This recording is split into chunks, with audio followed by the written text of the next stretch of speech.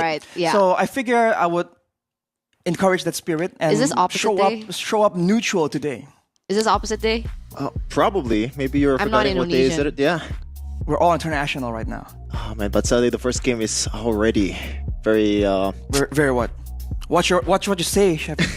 No, I'm gonna watch what I say for sure because I've had my fair share of experience with yours and your people. You know, there's a lot of heat going on in the studio right now, but of course this heat would not be possible without Snapdragon Elite Gaming. Thank you so much for making this tournament happen once again, because Snapdragon Elite Gaming, when winning matters. All right, resume the heat.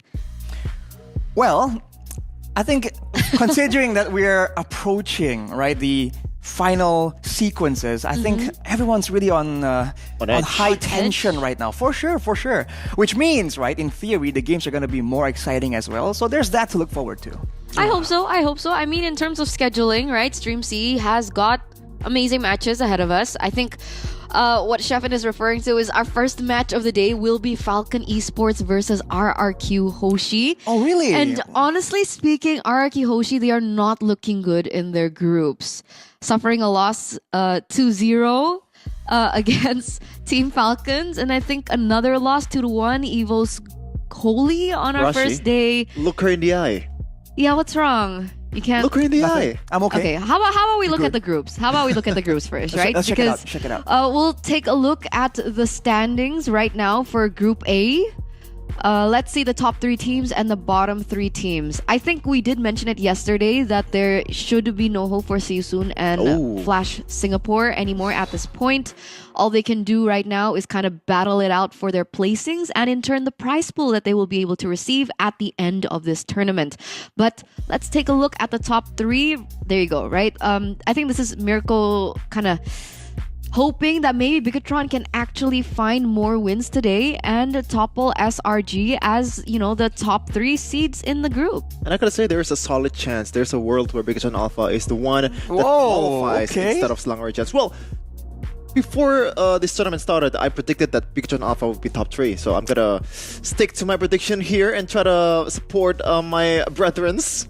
I mean, you gotta have faith when things get tough, man. When your team's winning, it's easy to stay loyal, but when their team is doing, going through tough times, that's where your loyalty is really tested. For sure, especially if your team is not qualifying towards the challenge finals. I agree. I wonder what team that is. But let's take a look at the standings for Group B now. So Group A, like we said earlier on, a little more cut clear, but this is where things get really interesting because the point system in this particular group, it's so close together. And technically, RRQ, if they win their next few matches and hoping that Falcons... Oh my god, that's actually the next match we have today. Falcon loses their next few matches. RRQ and Onyx still have a chance to make it to top 3. Because technically, Evos still have a chance to drop down as well, depending on how the matches go today. Right, that's true. So again, it's never over till it's over, right? You gotta keep going strong all the way till the end. So, like we said, considering we're approaching the conclusions here, all these matches just get that much more significant. I think that's why a lot of us are on edge, right? You guys look nervous. I don't. Why? Oh, I know why. But even like I'm not nervous. Who said that? You're breathing heavily right now. As a sweat drops from his forehead. Do you need to need some oxygen? We good?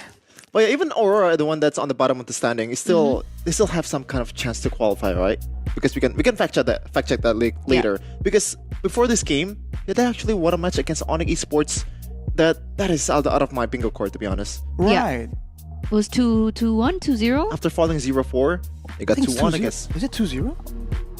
I don't know. Well, it's the goldfish memory striking. Yeah. Goldfish memory. Yeah. I need to check my device with Snapdragon. Anyway, let's take a look at today's schedule for Stream C first. Stream C is the one you guys are watching right now. Again, to remind you guys at home, we do have 3 streams that are going simultaneously. We have Stream A, Stream B, and Stream C. The one you're watching right now is Stream C. And this is the schedule for Stream C. We have Falcons up first versus RRQ Hoshi, followed in by SRG once again against Bigatron. So that is going to be telling for their group as well.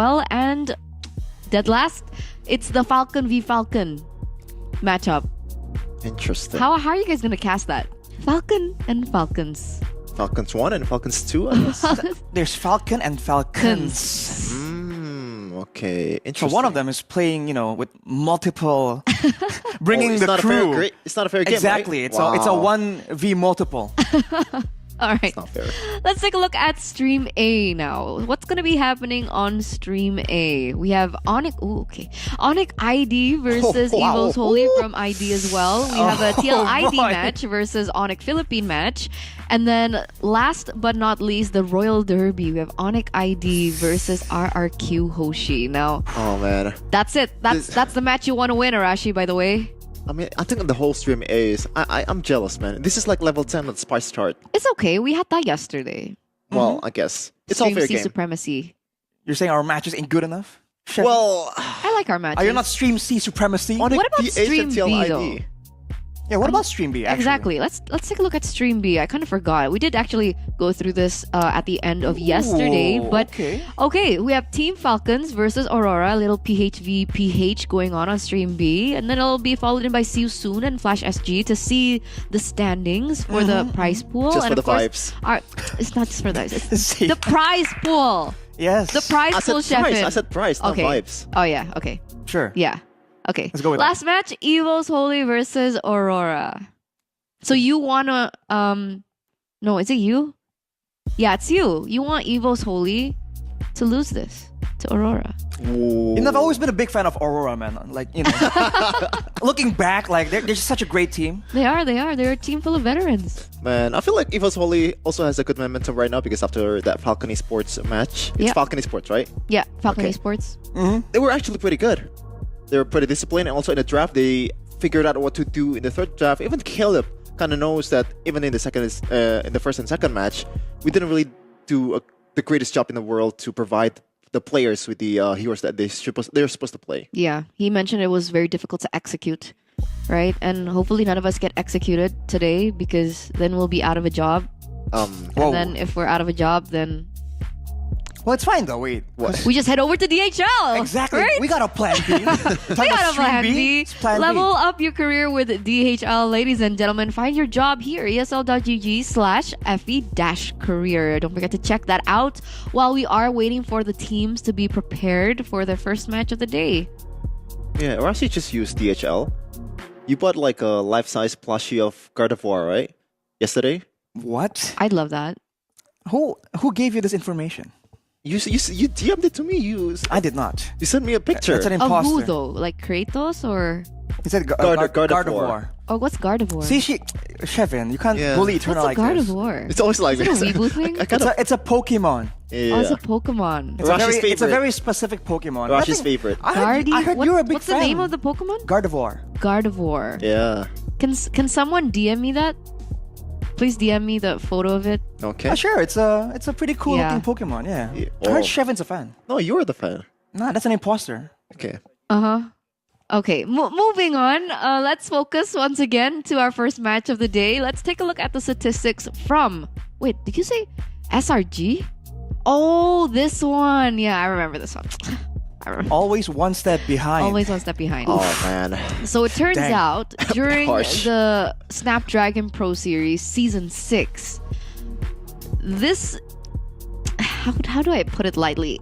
SRG has never won, basically, against Onyx Philippines and TLID. This is match rate, by the way, not game rate. Yeah, match rate. It's there. match rate. 9 times. Well, 10 times the charm? Sometimes it's the matchups. Maybe 10 times the charm. Maybe today, SRG can tell everyone that no team can beat us 10 times in a row. Okay. No But combination They're of not two gonna. teams. They're not gonna play against TLID and Onyx Philippines though.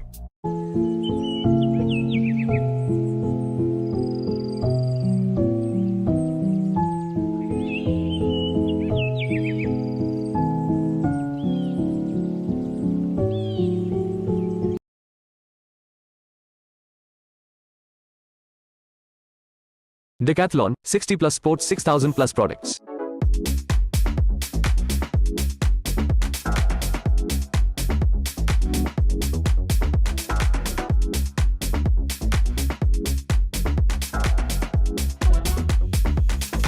Decathlon. Visit the store or download the app.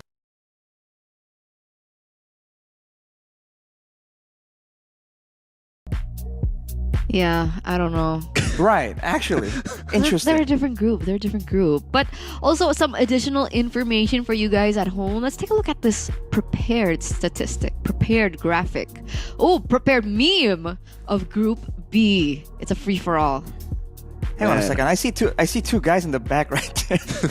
Kind of out of the action. What's going on there? No. They're waiting for the right chance to strike, Ross. No, RRQ looks defeated there. I got Real G's move in silence like?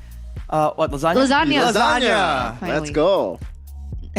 No, like Aurora just looked like they just tripped. Probably gonna be taken down there. RRQ looks defeated. Like out of the frame, right? They're preparing something out of the frame right there. You know, it's like meditating like that. Really cool picture. What year was that? Do you reckon, Rashi? Like 600, 800? I don't know. That means Eternite's like 20 at the time. You're lucky Zipper is talking in my ear right now and I didn't hear what you said. Okay. Yeah. I'm not sure what year, Shevin, but it sure ain't 2000s. Okay. I'm going to let that slide because I didn't hear it. But what we're not going to let slide is how popular Badang has still been in this current meta. It's very interesting to see the statistics.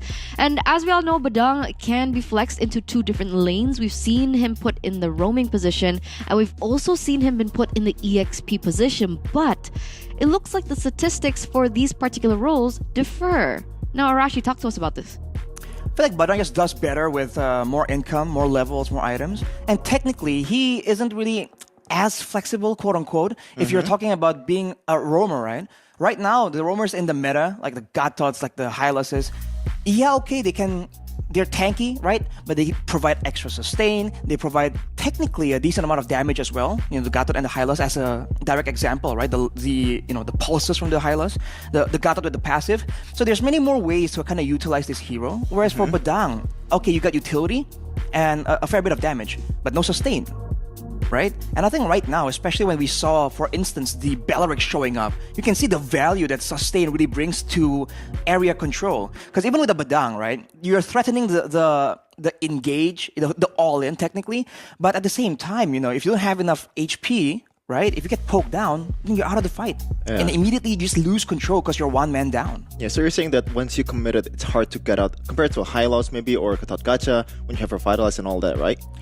In a way. And I think the difference in win rate between EXP laner and also roaming area is also the fact that in EXP lane you don't miss out on the potential 1v1 of Badang. Because it's hard to lane against Badang, man. I don't like it. Just take that fist. Yeah. So do we not like Badang in the roaming position? Is that what we're saying right now? Who says that? No, I'm asking. Okay. I'm not as big of a fan compared to EXP Badang, personally. Okay. But, you know, again, it depends on the team, right? That's why this meta is so sketchy sometimes because, you know, different teams just perform differently with the same exact, tools. Also, to be fair, 11 games is not really the biggest sample size out there. We can kind of nitpick, or like whose team is playing with the Badang and which matchup that they get. And, you know, the statistics can be misleading. Okay. So there are still factors to it, but something that there's no factors to it. Okay. Technically, there is still factors to it, but I gotta work on my segues, guys. But let's see the statistics between the two tops in their respective groups. We're gonna take a look at this TLID versus Onyx Philippines. Which stream is this happening on? Stream A. Stream A. Okay, Stream A. So this is a little bit of some history for you guys to reminisce on the past, all right? It's been a few times that both of these teams have met, and there have been no moment where TLID have actually won against Onyx Philippines. This time for sure. This time for sure? Like that, right? This time for sure? But it's always like that before. I guess. Looking at the stats, there are a triple whammy there in M6. Man, that was a tough journey for Team Liquid for sure. But, you know, at this point, they have gained more experience. They got better. Okay. And especially after Onyx PH, right? You know, got that great achievement. A lot of eyes are on them. So there's more of a chance, I would say. Because, you know, staying on top is more difficult than getting to the top. So I think Eterna's looking kind of hopeful about the situation. Oh, definitely. But you know, speaking of having so many eyes on you right now, we did have 2 Savages that were done yesterday as well. So another recap. Hopefully we get to see some more today. Whoa. But the 2 Savages that were brought to the table here in the Snapdragon Pro Series was in the 2 matches that both of these players actually were in. It was Kelra and Aman. And this is the moment where the Savage actually happened by Bigotron Alpha against their match against Flash SG. And is this a sign that Granger, maybe just kind of broken, Rashi? I don't know, man. We were talking about this, right? Okay, Aman also got a Savage? On what? And Shevin immediately went like, Granger, probably. And it sure is indeed a Granger. And this is the one where Kelra was able to get it. And it's on... Oh man, it's just such a great moment there. You can see the composure for Onyx PH, just finding out where exactly, who to focus down. And man, Kelra, as always, is showing everyone how it's done. But the Granger, man, I just feel like it is good. I think it comes back down to that flexibility, Shevin. Yeah. I think do so many things. Yeah, I think one of the ways to counter that one is what EVOS Holy did yesterday with the amount of healing and also the amount of going in, going back again. You can kind of cycle out your healing and shield to be able to kind of deter the damage from the Death Sonata way, because that's probably the biggest difference between Granger and other marksmen out there, right? The pokes is absolutely insane, especially in the late game. Well, sustain definitely is on paper, right? The solution to poke is sustain, right? You just neutralize all of these spells thrown at you, and then you're forcing them to actually go for a fight without, being able to lower your HP bars. So in theory, that's how it goes. But we'll see, man. Because right now we're seeing combinations. It's never just a poke composition. It's a poke all in. It's a kite back dive, Seeing burgers everywhere? It's a sign. You want them right now. Get fresh food in 10 minutes with Bolt on Swiggy Food. What if I told you you can now book hotels on goindigo.in? Your dream stay is just a click away. Find a stay that's as smooth as your journey. Book your hotel now on goindigo.in.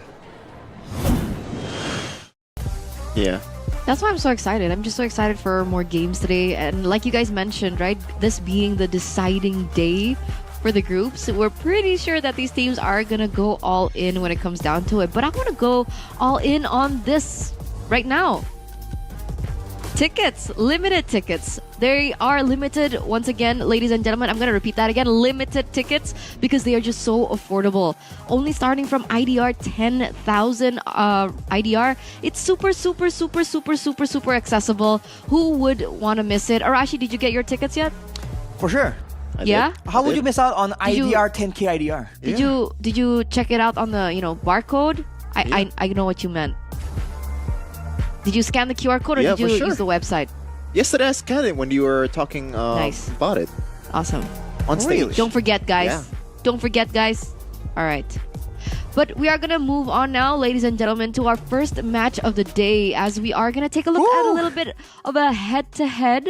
But Zipper. Zipper. They're challenging Arashi to take... You have photographic memory, Think right? fast. I think it's looking pretty close. It's looking pretty close. What about you, Shevin? How's your analysis going? I saw like 12 and 11s in the average KD, and that's about it. I'm sorry. It's fine. Okay, there you go. There you go. Okay, we gotta take a look at it again. So I must say, right, at a glance, it's pretty close. That's an objective fact, Arashi. Thank you so much. You have more time now. You can't do that. Or if you look at it, I think the DPM shows that RK Hoshi might be a bit more aggressive. But again, Falcon Esports, we've seen them play so strongly towards the objective game. So maybe that shows, right? Maybe RQ are more comfortable doing other things as well. Whereas for Falcon, if they stick to their game plan, they play with their solid retribution, I think that's the way to go right here. But if you look at the GPM, right, shows you again the value of focusing on the neutral objective. It doesn't mean that, you don't actually get as much. Sometimes by playing objective-wise, not really focusing too much on looking for flashy moments or snowballing kills, you can still get a great deal of value from efficient farming. Yeah, efficient farming. And speaking of flashy moments, Raji, I'm wondering if RQ Hoshi will take that EVOS route of banning the Hayabusa for Dax, because so far, from what we've seen, the Nolan is much less, dynamic in a way. He can contribute in the team fight, but Dax with the Hayabusa is always a lethal threat wherever he is, always try to find a hole in the opponent's defense, even though it doesn't really translate to wins all the time. That's why when we go back to actually into the interview that Caleb did with us, he did mention that he was able to ban Hayabusa in the third match because of the way the banning phase actually elapsed. Do you really understand what he meant by that? I'm gonna guess there's some heroes that EVOS just absolutely do not want to face. Right. And the third one is kind of like a freebie for them. All right. So let's see whether or not the Hayabusa will actually come through, because it looks like Dax still will be playing in the jungle position as we take a look at the official team roster for Falcon eSports. Still with Royal Milk, Benny, Kid X, and PX7 alongside with the famous Hayabusa user. Ducks. Well, let's see how they want to approach this, because usually when it comes down to the drafting phase, I think everyone can agree that RRQ's drafting, it's been kind of notorious, at least. You know, we know that Kescute, it usually has some kind of plan going on. So especially now that we've seen that some teams are able to find some advantages purely from the drafting phase, I wonder if Falcon eSports themselves have some kind of plan to throw off RRQ. Because for sure, I think they're anticipating some kind of trickery coming in the drafting phase. Maybe one thing that I want to point out is, once again, that Skylar is not here instead of Skylar. It's Toy. So maybe RQ want to just go from like the Skylar-centric play, or maybe try to build through Skylar's hero instead of, right now. Maybe focusing more for more Suijin heroes, or maybe Clay. Not Clay. Is it mid laner again? Rinse. I'm sorry. It's nostalgia, man. It's okay, it's Agreed. okay. I mean, we don't know Understood. who's going to be playing just yet because, the official team roster from RQ has not been shown just yet. So let's, reel things in a little bit and take a look at these detailed statistics for Falcon eSports. Let's see, because so far we've been seeing in terms of objectives, they have been highly prominent in the early game because they're usually able to get a lot of early game centric plays going down, but again, it all depends on the heroes that are actually being picked by them for the coaches. So what can we see from this? What can we pick from this? Well, one immediately is the Hayabusa. We've seen it prior to first pick even on occasion. That for sure sticks out. But the other thing is the Belleric. Man, I don't know if other teams are also jumping on this Belleric trend. But considering that they play around the neutral objective a lot, this Belleric has been one of the bigger tools they've been using to really shut down any kind of counter argument from the teams when they're trying to make sure that they are the ones in control of the situation. So if that's the idea, right, I wonder if they have a replacement. I wonder if that's like a placeholder, if they do have anything better up their sleeves for when the going gets tough, like today. Yeah, what I like is the fact that they want to play maybe like more standard way to play, like a front to back, because they play the Belleric, they play the Hylos, they play the Tigreal, but the Luoyi is always been banned for Falcon eSports, so there's no like diversion that can pretty much change the team fight and an easy flank for the opponent's team. They want to play the standard usual way, want to be as disciplined as possible, without any X factors, I guess, from the other teams. And with that being said, we are going to see what the players are feeling right now. What's it going? Is it tense? Is it playful? Let's have a ring call. You guys there over in KL? What's going on with the players of Falcon eSports? Special day, an important day. It is the last day of the group stages. Mana kita akan dapat tahu pasukan mana yang akan layak ke playoffs dan pasukan mana akan tersingkir. But before that, we are with the Falcon eSports coach, and we are in their player booth right now, and I can see that coach is actually very energetic today. We told him it's serious and he was just like, I'm gonna dance. So coach, how are you feeling leading up to this matchup? ဒီနေ့စိတ်တိုင်းဘယ်လိုမျိုးနေလဲဒီနေ့ match တွေ့ရမှာဆိုတော့စိတ်တိုင်းဘယ်လိုမျိုးထားလဲ and Indo မှာဘယင် Indo ဘယင်နဲ့တွေ့ရတဲ့အတွက်ကျွန်တော်ပျော်နေရပေါ့ They are happy to go against the Indonesian Kings. They are very happy.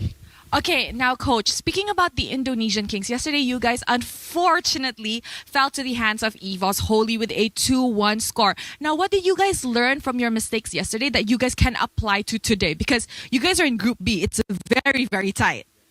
ဒီမနေ့တော့ရှုံးတဲ့ EVOS holy match 2-1 နဲ့ရှုံးသွားတာအခုတော့ဒီနေ့ကဘာ strategy ထုတ်မလဲဘာ new strategy ထားမလားစိတ်တိုင်းလည်းဘယ်လိုမျိုးထားလဲပြင်ဆင်ထားလာတဲ့တော်တော်များဒီနေ့ကမနေ့ကတည်းပို့ပြီးတော့ပြင်ဆင်ထားရပါတော့မနေ့ကဟိုရှုံးသွားတဲ့အမားတွေလည်းပြင်ဆင်ပြီးသွားပြီဒီနေ့က point လည်းလိုနေရဆိုတော့အာဂျူအနိုင်ဆုံးပဲကျွန်တော်အများကြီးပြင်ဆင်လာပဲ So they lost yesterday, right? So now they are more prepared than yesterday. That's what they feel right now. And of course, they really need the points to get through. And this is really make or break for them. So points, very important for them right now. Yes, I agree. It is very, very tight, especially in the Group B standings where everybody's literally head to head right now. So you know what, Coach? Good luck for your game today. Hopefully your dancing and good vibes will pull you guys through. So thank you very much, Mo. Thank you, Coach. Tanpa membuang masa, mari kita. Well, I was wondering if you would. Why? Time to act. Distance affecting your connection? Switch to a smarter Wi-Fi. See you tonight. Full home coverage made easy with Act Smart Wi-Fi. पापा मैं genius हूँ. अब हमें सर्दी में जमना नहीं पड़ेगा. मैं हम सबको उड़ा सकता हूँ. बिना पंखे मुश्किल होगा. Exactly. इसीलिए मेरे पास है रेड बुल. ये हमें देगा विंग्स. बस इसे पीना है. और कैसे? अरे कम ऑन पापा, पी लो. ऐसे. ये क्या हुआ? -40 डिग्री है यार. तुम्हें लगा हम यहाँ मस्ती करने खड़े. Red bull gives you wings. लेकिन सिर्फ इसे पीने पर. Good caster. All right. It's playful over there. I mean, they're looking good. They're looking confident. They got the moves. They honestly. got the moves. Mo, man, shout out, man. Great translation as always. And yeah, I like the confidence. Right? They're happy to go up against the Indonesian Kings. I feel like, that's just more than just a statement. That's of a course, challenge. that's what you got from that interview. Okay. Indonesian Kings. Oh, I'm just quoting what he said. Okay. And it's a cool language, by the way. Speaking of kings, let's see the lineup for the Kings of Kings today. RQ Hoshi all the way from Indonesia. Still with Dyrant in the EXP lane, Sutsujin, Rins, Edok, as well as Toy. Kind of out of topic, Arashi, but how are you digging the jerseys here? I think it's pretty cool, man. Has a refreshing vibe. I like the white one. Oh, okay. The white one's nice. I like the fact that they have a blue in it, though. It's kind of like throwing you out of... It's not the usual RQ is what I'm trying to say. Oh, but they occasionally just pull on those crazy colors. That's like true. Purple. That was, cream. that's pretty wild. Yeah, cream too. Way back then. But let's see. As always, I feel like they're always pretty chill when it comes down to it. Right? How sick is it? The white one? That is very cool, actually. It's a collab, Super right? cool. It is. Yeah. But I don't think we can legally say that here. Or Yeah, Shout out I don't know if we can. to the designer of the jerseys. Yeah, it's a cool jersey, man. for sure. Always. Season after season. We notice. But what about playstyle of Araki Hoshi? Because we haven't seen a lot of Araki Hoshi on our particular stream, on Stream C.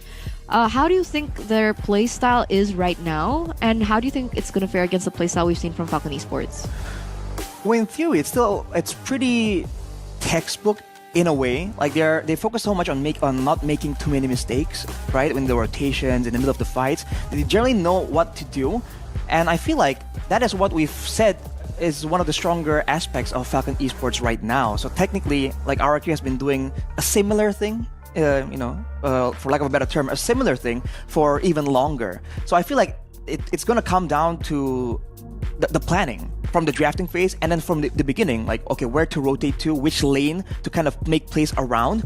Because I feel like when it comes down to mechanics, both teams have shown insane mechanics respectively. I gotta be honest with you, like I haven't done my scouting towards RRQ yet. This is gonna be the first match that I'm gonna see, and I'm gonna saving myself for it, man. I just want to see how's the new RRQ look like, or at least RRQ without Scholar look like in this particular tournament. You want to enjoy it. Yeah. Savor it. No spoilers. Are you the type of person that likes to watch trailers before you watch a movie? Kinda.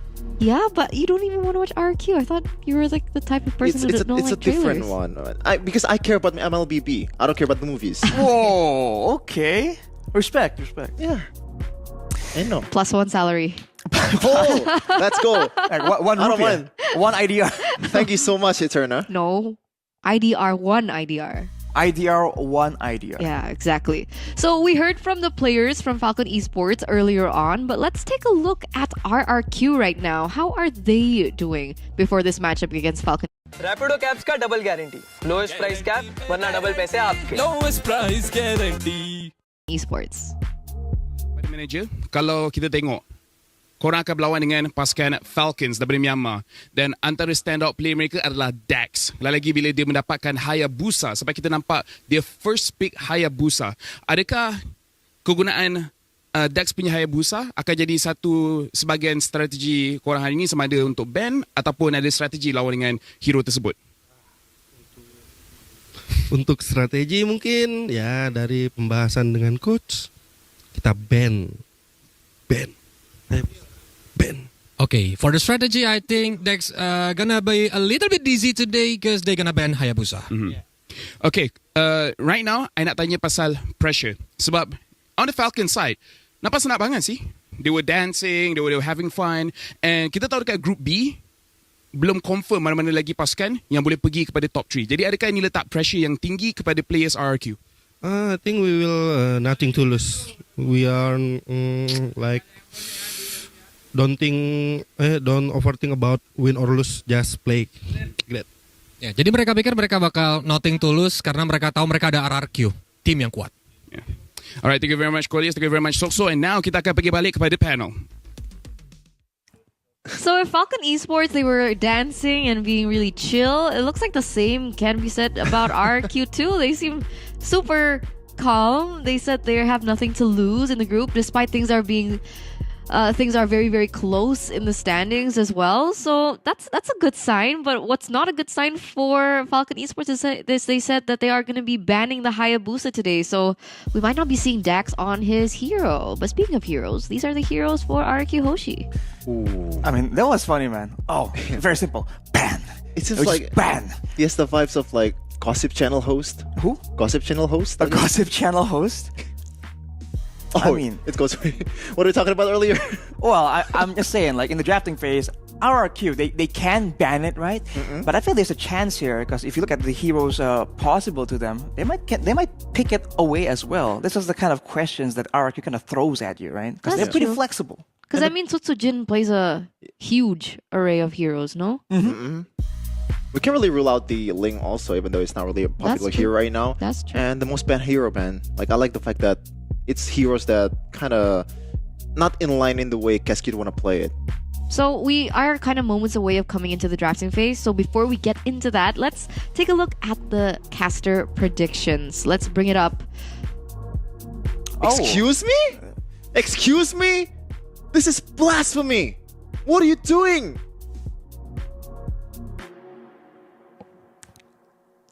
Not This entertained. is awkward. My goodness I am not gracious. entertained. I hope you get Please don't beat me up. blamed and shamed. Whoa, Just kidding. relax. Whoa. Just kidding. Who's the RQ fan here? What's going on? He wants My me to goodness. feel what he felt when he said somebody was overrated. Oh, Let's not go there, please. So, like, Let's not go there, I mean, please. it's just a prediction. Maybe I'm even cursing Falcon Esports right now. You know, there's fingers so many crossed. ways to spin it. But are we ready for the drafts? Can we skip? Let's go. Let's go to the drafts. Game number 1, drafting phase, ladies and gentlemen. One of the last few matches here in the Snapdragon Pro Series. And it looks like we're already in the middle of it. What's going on? It turns out RQ will actually be banning out that Hayabusa.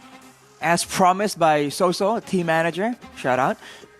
But they go for the Hylos, they go for the Granger as well. And now they've gone for the Alpha quite early on. And usually that Alpha shows up when one, you're up against some really beefy HP heroes, like for instance a Hilda, a known counter to deal with a Hilda, to kind of chunk her down, is the Alpha.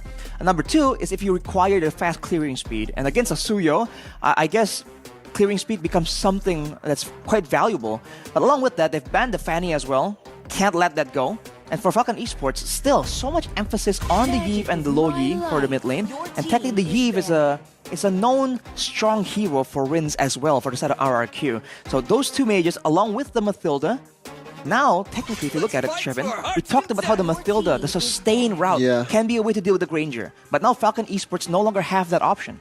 And even for RQ Hoshi, we usually see Alpha with Mathilda. Now the dynamic play of this Alpha, like he cannot really be over aggressive. Once you commit towards the Spear of Alpha, then you're in a way, whether you're cooking or you're cooked.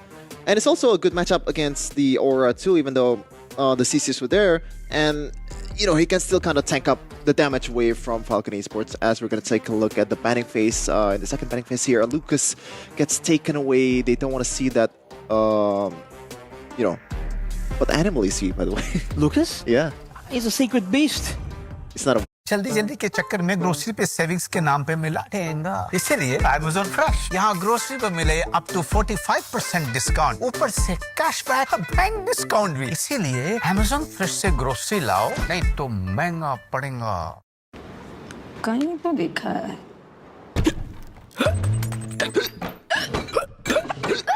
हर जगह देखे हुए laminates ऐसे ही याद आ जाते हैं अपने घर में कुछ अलग कीजिए मेरिनो लैमिनेट्स के साथ Merino laminates. Be different. Wolf? Looks like a wolf, but you know, you never know, right? It's just referred to as a sacred beast form. In the world. But yeah, no Lucas, so no potential for a crazy aggressive EXP laner for RRQ Hoshi. So far, at least, no Lucas that can dive in the backline. But for Falcon Esports, there's no real vulnerable backline to see anyhow. And for RRQ, the fact that they ban away the Cho, are they concerned about the pressure, right? The jungle interference? Are they concerned about the pick-off potential? Well, they answer with a jawhead themselves. So far, it's not the tankiest lineup for RRQ Hoshi, but the fact that they have a fighter jungle might just equalize, you know, and allow them to have the superior frontline tanking potential. Okay, so a good matchup for the Granger will surely be an Airthel, but it's also present a concern too, right? Because it's not really the greatest threat towards the front line of RRQ Hoshi, even though against the Jawhead, I think it's kind of decent, especially if you bring a Purify, I guess. So it can be. There's a possibility that they're gonna pick maybe a carry if they want to play that route. Ooh, a carry! But a bit too risky there, but it looks like it's gonna be a Moskov instead. Using the long lane potential, especially in the late game, they have more options to go with. But Dangarashi, not really the greatest win rate in the roaming area, but they actually picked it in the roam. Right, so good stopping potential. Considering RRQ Hoshi has a very front-to-back type of composition so far, it's a potential to flank, it's a potential to catch the Granger off guard. Wow. But now with the with the pick of this Farsa, man, all the long range, and if you want to stand and brawl, they have more than enough of that as well. And technically, they have a lot of pick-off potential for RRQ Hoshi with the Jawhead, the Feather Airstrike, the Spear of Alpha. So many ways for them to nuke someone down immediately. And for Falcon, I dare say not a single person on their team can really withstand that. So later on, they'll really have to rely on stopping the pick-off attempt as it goes, as it begins.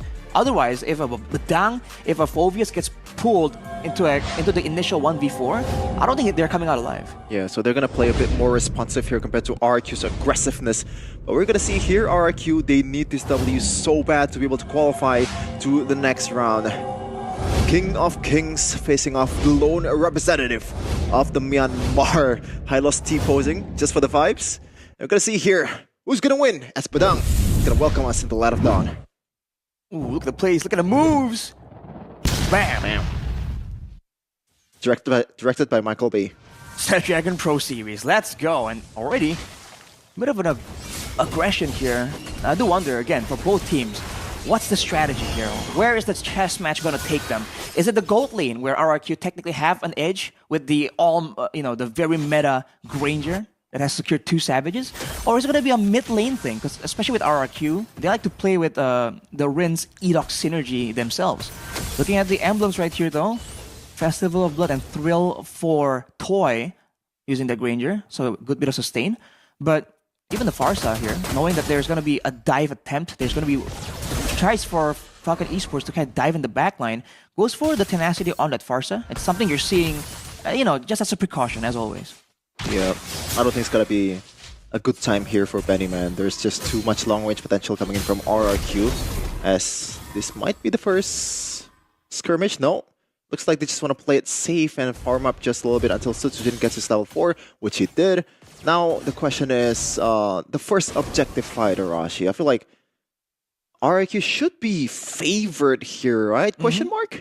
I do believe so, with the region advantage that Dairon will have with the Glorious Pathway and the Revitalize, and also the fact that Edok on the Jawhead is a tank but also has a decent amount of damage. I feel like they should be able to find something. My goodness, the chase and the flicker by Edok, and that's the first kill for this Jawhead. Good one for RRQ. Great timing. And again, the pick of potential, the pick of threat is just so dangerous. They're not letting up just yet, though. Dex might be in trouble here. The stun comes through. Dex still able to get away with the dash. And this might be a concede towards the turtle. And even Falcon, they're just trying to get this turtle purple buff in peace, man. Oh. Alright, Edok getting knocked around, but he's way more survivable. Look at that, whoa! Oh, feathered airstrike on towards PX7, 1 more HP or 1 more hit will do it, but no. Royal Milk got chased down by Edok, doesn't have the ejector just yet, and Jumping Jacks is done by Royal Milk. Benny with the Spear of Destruction connects, but looks like RQ just gonna bounce out and regroup. The fact that the pickoff attempt from RQ is on such a low cooldown, you know, Edok going for the ejector isn't an ultimate, and it doesn't always require a battle spell. So at any moment, there could be a random Spear of Alpha, there could be a stun coming out of Rins, there could be an ejector. So the multiple threats that RQ can show, can flash over at Falcon Esports, makes it quite difficult for them to predict, you know, what exact route RQ are going to try and go for. Ooh, mid lane though, there is a skirmish there. Edok gonna get bounced on. Oh, boys forward. Dax gonna go out with the CC immune there, but Susujin takes the cake towards Kid X. 2 kills towards Kid X already. But down row, Marashi. Is this a concern? I feel like he just loses out due to the lack of tankiness so far. He has damage, but again, in these fights, he's also the one tanking the damage. You can't really do both and get away with it. In the bottom lane though, Benny getting ganked by 2 people here. Rin still saving, or doesn't have the ultimate just yet though. But it's still a good harass there towards the bottom lane as... brushing के बाद mouth wash क्यों? दांतों की complete protection के लिए नया Sensodyne mouth wash दांतों के हर कोने में जाके दे sensitivity protection, enamel protection, cavity protection और लास्टिंग फ्रेशनेस भी। एक mouthwash, 4 benefits. It really works. No, Benny's not gonna go back. He's playing it bravely. There's a lot of pressure from RRQ as well, just showing themselves like that. Like, look at this though, Edok. Oh, no dashes, or one more dashes still able for Dax, but Edok gonna get caught up with the aggro from the turret. The Royal Milk gonna get pounced out by Susujin. You can see the damage already, the true damage, but it's not enough just yet from Susujin. That's close, man. Edok almost got punished for that. Another wave is stuck on the side of RRQ, and maybe Dyron can take advantage of that to bully Royal Milk even more. Because, you know, Phobius is a very all-in type of hero, and Hylas actually likes going up against heroes like that to stack up the pulses of damage that he has from the second skill. Now, as the turtle shows up here, we'll have to see, man. The bush control that the Jawhead requires isn't available to RRQ just yet. Yeah, and Tyron is going to be the one who's checking the bush, though. Royal Milk might be the target here. It looks like it's going to be Girex, actually, and one more hit will do it. Susujin might take that one. It's actually Rins, even though he doesn't have that feathered airstrike just yet. Royal Milk in the front line. Frigid Glacier connects on towards 2. Edok and also Tyron still taking a lot of damage in the front line. Rins gonna catch up with the flicker, but Dax wants the kill, wants some HP and kill and gold for himself. Susujin trying to chase again. The hits cannot go any further, and that should be it for those two. Who wins at that time? Oh, I don't know, man. That was such a chaotic chain of affairs there. Especially because Falcon were actually able to secure the turtle in that fight. Dax, as always, especially on the Suyo. It's no surprise that he's able to go for a steal there. But the fights are actually a lot closer than you would expect. Especially in that kind of drawn-out format. I really do feel that you're seeing Falcon Esports gain a bit more value when RRQ are unable to actually get the decisive pickoff. Fortunately for them, they were able to delete Kid X almost immediately. But afterwards, when they are duking it out, you can see that Dax was able to come in and like do a lot of damage. Royal Milk was able to hit everyone at the same time. RRQ, if they want to keep having this dominance, they have to avoid clumping up together here, because it seems like that's a big concern. Okay, Edok and Susujin trying to help Toy get this one. Kid X might be caught in a bad situation here. Benny with the Spear of Destruction goes forward. Getting caught up in the Spear of Alpha. And that's a kill towards Toy 2, in fact, with a Sky Pierce as well. 2 kills for RRQ.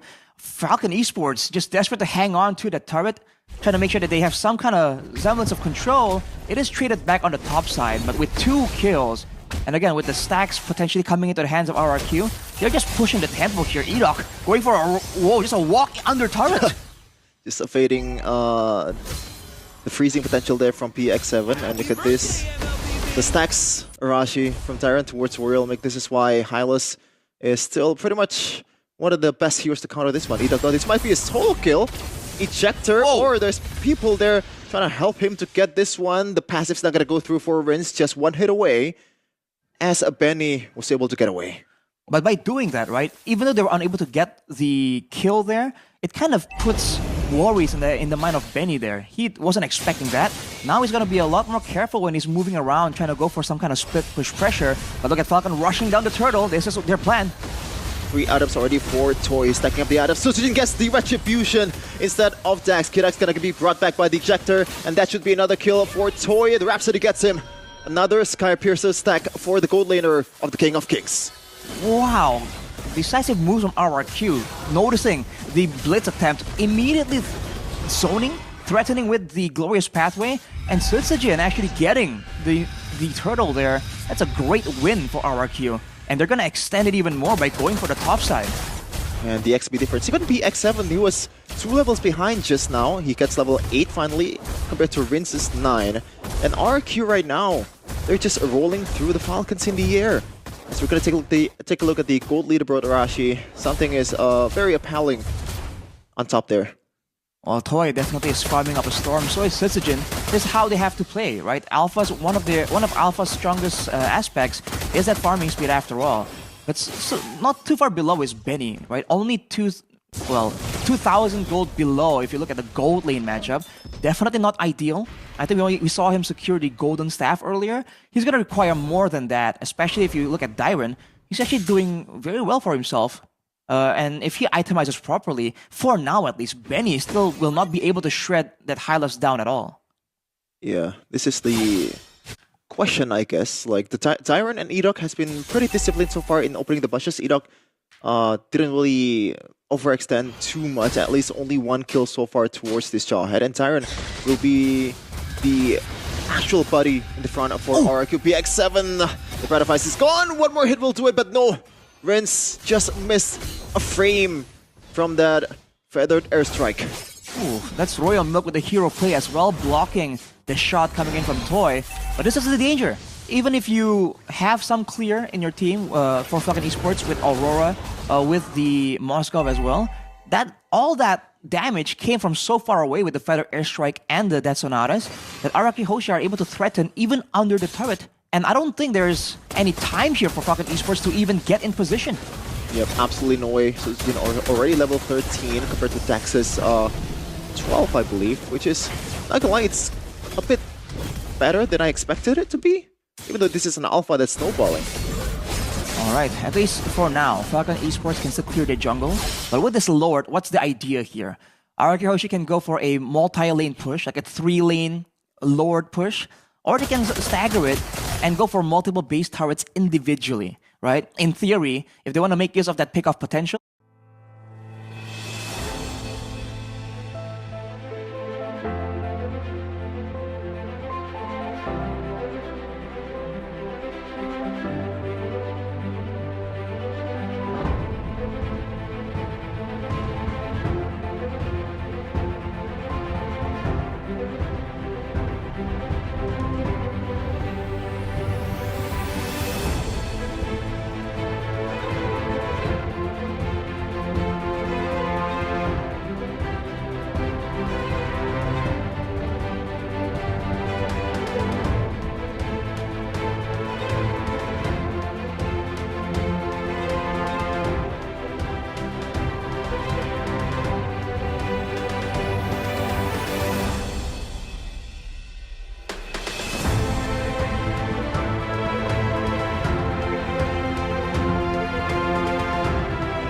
They want to have more chances to try and go for it.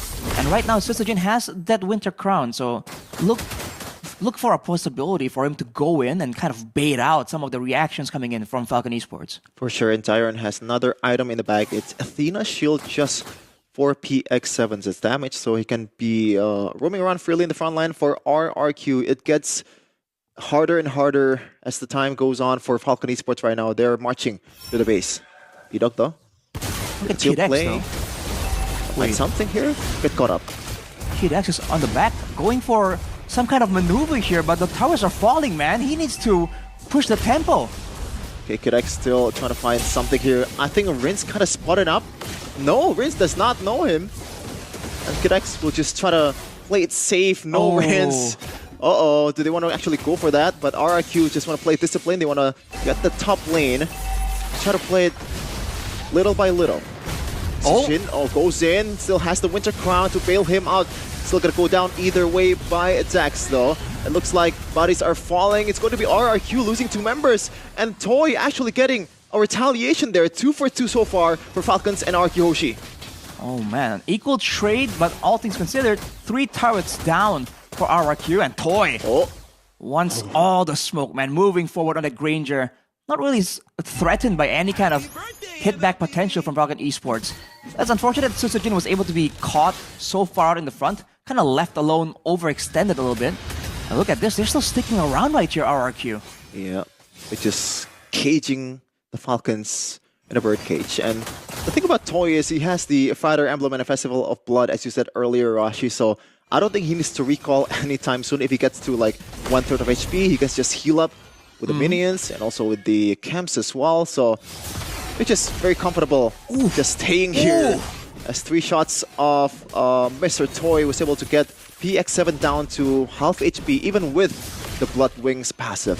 It really seems like the front line for Falcon eSports is still durable enough to tank some of those shots. But when it comes to the backline, dude, 3 shots, half HP, even lower, that's just dangerous, man. Especially, again, if it's just comboed with a very quick feather airstrike, that could be it. That could be a backline member gone for quite a decent amount of time. By all means, we're only at 12 minutes right now. Death timers aren't crazy. But with this pace, man, there's so much that RRQ can try and find and do in 2 minutes. As we take a look at some of these items, glowing wands available for PX7 on the Aurora. It's going to cut down on all this regeneration, and it's a value item considering the Festival of Blood on the Granger. The shielding and healing coming in from literally everyone. The Alpha, the Hylas as well. And now Benny finally with the Trinity and the Malefic Gun. This is a massive power spike, but is it enough? Dairen only has the Dominance Ice completed, but I believe he's working on one more physical defense item immediately already. I think it's going to come down to how Rince will execute this Feather Airstrike, because so far Benny does not have a single magic defense item that he can use to be able to kind of deter the damage. Meanwhile, we're gonna get dove on by the Spear of Alpha from Suchijin. The kill goes down or goes to Toy. Benny and crew is so low, and this should be it. RRQ will take the game. Game number 1 against the representative of Myanmar in a convincing fashion. Talk about finishing strong right there. They wiped out the whole team, sending a message, reminding Falcon eSports that you can't take us lightly, man. They were controlling that game the whole time. And it really just seemed like whatever Falcon was trying to do, RRQ knows the solution, the solve immediately. Absolutely. This is a very good start for RRQ Hoshi if they want to make it to the playoffs, right? I think that's the main concern on everybody's mind right now. And back to that game, RRQ being able to control so much of it, even from the early game. I think the composition that was drafted for them also was able to accentuate that play. Very quick rotations, huge repression onto the Moskov, and this is something that is kind of concerning, right? Falcon eSports have found a lot of their success when they're able to gain control of the early game, and they're usually able to find a way to balance out and weather the storm in the early portions to the mid game if they have a reliable source for the late game. But the problem was Benny, being that source for the late game, was behind 2K the entire game. So he was always at least 1 or 2 items behind of a Toy. So how? What should they repair coming into the next game? I feel like there's a multitude of factors right here. For instance, the lane matchup between the Granger and the Moskov, between Toy and Benny, that's one thing that you're highlighting, Eterna. But along with that, right, the Badang came out of nowhere, and you know, immediately that Balaric pick that Falcons are kind of known for comes to mind. But we've seen what happens when a Balaric goes up against a Granger. So technically, there are multiple... This is the aircraft carrier shelter you seized, previously owned by a small faction of about 800 people. Now, it's entirely yours. Although you lost over 500 members, you finally have your shelter. After clearing the bodies, you sorted the supplies on board. The last faction stored a lot of canned goods and grew various vegetables. For the first time in 3 years, you enjoyed fresh food. As the squad leader, you got your own private bedroom. Lying on the large bed felt like life before the apocalypse. But you're still not used to the swaying at sea. Next door is the shared bedroom. Your teammates were just settling in, loud and noisy from the excitement. You didn't bother them, since you know tomorrow could be everyone's last day.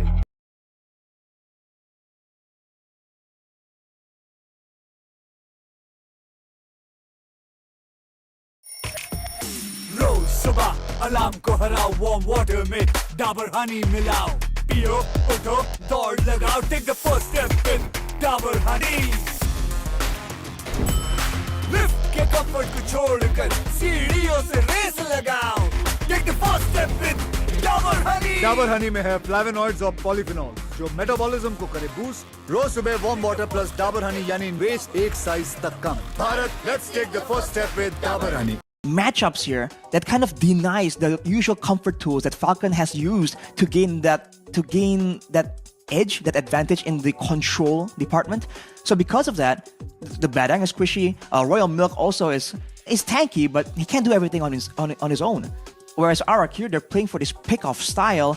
So just like that, all the frontliners get threatened, and eventually there's just no way for Falcon to actually control any kind of ground. And when that happens, when the Jawhead gets the bushes, when RRQ are able to set up, we know that they like playing this tricky play style. And I think Team Falcons just have to try and find a different solution here. I do believe that this is the first time that Kid X has actually used the Badang in the roaming position, if I'm not mistaken, right? According to data. So he's usually known for heroes like maybe the Tigreal, right? That was something that we did note from their last match. Kid X getting his hands on a tool that can change the course of these team fights. Like you mentioned, right? That could also have been a factor. I really think they didn't expect for RRQ to go all in on the pickoff there. Because even look at Royal Milk. He did less damage than Dax. And Dax's usual approach is to go in, of course, do some damage, but also there's a lot of emphasis on the neutral objective. Usually you see Phobius do a lot more damage because he's just doing jumping jacks in the middle of this massive team fight. And we saw RRQ not particularly play in a way that counters Royal Milk. They didn't spread out away so that he can't get multiple AoE procs of the Demonic Pursuit, in front of Pursuit, sorry.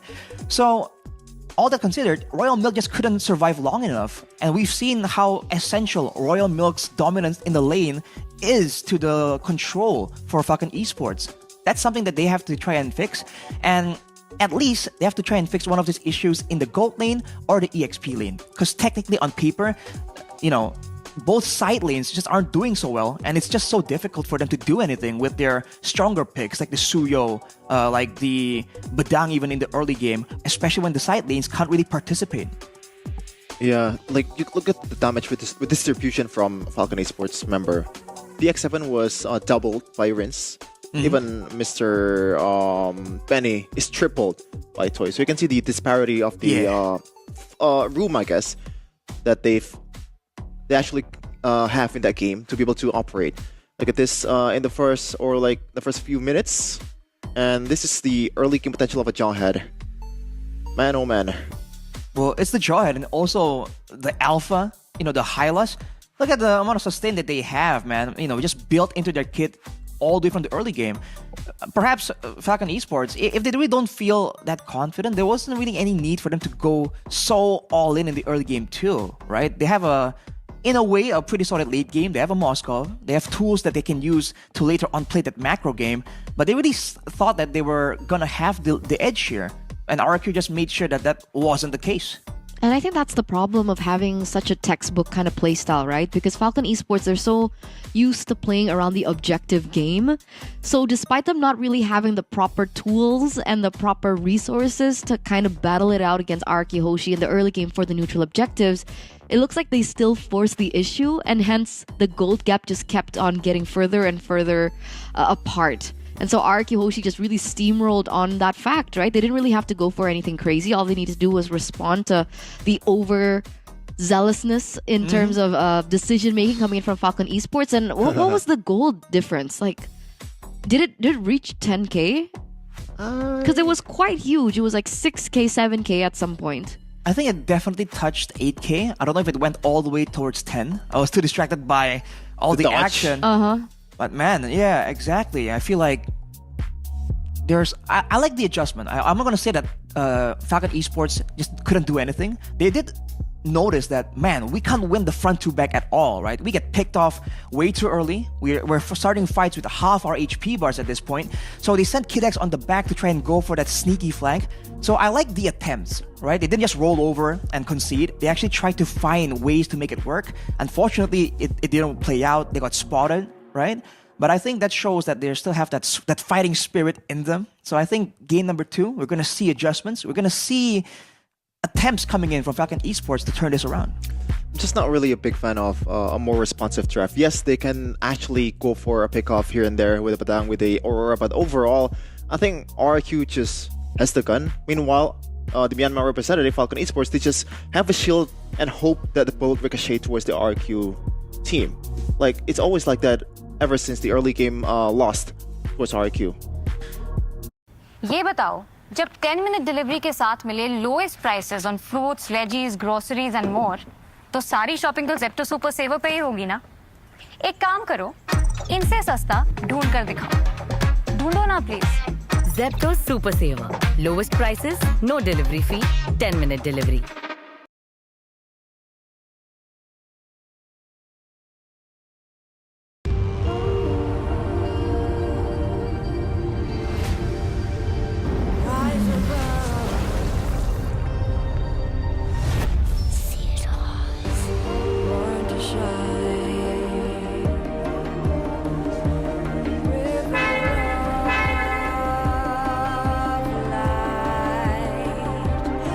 Presenting Kia Ceros, evolved by the future. Kia, movement that inspires. Interesting. So you're saying that a good offense is not a good defense? You need to kind of take matters into your own hands and all that. In a way, I guess. Just more, active draft in a way, because so far, from what I see in this tournament, the one that has a say on when the team fight begins, the one that has to say on, like, do we want to pull the trigger or not, is usually the one that wins. Like, the responsive draft is less, I guess, threatening. Yeah, the initiative is with the team that actually controls and dictates the tempo. We've seen that from a variety of different teams as well, right? If they can't really engage, then they can't really pick fights. So I agree. I think Falcon Esports really show their best sides when they are able to actually have some kind of control. So I don't know, maybe their adjustment is going to begin with KidX. Right, something that he can use to actually make some more game-changing plays happen. Yeah, I want to see what happens if he gets Tigreal again. Right, again, I think the drafting phase wasn't Falcon's, in my opinion. Right, first pick Suyo makes sense, and then it was responded by Hylos Green, and then Falcon responds with a Fulvius Aurora. Do you think that the Aurora could have been a later pick? Because again, right, we were talking about the lanes, the side lanes not being in a good position. Moskov against the Granger, Fulvius against the Hylos. I think there's a possibility for that to be the option, because I feel like if Aurora, I get why they would want it, right? Against an alpha, this hero that just jumps at you. The Frigid Glacier can kind of isolate the alpha, make sure his team can't follow up and all that. So that's fine and all, but I do feel like there are other options still available, even if the Aurora wasn't really, secured that early. So I think maybe switching that up for something else could work, Eterna. I do agree. Okay, let's see the changes coming through, because we do have a short break before we continue this best of 3 series. Because once again, ladies and gentlemen, it's match point for RQ. So we'll see you after. Don't go anywhere. Stay tuned.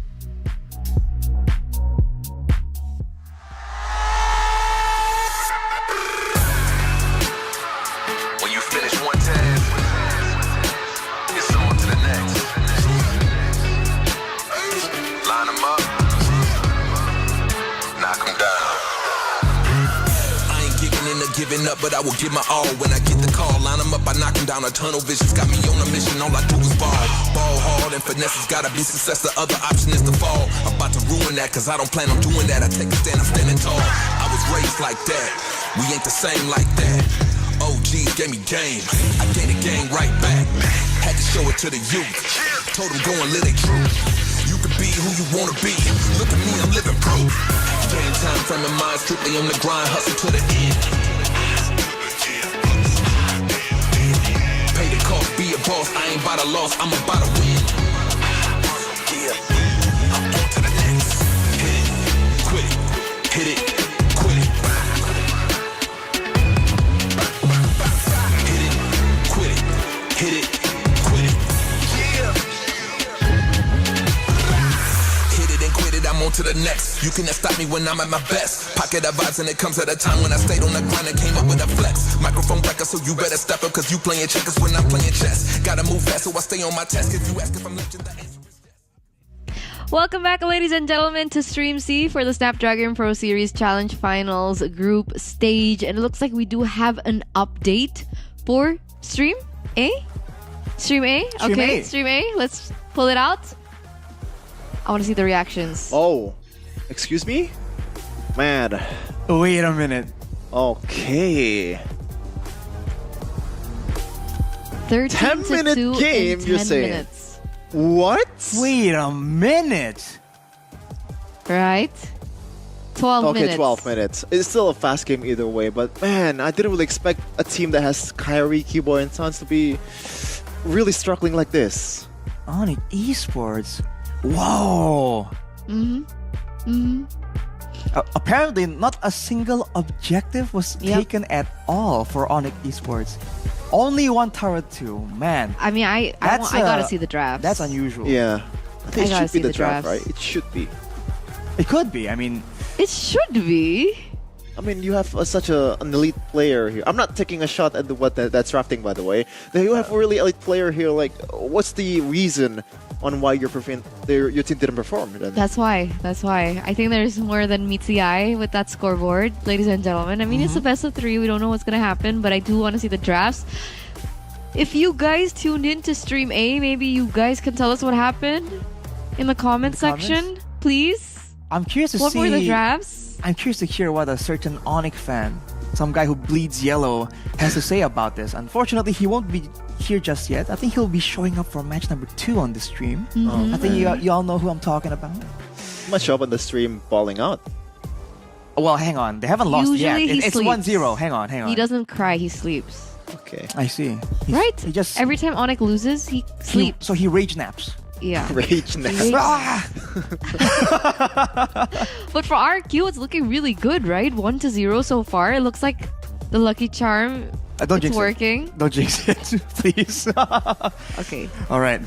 You know, I'm thinking they look pretty good right now. Honestly, it looks pretty neat. We didn't see too many overextensions and all that. So all things considered, they still seem to be in control. But again, it all comes down to the drafting phase. We'll see if Falcon Esports can win out in the draft chess match this time. And I wonder if there's gonna be a side swap. Should be, right? I think Falcon Esports definitely welcomes a change more than RQ right now, because a change definitely needs to be done. But what do you think about the Granger Arashi? I feel like this time around, RQ just don't want to play around or maybe against Benny Granger. Well, so far, I think it really depends still. But the issue is that there's so many ways now to deal with some of these assassins. And if you go play a Granger and you secure a strong, solid front line with pick-off potential, with stopping potential, then it just becomes very difficult, right? That seems to be the pattern here. If there's any way for a team at all to try and catch that Granger, and then they kind of lose out on the front line. But then if they want to play front to back, you know, the Granger is one of the best marksmen to do it in that position. So I think there's going to be an emphasis on the Granger for sure. Whether or not Araki Hoshi feels confident enough letting it go, I think we have to wait and see. By the way, coming into this second drafting phase in this best of 3, Falcon have actually opted to stay on the same side. So they're still on blue side. There have been no swaps when it comes down to it. And as well, I'm wondering, do RQ once again want to go for another Hayabusa ban? Because so far it has been the same. Last time they banned out the Luo Yi from Falcon Esports side. Or do you think there are going to be some changes? Oh, there you go. Harith gets banned out first. So the Luo Yi is available.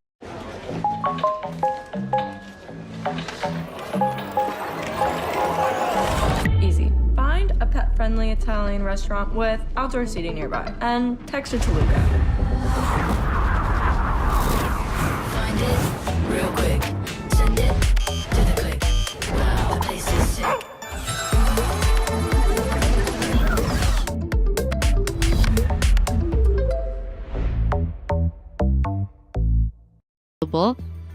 RQ, do they want to let that go, or do they still want to use that last slot for Hayabusa? Exactly. I think Falcon Esports are throwing the question at RK Hoshi, especially if they ban the Harith. It's one of the only gold laners that has been able to actually lane in any real capacity against that Granger. And just like that, Falcon Esports identify the big factor. They go for the Granger. Now for RK Hoshi, I think they should be at least part of something they would consider. They knew that the Granger was critical in their victory for game number 1.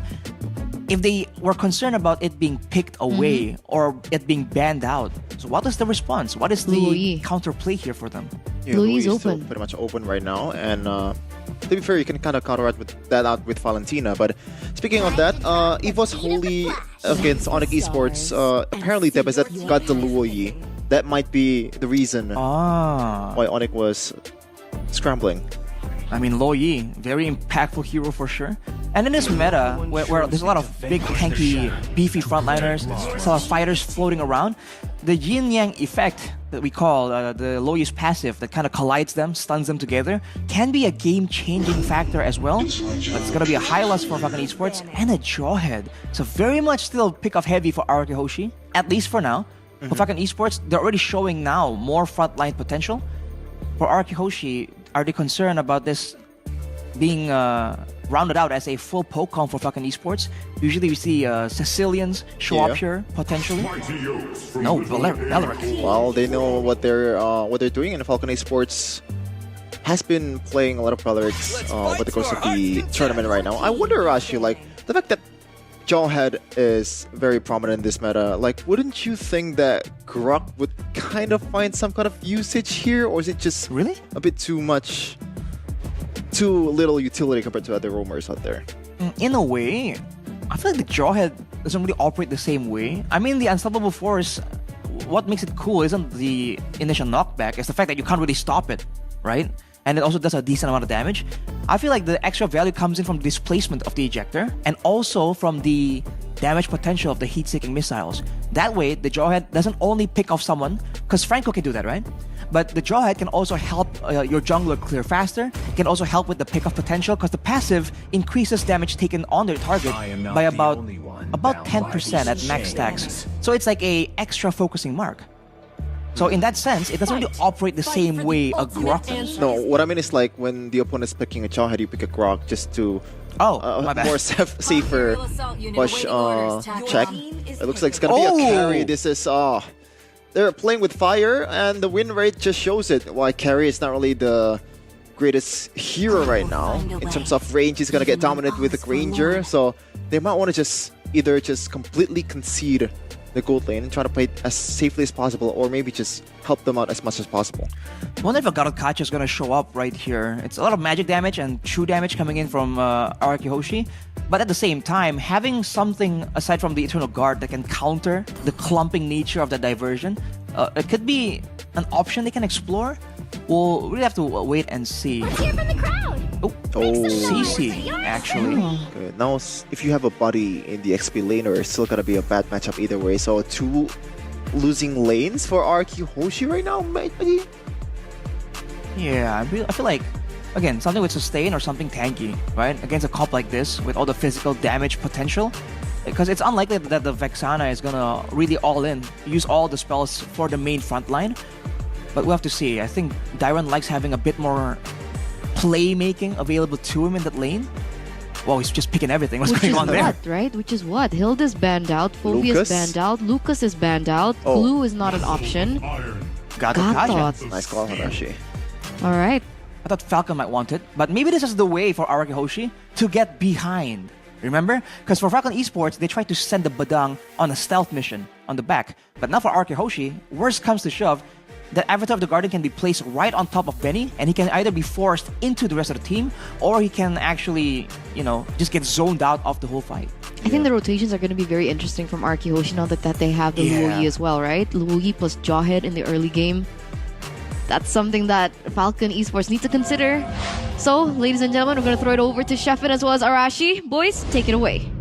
Already one match or one game secured for the King of Kings against Falcon Esports.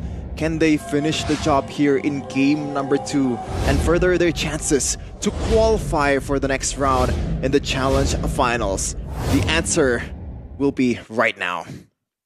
Let's look at Dang's moves. Rapido caps का double guarantee. Lowest price cap, वरना double पैसे आपके. Lowest price guarantee. Some skill there. Of course, directed by Michael Bay, the man of explosions. SPS, ladies and gentlemen, here we go. Now, talking about the early matchup, I feel like lane control, wave clear is something that RRQ did really well. I mean, in game number 1, it allowed them to have the roam advantage. Remember, we saw Rins all over the place on the Farsa. Now with the low Yi, it's gonna take a bit longer, but once he gets to that level 4, we can expect even more dynamic ways for him to actually gank his teammates. Okay, Edok will have a tougher time right now. The fact that it's Hylas and also Vexana that can stop him and his tracks. Meanwhile, Sushin just gets away. Rins might be in trouble. Flickers away out of the danger. Clutch. Playing it a bit too close there, but Rins has never been the safest of mid laners. He always goes for some really risky plays right there. Has to be careful, man. Falcon Esports know how to punish playstyles just like that. And looking at the emblems, Festival of Blood for the CC with the agility. It's all about that roam. And Master Assassin, no Festival of Blood for Benny in that lane actually. So no real sustain advantage. Oh, look at Kidex though. Susujin goes in with electrifying beats. Just want to trade that with a Revitalize as Rins getting some good damage onto a flicker away. Forward or for Edok. And there you go, the first kill for RQ Hoshi. One of the best pickup artists, Edok there. Just always finding someone in the right moment. Falcon Esports, they have to make sure that the more vulnerable members don't walk up. Hold on, Susujin is already level 4. Dax is not though. Finally gets one right now. So a good job farming so far for Arki Hoshi and owning the jungle of Falcon Esports. Now the level 1 fight. It's the sustain of the Hylas versus the durability and sustain of the Gatotkacha. I personally favor the Gatotkacha in this situation. Technically, if they're gonna go head-to-head, you know, just in a brawl, but we'll have to see, man. RRQ, they might be looking for a pickup attempt yet again using the Jawhead. Interestingly, they prioritize Rince's ultimate more than Edok in this objective fight because Edok, I think, has more utility in this case. Right now, they're just poking it out while Mr. Susujin is on the other side. He's stealing the purple buff away earlier? Might be the case. Yep. Falcon are trying to do something. Okay, Avatar Guardian up by Dyron trying to get Dax and he gets with the retribution either way. Edox will get chased down and killed out. Falcon Esports still want to collapse onto Witchris, on towards Dyron as well, and that should be it. A 3-kill secured by Falcon Esports plus the turtle. An all-in attempt from RRQ there, but Dax outplayed it perfectly, dodging everything, securing that turtle, you know, casually, no sweat at all. And RRQ Hoshi, after that initial all-in, their team isn't really good at moving backwards, so Rins and everyone else gets stuck there, gets trapped in the engage. That's where the Glorious Pathway just have so much more value. If your opponent can't really find ways to disengage that easily. Yeah, in a 5v5 battle, Jawhead is not really, you know, a force like a Hylos, a force like a big AoE machine out there, right? You gotta pick your target first before the team fight begins to kind of further your chances because of the man advantage. But right now we're gonna see here, Rince, the diversion might be going towards Royal Milk, and that's the target. Goodbye, Royal Milk, says RRQ. This is something that Royal Milk, I think I forgot who it was who mentioned it, but I heard that someone mentioned that he's prone to really overextending, especially when he's on a strong hero, on those Phoviuses, on the CCs. When he wins, he makes bold plays, cuts waves, goes for the 1v1s, 1v2s even. But sometimes, right, that tendency can be exploited. That could be what RRQ Hoshi were thinking, which is why they went for that EXP lane play. But for now, it's back to the slow game. And look at this, whoa. Wait, they were trying to jump in towards the bottom lane, but still has the turret aggro to guide him. Meanwhile, he goes in, Royal Milk. Might be what you said, Arashi. He's overextending once again, and Susujin gotta take the kill. That's unfortunate, man. Again, with a strong laning hero comes the pressure of wanting to do more for your team, you know, get an advantage. Look at that, immediate diversion. Oh, Jonas guard getting on towards 2, but still goes on either way. It's PX7, and now RRQ might have a say on this turtle. Return of the Guardian still available for Dyron. Dyron gonna get pounced out by Benny, the Rhapsody, the Destina that connects on all of them. Kidex though, perhaps the Glorious Pathway and also Revitalize. Saboteur Guardian on towards 1. Royal Milk might be in trouble, and he is in trouble. Meanwhile, Dex gonna get pounced on 2 by Sujin, and pretty much everyone from RQ's side. Rinse takes the triple, baby. Rinse with the forward flicker, man. Again, not the safest of mid laners ever. But look at this, PX7. Okay, PX7 gonna get dove on by Sujin once again. It's not just... Oh! Trying to stop. Meanwhile, though, Ben in the top lane getting dove on by Edok. Oh. It might be a Uno reverse card here, Benny with the Rhapsody. Oh, the proc from the Skypiercer, but Toy, what a play with the flicker as well. RRQ, they love to flicker forward, man. Wow, man. Apparently bullets do work against robots. But the response from Toy there, that was some calculation, man. It's basically an all-in into a fadeaway. That's some math coming out of Toy, showing some class. But for RRQ Hoshi, from a 2k gold deficit, now they're at an advantage. And this is dangerous, man. They have the diversions. They have so many tools available to dive turrets to try and make life difficult for Falcon Esports. And here we go again. Okay, Royal Milk this time learned the lesson. It looks like he gets the memo here. The fact that Sujin is already in the bottom lane, but can he actually evade from this one? The Revitalize or Vengeance already popped out, and Edok with a good aggro tank for the turret. Clean execution, and Royal Milk just is not having a good time, dude. The cross-chest of RRQ is definitely right dead and center onto him. And for now, at least, no response just yet. There was a cut attempt by Falcon Esports on the top side, but with the response, with Dyron standing near the neutral objective pit, that's enough of a threat because he can actually reach the top lane using the Avatar of the Guardian. Oh, look at this. Oh, Glorious Pathway on towards Rince. He's in trouble. That's not, I will not be able to get him down just yet. He can recall away quite safely. You know what I noticed, Arashi? The fact that Toy is having a good time in the gold lane is pretty unacceptable, especially when you play the Granger. Well, with so much pressure, I think it's just difficult, but look at this kid. Online से जल्दी में fruits and veggies order किया तो ये आया कोई केला पीला तो कोई पिलपिला इसलिए Amazon फ्रेश यहाँ मिले सीधे फार्मर से सोर्स फ्रूट और veggies with 4 step quality check Amazon fresh से ग्रोसरी लाओ नहीं तो महंगा पड़ेगा. X. Oh, what a dodge from Benny, or that was a mistake from Edok. He's gonna pay the price towards Royal Milk finally getting a kill. Now Sujin in the front line, trying to do or kill the turtle, and he gets it. Beautiful retribution coming in from Mr. Sutsujin. That's a scary thing about Edok, dude. You see him do one thing and all of a sudden he pivots almost instantly. That could have been even more catastrophic for Falcon Esports. But overall, RRQ were able to zone Dax away. And we've seen this. When Dax gets zoned out, it's difficult. It doesn't seem to operate well under all the pressure. And RRQ are making sure that they take full advantage of it. But they might lose a turret on the bottom side here.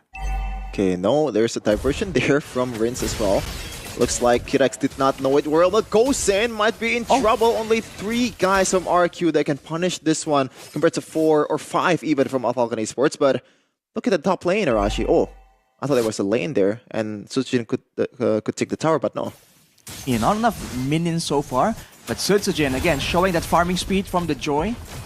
Already 7,000, man. But Toy, matching up, as you mentioned, Shevin, against a Granger, against one of the meta strong gold laners, that's definitely not ideal for Falcon Esports. They've already been struggling with the damage coming through from Sutsujin and from Rince on that Lo Yi. Now with Toy scaling up even further, it's looking quite dangerous. No one can stand in the front. Their main tank is a Hylas that can be shredded down immediately. Okay, diversion though, Tyron. Oh, there you go. The surprise play coming in from Edok and crew. Sutsujin going crazy in the top lane, or in the front line with the electrifying beats, but get caught up with the strings coming in from Royal Milk. Toido going crazy too with a speedy light wheel, getting 4 kills for RQ Hoshi. That was an insane fake out, dude. They showed the Avatar of the Guardian. It seemed like he messed up. It seems like Dyron missed it. And Falcon Esports move in to capitalize, and out of the bushes on their own side, the whole team pops up. Benny stood no chance, dude. He got taken out almost instantly. The fact that the Lo Yi is in this game, it's just so difficult. The movement is one thing, but the fact that the Rince can stand in the front and tank some damage using the shielding is just so good. And now with Toy on curve, look at how fast they can take Lords, man. This is not how it's supposed to be. Falcon eSports right now, they are over. Oh! Might be on the end of it once again. Royal Milk. RQ needs some milk, and they're getting it. Edok, though, getting dove on by 4 people. Oh, no way. Guardian 2 is kind of just deter the engage towards Edok. Gets the ejector. No, actually, so she didn't try to get some kills onto some of the members of Falcon eSports, and Benny was able to flick her way over the wall for Falcon. An improvised play by RRQ. Edok was able to actually buy enough time, and they turned that pickoff into an equal trade.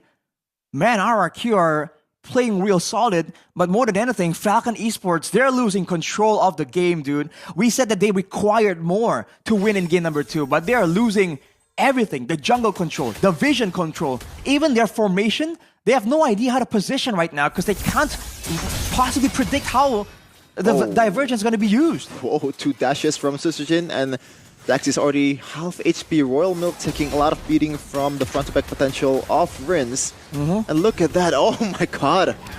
Gotta watch out, Royal Milk. It's gonna have to recall back, and RRQ, they won this mid-turret, or just trying to take the holy shield away from Falcon eSports. A solid defense overall by Falcon eSports. They have ways to clear for sure, but oh, look at that. What's this? Oh. Okay, they're trying to disengage here, RRQ, but oh, what a play coming in from Edok as well. Susujin also gets the kill. Toy also joins the party for RRQ. They're not gonna stop just yet, or no, they will actually gonna regroup. Try to Dyron? Be a bit more careful about it, but yeah. When you're up with that much gold, you have that privilege, Rashi. I guess you do, and RRQ is showing it. Oh. But they're doing a lot of advanced stuff here. That was a diversion to kind of zone. Oh man, Royal Milk is not a frontliner, dude. He is not relevant in the realm of damage tanking. That's a dash and dash from Susujin, and he's already half HP. 11,000 gold lead for RRQ Hoshi, man. That's ridiculous. And again, with so much threat available to them, oh man. Gotta say the goodbye to the Horsey for Kid X. Not even... That was Rins, Tyron, and Edok. No carry, not Susujin. Nope. And they took down the Horsey. It's all Rins with the damage boost from Edok, and that's what they can do. That's what frontliners amount to right now for Falcon eSports. So the pickoff potential is just even more threatening than game number 1. And again, the diversions, they're used to flank, they're used to rotate, and earlier, it's just used in the middle of the base, completely visible, and Falcon eSports are forced to respect it due to the gold difference. Yes, this is why the Luoyi is such a prio pick. Even Depez was able to utilize that earlier. And Rins actually used a Impure Rage. Depez earlier used a, I believe... Is that a photo? That's a photo in the hands of Rins. He wants some beefiness. Oh, man. That was a misclick apparently, Rashi. Oh, was it? No, he sold that right away. He sold it right away? I thought he was trying to increase his shielding, man. Just gonna be right in the middle of all the action. But more than that, Toy already has the Malefic gun. I don't know at which point he had it built up, but if it's recent, the next fight should be even more difficult for Falcon eSports. And look at Royal Milk. Finally. He has no liberty to actually itemize for Toy. When he's level 14 and approaching his final 2 items, he's still forced to reckon with the 6 and 1 Lo Yi in the hands of Rins. And I believe Susujin so far does not have a Divine Cliff just yet. Oh, look at this. The diversion, Edok, trying to conceal, trying to put some pressure on towards Falcon eSports, and they're just going to take the turret without any contest whatsoever. Tyron, gotta watch out, man. Sometimes you can overextend with this much lead. But right now, Lord is marching towards the top lane. Can they do something about this one? Falcon eSports, they have decent wave clear with the Granger and also with the Vexana. But can they actually defend this one? One more wave coming in, and then the mid lane, Edok flickers forward. Avatar Guardian does not connect towards anyone. It only connects towards Natalia. Revitalize would not be able to help Tyron at all. Rin still dealing a lot of damage, but RRQ probably just want to go back to their base and regroup. Respectable attempt right there, but Edok spent quite a while getting terrified, getting slow, looking for the right choice. It's a bit too long though. In the base of your opponents. Valuable seconds wasted right there. Excuse me? Oh, what is that? Okay, see, that's a scouting diversion. It's not really only used to set up for plays. Now without the main frontliners though, RRQ taking it easy. And Falcon eSports though, trying to find something. Oh, do they want to defend this one? Oh, they actually did! Rinse with the ricochet there. Oh, no. They will try to chase. That's a Horsey! That's pretty much everyone on Falcon Esports. Electrifying beats on towards 5 members of Falcon Esports. As PX7 might be going down towards the speedy light wheel of Toy. That was a 3v5 or even 1v5 by Susujin. What? Crazy mechanics. And I don't know, man, the audacity to just go for that. No PX7 available right now. Araki Hoshi is an angle. Unstoppable Force is stoppable in the end, but the Immortality procs for Edok. One more kill towards Susujin, but it's gonna go down towards the bullets of Betty. But can they actually finish this one? Toy's gonna focus on towards the base, and RIQ will take the series 2-0 against Falcon Esports. Lucky Charm. Lucky Charm Arashi 2-0 in this best of 3. And this is the best case scenario for the Kings of Kings right now if they do want to make it into the playoff stage. But, man, I gotta ask, what is this personal vendetta against Royal Milk? I don't know, man. They need some milk. He needs some milk. Some Royal Milk. Man. For royalty. Oh, wait, you're right. I didn't even realize. Man, I was wondering like what even is a royal milk, but apparently it only served towards the King of Kings. That was brutal though. I mean, he was not having a good time at all. The fact that the diversion is also there did not make his life any easier. Man, out of nowhere, dude. It really seemed like, okay, this is the moment. Right, there's a window here. Falcon pushes out. And then immediately they got chased back all the way to the base. Which is why it was so surprising, right? Because if we take a look at the stats earlier on, Falcons, they have a tendency to ban out the Luo Yi. And yet, they left it open. They wanted to gamble with a Hayabusa pick or ban coming through. And in the end, they chose Granger over Luo Yi, allowing Rins to get his hands on it. And that's one of his, power picks, I would say, during MPL. Well, if you can't beat the front to back, you better make sure that there is no front and there is no back. Just have everything in absolute chaos. The gold lead from Susujin towards Dax, he almost doubled the amount. Bro, that's ridiculous. Damn. Again, nowhere is safe. Even the jungle of Falcon Esports at any moment can be a battleground due to the diversion. I mean, Falcon Esports is going up against this pick-off heavy, burst heavy team with a team fight composition. And the thing is, RRQ just did not, for the most part, group up together for that big combo. When they do, you saw a bit of success. You saw big Eternal Guards. You saw moments from Falcon Esports. But for the vast majority of this game, they're only seeing 2 or 3 members, and out of nowhere, they are the ones getting jumped on. Absolutely. That's why I think the Luo Yi leaving it out, I think that was a really huge mistake. And Royal Milk did more damage than Dax and PX7. Exactly. Bro! They were shut down so hard. Really good MVP by Rins. I think he was able to utilize it really, really well. 91% KP. I mean, the whole composition is built in through him too with the diversion as well. That's why, man. Brushing के बाद mouth wash क्यों? दांतों की complete protection के लिए नया Sensodyne mouth wash दांतों के हर कोने में जाके दे sensitivity protection, enamel protection, cavity protection और लास्टिंग फ्रेशनेस भी। एक mouthwash 4 benefits. It really works. They played that beautifully, RIQ. Don't forget the big brain photo purchase. Wait, did he actually has a photo earlier, or did you check it? In the post-game stats, there was no photo, so I think he did sell it. But hey, it's about threat. Yeah, it's about sending a message. There. It happens to the best of us, you know. Does it? I mean, it does happen. But look at the graph, dude. I mean, gold-wise at least, it was so brutal, man. That number goes up to, at the very end there, 14,000, right? And the graph is close to it. At one point, I confirmed it was 12K.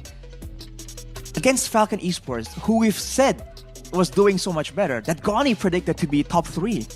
That's, wow. I wasn't expecting that kind of domination. But again, Loyi maybe. Loyi difference. Yeah. And again, right? It looks tough because we talked about it from game number 1 as well. Falcon Esports, they have a tendency to want to be able to control the early game. Right. And with your opponent having their hands on a Luo Yi, faster rotations, really good base damage in the early game, high kill pressure, I don't know how they expected to come back from that. And yet, again, they still tried to force a lot of these engages around the neutral objective takes. And that gap gold lead became even further apart. I'm just wondering that it all comes down to Dex not having the Hayabusa. Man, I'm very curious about the win rate on the Suyo. That and honestly, Kid X not having a playmaking hero. I guess. Right. It's almost like they maybe have plans, but not enough layers to it. Whereas for RRQ, I mean, even in the drafting phase, okay, if our go-to hero gets taken, it seems like they have options, alternatives. And there's credit to be given to Edok on the Joyhead as well, dude. Come on, these are some really annoying maneuvers from him. Even when he was caught out of position at one time, they were able to turn it back around somehow. And you can see here in the early game, there was some potential when they clump up for a fight like that and didn't get anyone completely picked off. But when it's on RRQ's terms, whoever gets thrown, man, like, good night immediately. It's brilliant because technically the composition of RQ, they don't have that much range, right? They had the Luo Yi, they also had Toy, pre-Malefic Gun. So it does make sense that they do want to try and close the gap, and the way that they did it was utilizing Edok. The corral, dude. After the Guardian, for them to rotate a certain way, and they read through it. Waited in the bush immediately, and afterwards still found ways. And this was the distraction, how they were able to hold out for so long, Edok, and allow RRQ to still trade out evenly. I wonder the fact that Toy was okay in the laning phase, or maybe did great against the Granger especially, was a big factor towards the success that RQ had in the early to mid game. Does that translate to that, Arashi? Like the snowball effect? I feel like it's definitely, even if he wasn't really dominating in the laning phase, the fact that the pressure, right, that lane has no pressure in it, like the Granger can't really rotate around as freely either, I feel like that kind of shuts down the Granger's early game potential. Because we know that he's strong in the early game, but also in the late game, but the mid game is where there's a bit of a dip there. And it seems like RRQ, just due to the threats, it's just too difficult. I agree. I think mid prio was definitely one of the main reasons why they were able to have so much control, even on for Carry, who was not in a winning lane against the Granger. So essentially in the drafting phase, they betted everything onto the Granger. But like the Granger didn't even win lane, man. It's unlucky.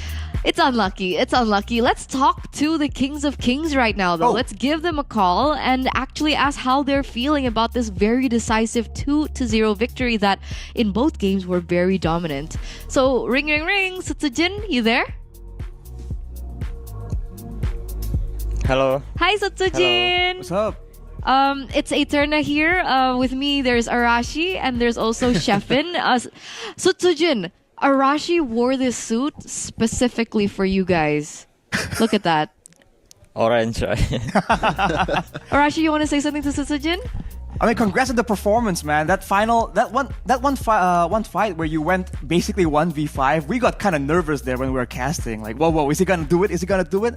What was the thought there? Did you know that you have the advantage enough to actually go and do that without getting punished? Or were you looking for maybe a window for your team to capitalize on?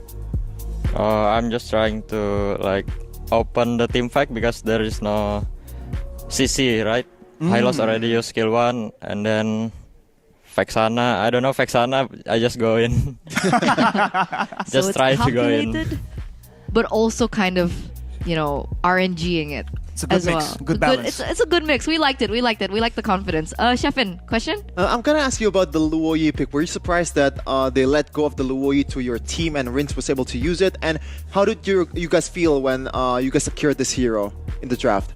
Rapido cabs का double guarantee lowest price cab वरना double पैसे आपके price guarantee We are super happy when we get the Loi because it's also one of the Rin's signature hero, right? So yeah, we're quite happy for it.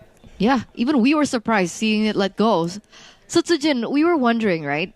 In your group right now, things are not as clear-cut, and we saw the performance coming in from Falcon as well, them being very strong, but how did you guys achieve a 2-0 against this team? Did you find a loophole, a certain weakness on Falcons? I think we're just playing more like no pressure because it's go big or go home, right? So we try to play with no pressure. Was it easy for you guys? Yeah, quite easy. Quite easy. I mean, Let's go, dude. it looked like it was easy for him. So Tujin, I also have another follow-up question. You know, this team in RQ, it's not a team that we're used to not seeing Skylar in. How do you think RQ has been faring without Skylar, and how do you think that Toy has actually molded in with you guys? Was it an easy change, or was it something that you guys really had to build on and work on? I think for Toy, we need to give him more time to play, so he can adjust with the other for the team play, right? So, and then we have new captain. Now our captain is Rins, and yeah, Rins can manage our team. Okay, that's good information. Rins is captain. Interesting. Okay, any other questions from you guys? Well, earlier during the interview before the game, Sosa was going, "Oh, Hayabusa, ban immediately." Was that the plan? Like, you know, when you saw you were going to play against Falcons eSports, were you like, "Okay, ban Hayabusa and we got this"? Was that the idea? Yeah, it's one of the idea. Got you. Okay. Oh man, I was gonna ask something. I kind of forgot. Oh, back to Toy again. Obviously, he's a new player for RQ right now in the SPS. But like, how would you rate his performance on the carry, especially in the second game earlier, out of 10? I think 8. Solid. I mean, that was good. Yeah. Okay, 8 out of 10. I like it. Now, so Tujin, how confident are you guys to be able to make it to the playoffs? Of course, 100%. 100%. Okay, okay, Yes. great. We love that confidence. Arashi, okay? Yeah. Okay, final message. I'm okay now. You're okay now. Final message now to the Kingdom, who have been supporting you through thick and thin, even one in the building as well here. Maybe Sutsujin, any message to the fans? Well, for Kingdom, I hope you guys continue supporting us, because this is our last game before playoff. So I hope you keep supporting us. Amazing, amazing. Congratulations once again, Sutsujin. Thank you so much for your time, and good luck, and hopefully we get to see you in the playoffs. Have a good Thank rest. you. Bye, Sutsujin. Stop blushing. I ain't blushing. You're blushing. I ain't blushing. Yeah, she blushing. What the heck was that? That is not okay, dude. What do you mean? Are you happy? Yes. I don't know if you're talking about the same happy though. Little Brighton. You need to stop. This ends now. We put on the orange suit and everything, and then your team won 2-0. Yeah. You met your guy. You should have asked for a jersey, man. Huh? Yeah, or a Oh. picture. I figured like it wouldn't be professional to ask for it here, but That's okay. It's okay. all right. I mean, sometimes you gotta be shameless, you know. Okay, I'm well, shameless about certain tickets because, boy, they are affordable.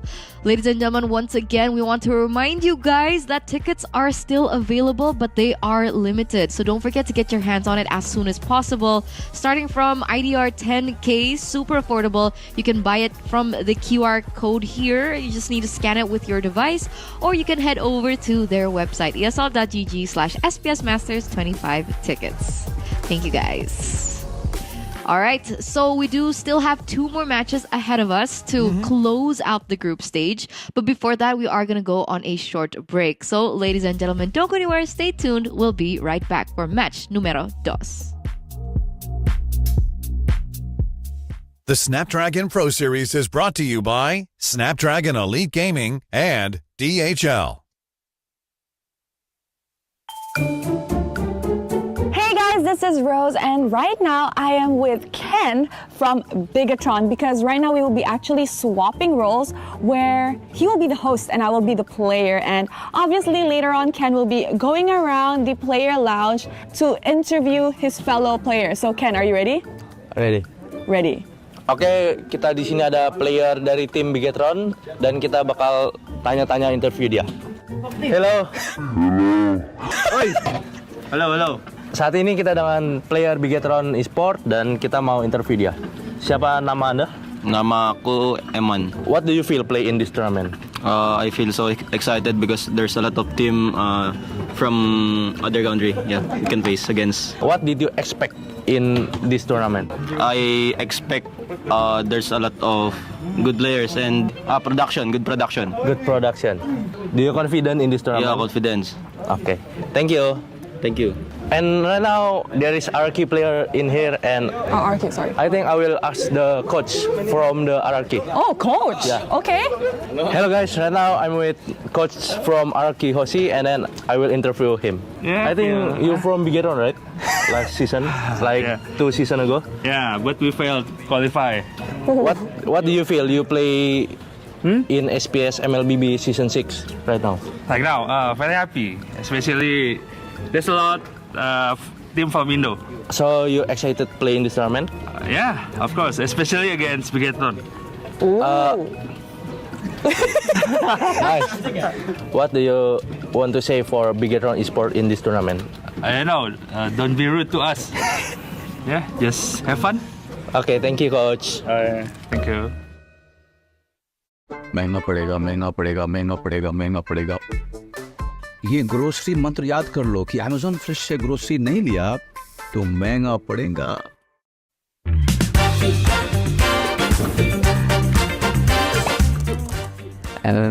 You so much for always supporting me. I always see your comment. I mean, from Piskin. Really thanks for always supporting me. Iron Sick ngeri idola MM. Lah, nggak ada.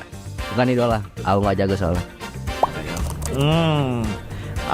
Tadi toh, kasi para sa amin kasi positivity is everything. So, lahat ng napagdadaanan namin, matalo man kami or manalo, nandun pa rin yung happiness namin kasi na-experience namin yung tournament. And yun, looking forward kami sa mga next tournament namin kasi alam namin babawi kami.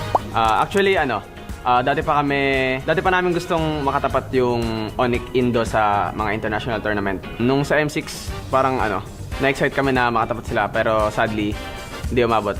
So, nung time na nalaman namin na pasok na maglalaro yung Onyx Indo sa SPS, sobrang na-excite kami tapos parang gusto na namin silang makatapat agad. Kasi lagi din kami nagbubugan sa scrim nun. I think you forgot to put some numbers or special character. You know, maybe you need to use your brain a bit. Yeah. Kenapa semua orang ngomongin gue gila? Gue masih waras guys. Sip. King Kong vs Kyrie. Abangan nyo guys pag nagkatapat kami.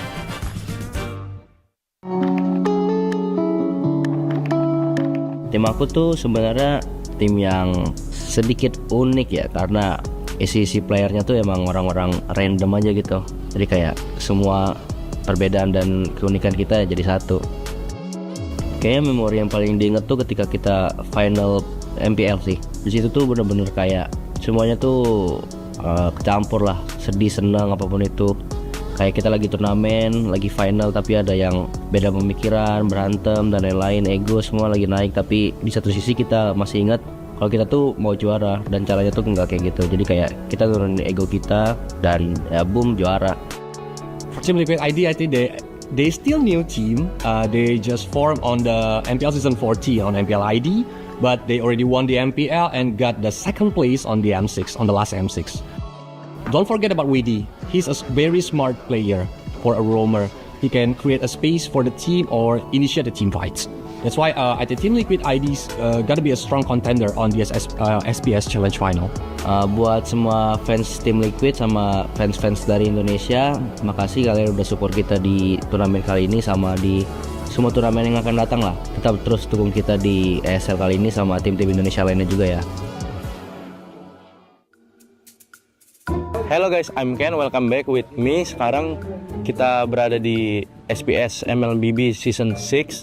Sekarang kita dengan player kita dan kita mau interview dia. Hello, what is your feeling play in this tournament? Yeah. What is your role in this MOBA? Yeah. How long did you play Mobile Legends for prepare this tournament? Yeah. Okay. Hey. Hey. Hey, I play Tekken. Yeah. For the first time, who is your name? Luke. Tapi aku lihat kau banyak cakap ya di barisan kayak banyak talk. Yeah. Just talk, no champion. I see last season at MPL like you do so many taunting, but at the playoff you lose only taunting but cannot get champion.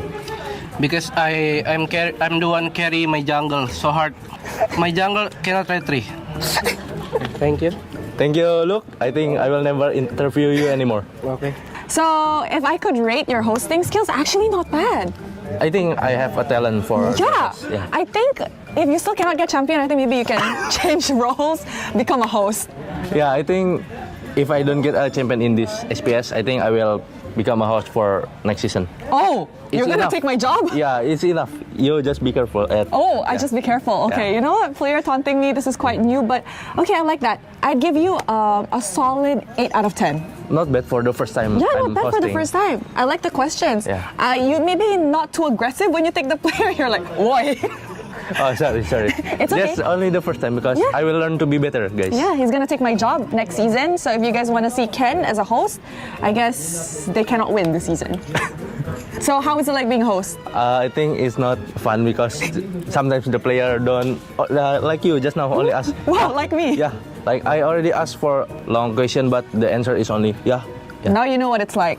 Yeah, I know. Yeah, exactly. Yeah, so I will not answer like that anymore if I get. Thank you. Thank you so much. Okay, so I hope you had fun. Good luck. And to everybody watching, thank you so much for watching.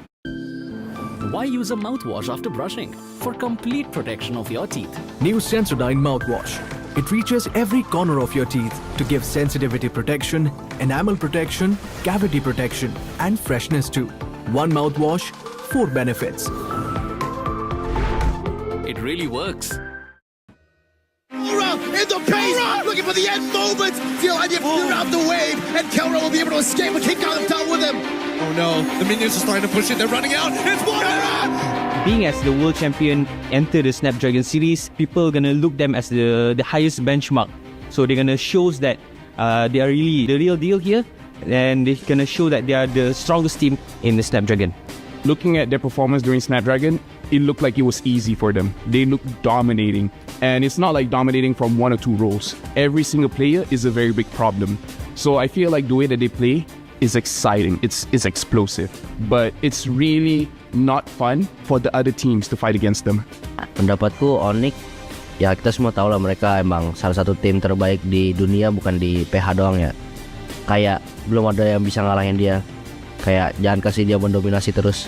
Tingin ko ngayon may mga in-improve silang mga bagay lalo sa mga kinulang nila nung time na naglaban kami nung Grand Finals ng M6. Pero wala sigurong specific na idea kasi hindi na namin sila naka-scrim ulit eh.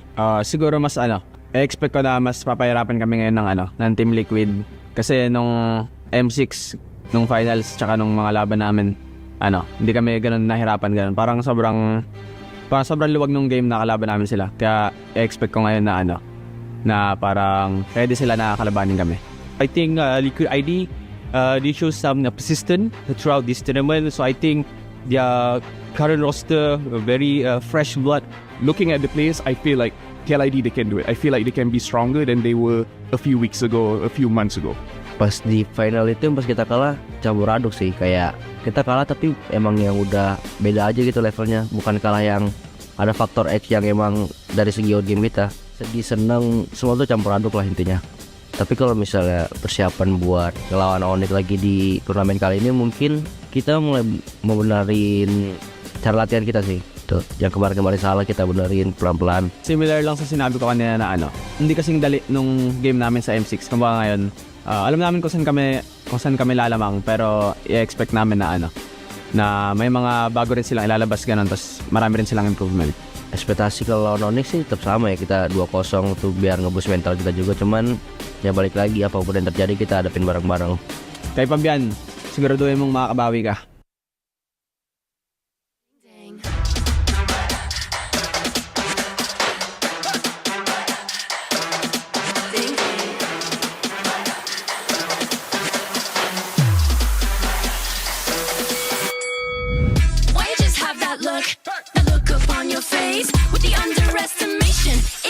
Yesterday, 'cause baby, I can fly without you by my side.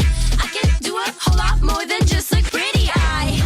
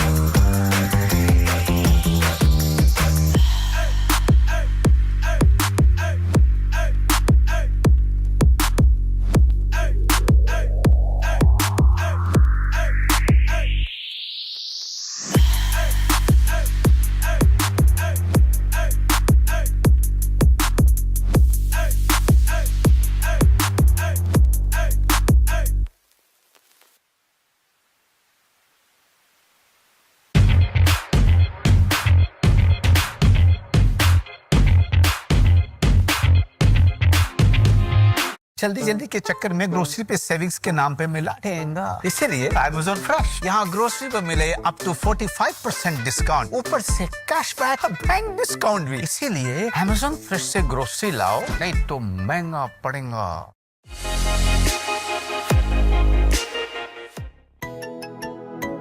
Vivo.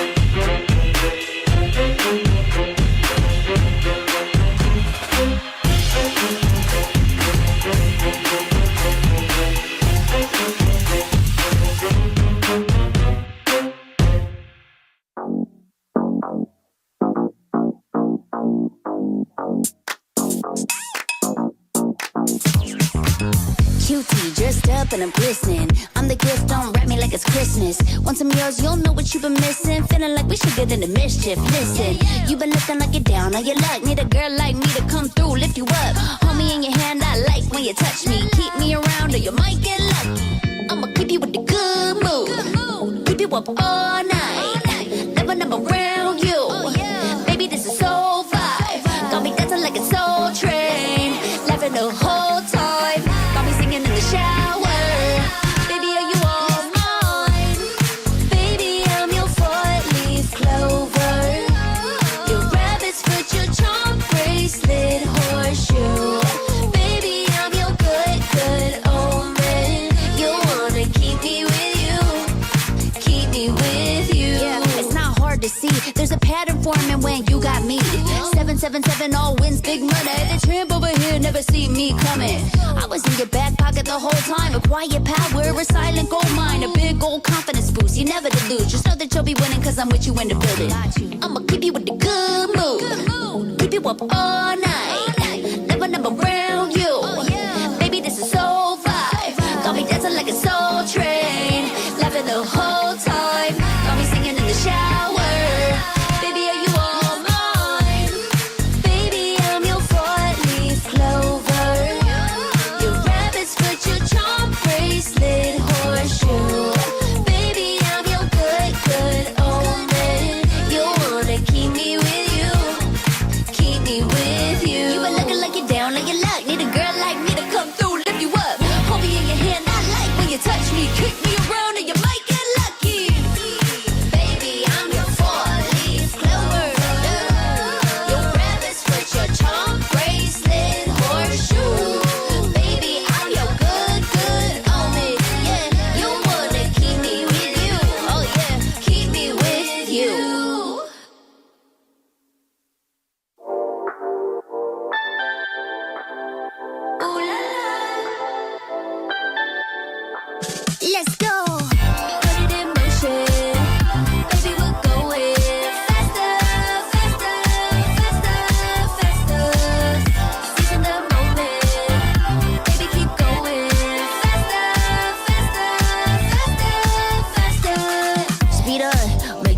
breath. Foot on the gas so you got nothing left. Let's drive to the top of the mountain and see the view. Let's vibe, looking back on the journey, just me and you. Ain't nobody wanna go slow. Yeah, I was chilling in the past, I was solo. Now that I got you in my life, I'm like, go, go. I be living for the thrill of it, whoa, whoa. I hear you like to gamble. Let's take the road, let's travel. Know I'm a lot to handle, but I wanna go fast with you. Think we could go the distance, although I know we're different. Together we both fit it, so I wanna go fast with you. Put it in motion, baby, we're going faster, faster, faster, faster.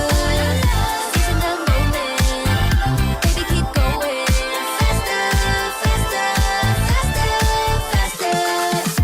It's like they never even seen us, and nothing will ever get in between us. I'ma ride by your side every season, and if anyone try to stop us, we just speed up. Yeah, always keep it at 100. Top down, pretty face, so sun-kissed. Know it's scary, but I swear I really love this. Big shades on, summertime in London. I hear you like to gamble. Let's take the road, let's travel. Know I'm a lot to handle, but I wanna go fast with you. Think we could go the distance, although I know we're different. Together we both fit it, so I wanna go fast with you. Put it in motion, baby, we're going faster, faster, faster, faster. Seizing the moment, baby, keep going faster, faster, faster, faster. Put it in motion, baby, we're going faster, faster, faster, faster. Seizing the moment, baby, keep going faster, faster, faster, fast.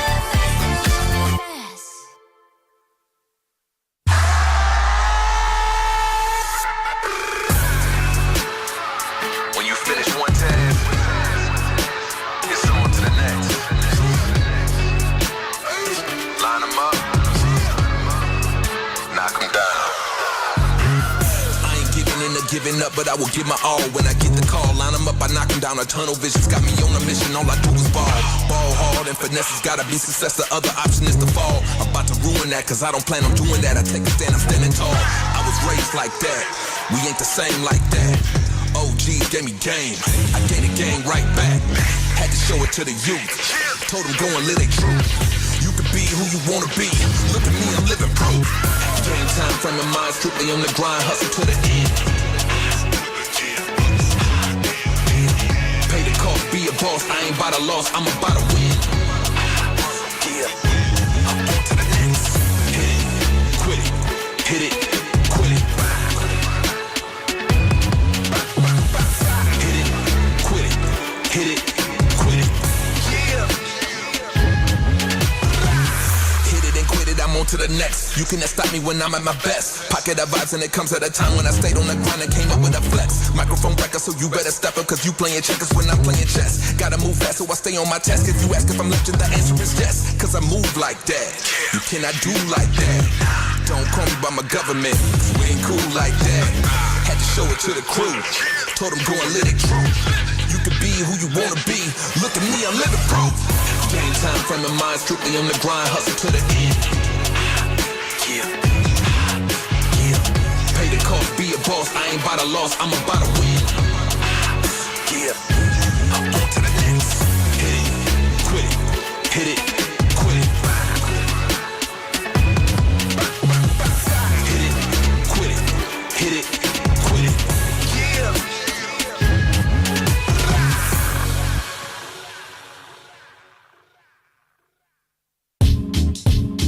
You and I, we a vibe.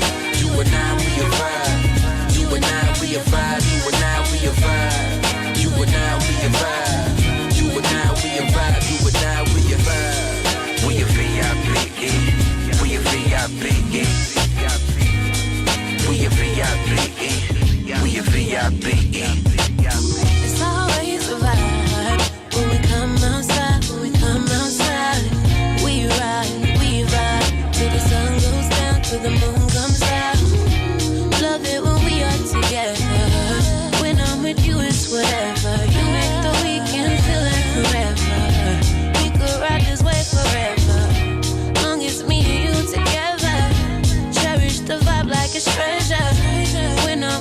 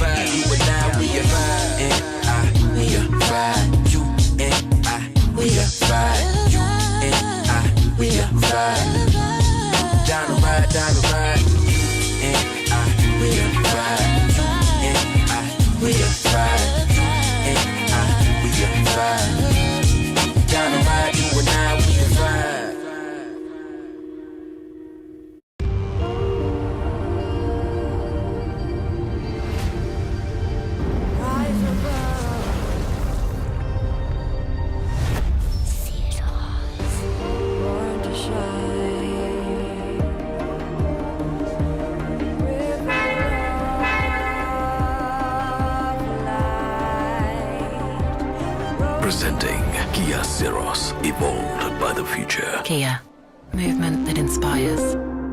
Yo gamers, so we just got something special from our friends over at Lenovo. Let me show you what's inside. We're gonna do this old school style, man. Just pop it open. Keep it real. Yeah. Newest handheld on the block, the Lenovo Legion Go S. All right, so let's see what's in here. So power brick, of course. Then the Go S.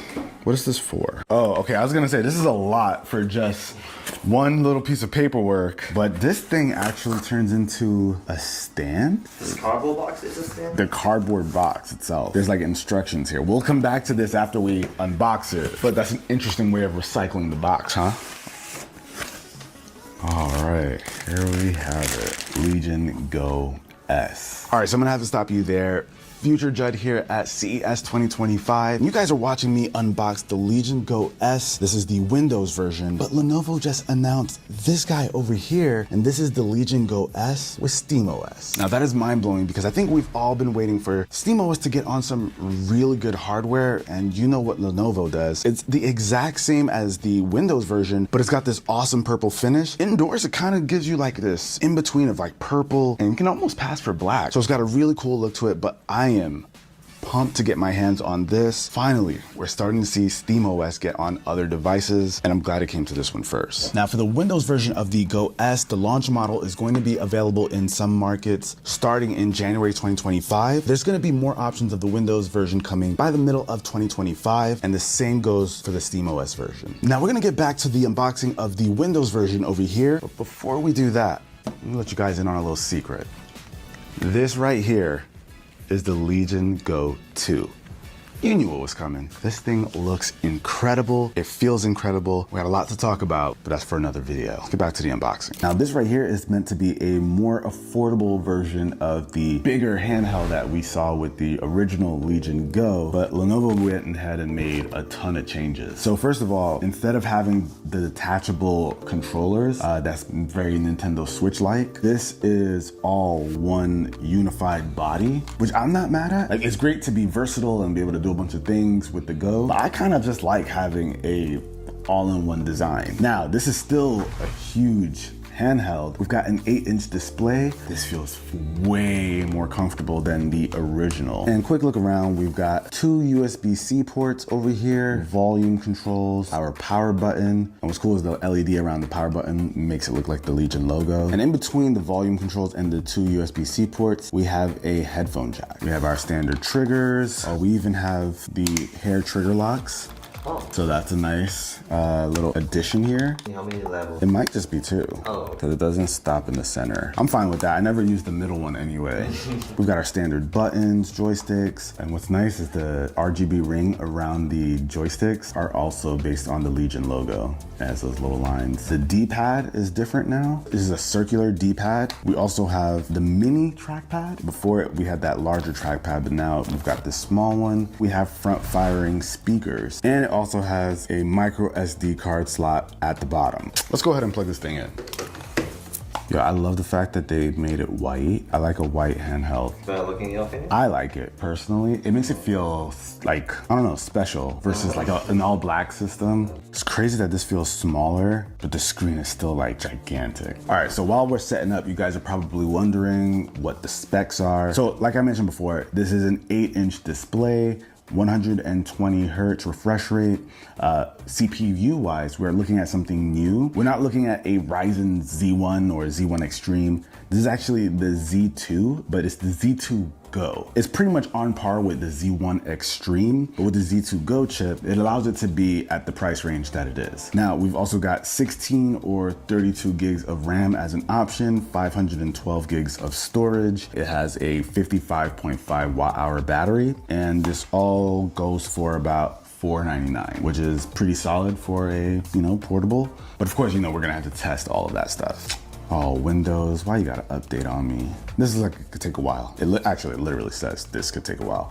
So we're gonna come back to this. All right, y'all, so I went ahead, got it all set up, got a couple games on here. I'm playing Vision of Mana right now. And you know, I tweaked my settings and I gotta say, it really does feel good. Now, I'm the kind of guy who I'll use a big device to get the best looking screen, the best performance, all that stuff. I'm the all out kind of guy. This right here, I really like because it feels super comfortable to hold. Ergonomics feel really nice, especially compared to the old one. So check it out. We have the original Legion Go over here versus the Go S. And while this one does have a bigger screen, I think it's the form factor for me. I'm not super crazy about this, even though I love like a big screen. Just handling it doesn't feel as comfortable as this. We've got these curved edges now that sit nicely in the palm versus these hard edges that we had before. So definitely a huge improvement here. We also have like bigger RGB circles around the joysticks. My only gripe so far though is that they kept the quick settings and the Legion space button at the top versus the like start and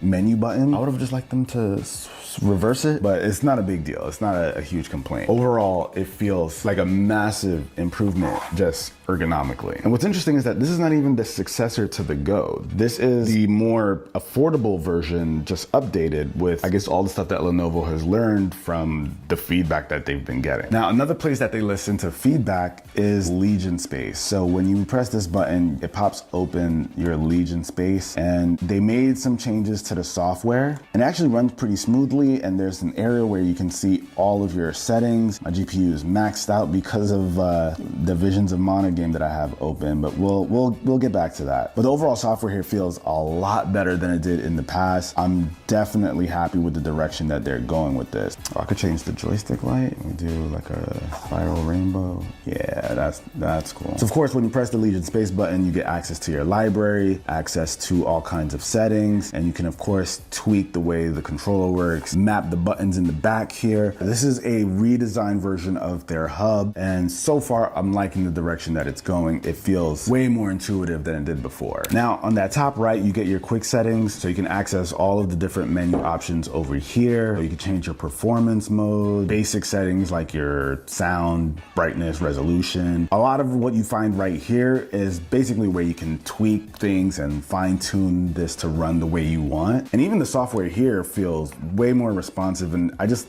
like the overall feel of it. It just feels like it makes more sense. And Jay, check it out. This is that touchpad right here. It's small, but like you can move it around pretty easily. Sound from touchpad? Yeah. It's a lot of vibrating for this. I was looking around like, whose phone was it? Yeah, no, it's the vibrating from this. I'm wondering if you could turn that off. Touchpad vibration. Okay, there you go. And just like that. That's gone. It's so small though. To me, it's not so bad because you can just easily swipe where you want, click, and it's really not a big deal. Now, would I have liked a big pad like the original? Maybe slightly bigger? I don't know, I'll see. When I spend some more time with it, I'll see if it's like a pain to use or if it's something I don't use at all. I'll let you guys know in like a later video. But so far, playing games on it feels nice.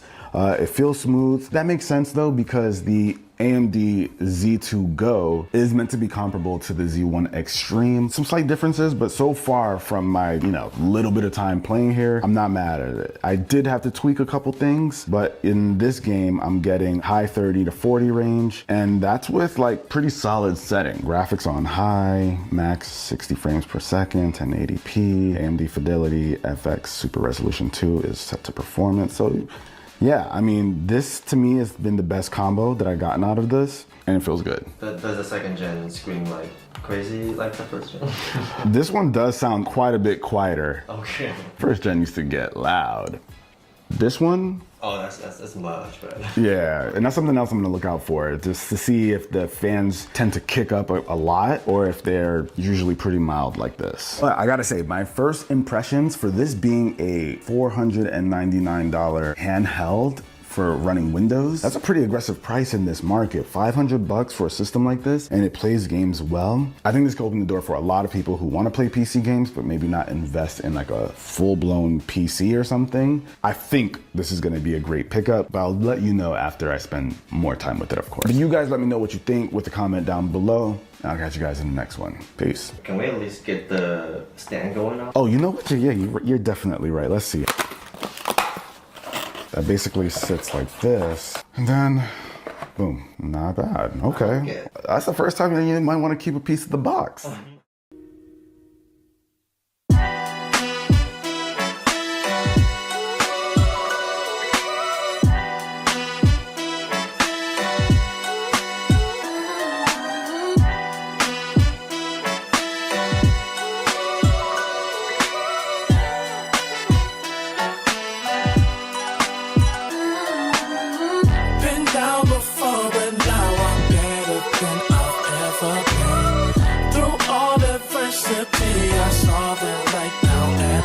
Whatever the problem, we'll solve them. Make it through together, it'll be all love, and it's all good.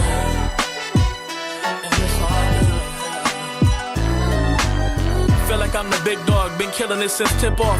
Come with it or stay home, the people gon' feel ripped off. It's only major leaguers in the office. If you giving half of an effort around the rest of us, you'll make it awkward. I'm about that action, not the one you talk with. You better hope I'm not the one your coach gon' have you out here really guarding. It took a lot for me to get here, but I have arrived. I really made it and the haters be looking surprised. Been down before, but now I'm better than I've ever been. Through all adversity, I saw them right now at the whatever the problem, we'll solve them. Make it through together, it'll be all love, and it's all good. Yeah. Okay. They say pressure makes diamonds. That's what I align with, cause the journey I've been climbing is riddled with perfect timing. I'm in a different mode when I be trying to get it. To even get a chance to compete is a form of winning. I mean, what's the point of playing if we ain't striving for greatness? I feel a sense of pride with every play that I'm making.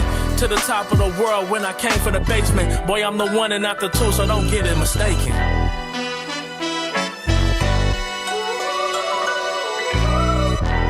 The Snapdragon Pro Series is brought to you by Snapdragon Elite Gaming and DHL.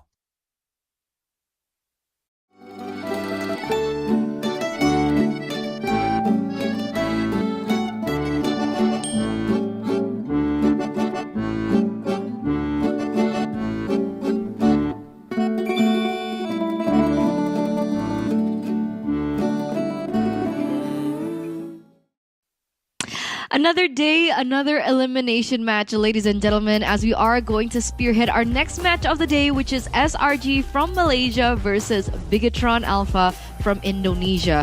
Whoever wins this match will tell us who will be making it into the Challenge Finals playoffs between both of these teams. So everything hands on the line. You're right. Again, Who are you? You're not Arashi. I'm not a Rashi. I'm not a Roshers. Who am I? Goners. Goners. Yeah, I'm a Gooner. Yeah, you're a Gooner for all, right? Exactly. I've seen it in real time. And you're a Chelsea fan. Okay, that's not the kind of Gooner that I... You know what? That's not... Yeah, What's okay. happening I'll right take now? it back. I'll take it back. I'll take it back. Let's see the updates from Stream A and as well as Stream B. We'll start with Stream A. Let's see the result of that match. Okay. Wow. Onyx, Okay. Indonesia 2-1. Evo's Holy from Indonesia. So I'm gonna guess that Debeset didn't get his Louis. Therefore, Onyx eSports was able to actually capitalize on that. Because in game number 1, it was not even close, as our producer mentioned earlier. It was a blowout for EVOS in game 1, but Onyx recovered. Can't say that I'm surprised. Reverse sweep. That's why you weren't sleeping. I was though. He's just always sleeping. All right. Do we have another stream update from Stream B? All right, we do. Okay, 3, 2, 1. Wow. Whoa. What's happening with Aurora, man? What's going on? They were Whoa. 0-4 yesterday, and somehow they turned up the Jets. They drink something. Did they get like some steroid or something, like performance enhancement? I guess it's just Aurora surprising us yet again. And Team Falcons, I guess this is their first L in this comp, right? That's such a coin flip team. True. I would say Aurora. Aurora. Okay, I thought it was Team Falcons. No, Okay. no. Yeah, but amazing, man. The way they bounced back after 0-4, and now they actually, I guess they might have a solid chance here. So who's top 3? I guess it's still... It's gonna be interesting to Is it still see the Evos? standings. No, because Evo's lost earlier to Onyx. Mm-hmm. Do you think Onyx is top 3 now? I guess it's... Because Falcon Esports also lost, right? It's RQ top 3. Exactly. What is going on in Group B, guys? Okay, I guess we need to wait for a little bit more confirmation as to the standings of that current group, unless you guys can, math it out yourselves. We did show the updated standings earlier on in the day. But, ladies and gentlemen, of course, everything, what you see, me, them as well, everything, the set, this couch, it would not be here without Snapdragon Elite Gaming when winning matters. And for Group B, that is particularly true. Every single game win that they do and will be able to get for themselves will show us a little bit more as to how that group will actually go, because we saw the tiebreaker list. Yeah. What's the order? Do you remember? I guess it's head-to-head above... I mean, points, of course, and then Points head-to-head. Yeah, and now Team Liquid ID and Onyx PH is pretty much safe, right? Yeah, this is Group either A. SRG or Big John Alpha. This is the make or break game. And by the way, Terna, you haven't shout out our little friend here early on. That you're always the one to shout out the little friend. Yeah, it would have been it wouldn't be possible to have this little friend if there's no Snapdragon. When winning matters. Oh, Yeah. What happened to his other horn? Arashi just blocked it. Did Arashi break it? Yeah. Arashi. When? Doesn't like dragons. He doesn't like dragons? Yeah. Do you know what a dragon is? What? Dragon D's not. Wow. Wow. Okay. The Kings of Kings, Arashi, doesn't like dragons, and of course, right? Such a cliche. Kings, kingdoms, taking on like dragons, Sheffin. We can't use that anymore because Aura's not there. Imagine dragons. Imagine dragons. Anyway, next match. Okay, I think we do have a little bit of time to talk about our next match, SRG and Bigatron. Now, how do we feel about this next matchup? Do we feel like it'll sway a certain way? Let's start with you, Gani. I believe that this, after seeing SRG's performance on day 2, I see a chance for Bigatron Alpha. If I were to think from day 1, I think it's a clear SRG win. But then again, a lot of loopholes were shown in SRG. So I believe Bigatron Alpha can definitely exploit that area. You might say that yesterday it was kind of expected the way they lose. Not the way they lose. The fact that they lost against Onyx PH and also TLID. But the fact is the way they lose is absolutely... It's really bad. You know, 25k combined gold lead for TLID and absolute demolition in the first game for Onyx PH, and also the second game they were able to get comebacked against that Fanny composition. That makes me think that SRG right now does not have the momentum, and I gotta say, ever since before this tournament started, I predicted that Bigatron Alpha will have the top 3, and I'm standing by that. So let's see if that's actually true right now, right? I want to know the updated standings. We're going to start with Group A. So let's see.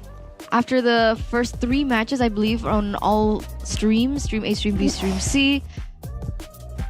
Okay, there you go. So Group A, we have still Onyx from the Philippines, as well as TLID at number 1 and number 2. They're actually... Rapido cabs का double guarantee lowest price cab वरना double पैसे आपके lowest price guarantee डब्बों को kitchen को घर को grocery से भरना है तो याद रखना कि Amazon फ्रेश से ग्रोसरी लाओ नहीं तो महंगा पड़ेगा. In points, but the point is that they have secured the top 3, right? And to see who gets what, do they still have more matches remaining? How many matches do they have?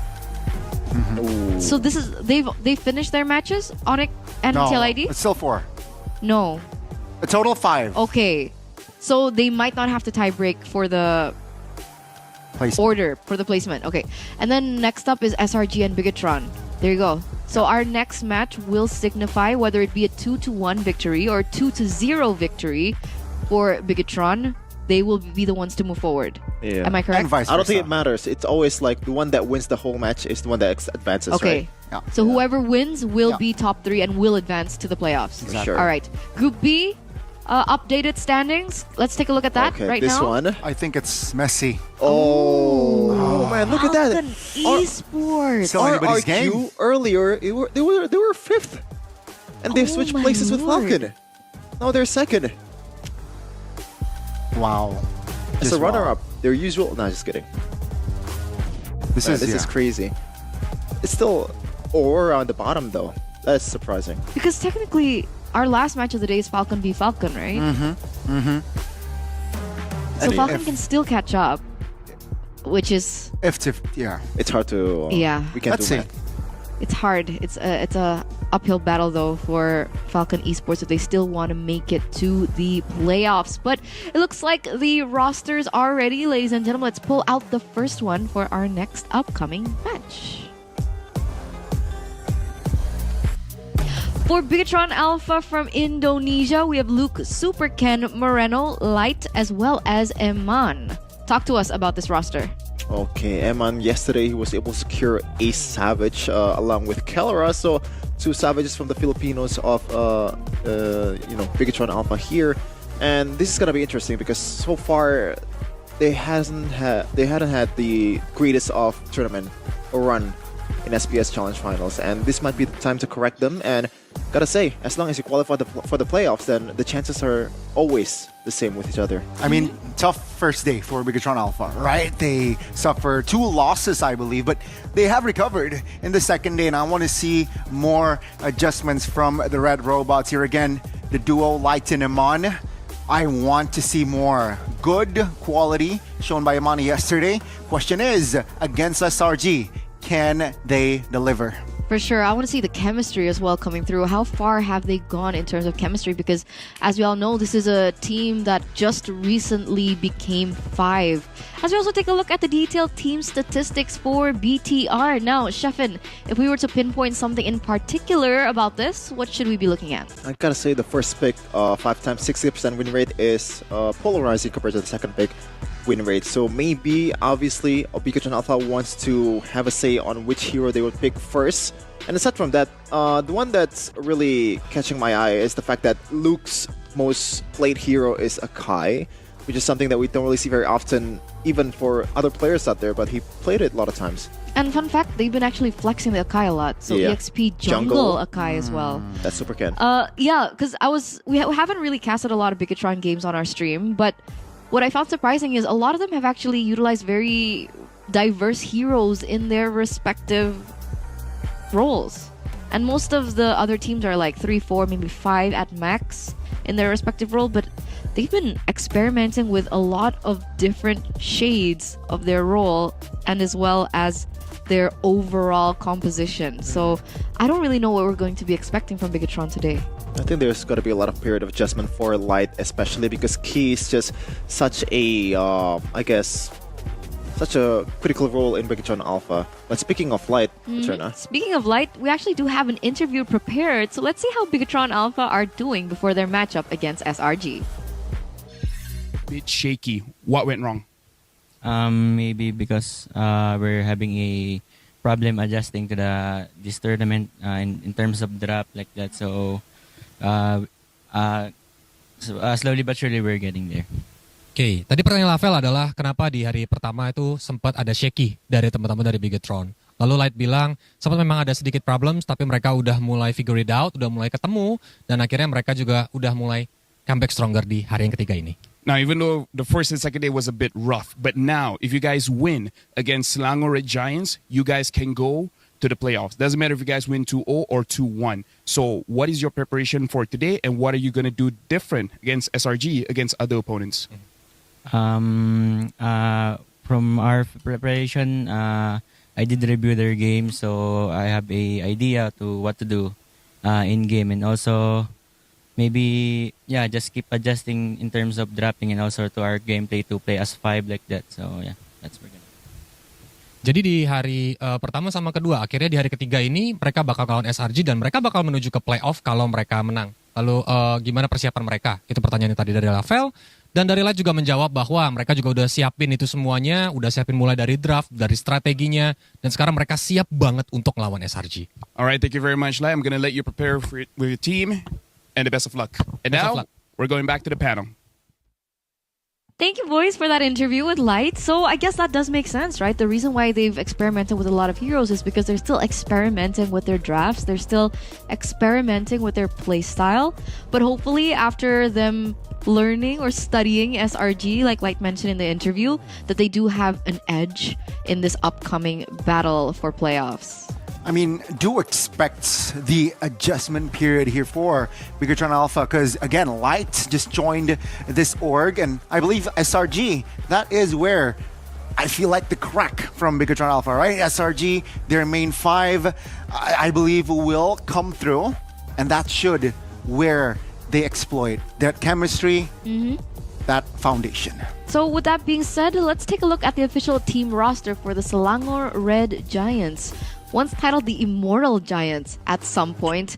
Karam, Sakai's, Stormy, Yums, as well as Innocent. Now, when it comes down to this set of a roster, we've had interviews with a few coaches, with a few players, and the glaring thing that SRG currently is battling with is two things: Innocent Moskov and Jawhead as well for Yums. Now, do you think that is, do you agree with that sentiment from the players and the coach, Sheffin? I gotta say I agree, especially on the Jawhead. For the Moskov of Innocent, we saw how it can be countered with some kind of heroes that can, teleport you in a certain situation or place. Also, we saw yesterday with the Chip and also Witty with TLID was able to pretty much deter the long lane potential of Innocent, and Innocent is much less active on his independent plays, and this is the win rates that he's having so far. Not gonna lie, not the worst win rate out there, to be honest. Pretty good on the Harith, pretty good on the Moskov too. Maybe just stay away a bit from the carry because it didn't work yesterday. And technically it was against Onyx Philippines as well, I believe, that he rocked this carry. And yeah, I mean, you mentioned the Jawhead. To a certain extent, I do agree. We saw the Onyx Philippines yesterday where, I mean, they were confident enough to let go of the Jawhead, let go of the Fanny as well, and Onyx Philippines come out on top. So SRG against Bigatron Alpha, on paper, they're the better team. I want to see their approach here. Fastest still, 11:25, but first pick, second pick, interesting. Very much the same. But Sheffin, look at that. Turret stat 25% on that first turret rate. What do you think about that? Oh, not really the greatest average here for Selangor Red Giants. I guess mostly because Innocent is pretty content on playing the Moskov against a Granger, and usually you want to play Moskov later part into the game when you actually pop off with the wave clear, and also the long lane that I mentioned earlier. But what I want to mention is the game duration average is 30 minutes and 46 seconds, which is really, really quick. And to be honest, this can go both ways. Either SRG is pretty much dominating the game, especially the first day, or with in the other side, or like on the other side of the spectrum, they are losing really hard against TLID and on a PH. Yeah, I mean, their win rate earlier on, right below their name, was 50%. So it's like, It's either they're cooking or they're cooked. Yeah, exactly. If we have to predict this next upcoming match, let's take a look at the caster and talent predictions right now. 3, 2, 1. Let's bring it up. Wow, man, Eterna once again. Interesting decision here. Well, to be fair, RRQ did win 2-0 earlier, and it might be because of your curse. Are you cursing? You can take. I'm not gonna say too much. You can curse right now. Wow. I'm not gonna say too much. But it looks like maybe Arcadia has something to say with Rose over there in KL. Rose, you available to talk now? How did you guys cope with yesterday's losses?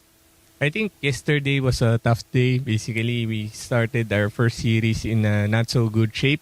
But second series, we kind of go all out. But apparently, they were able to come back.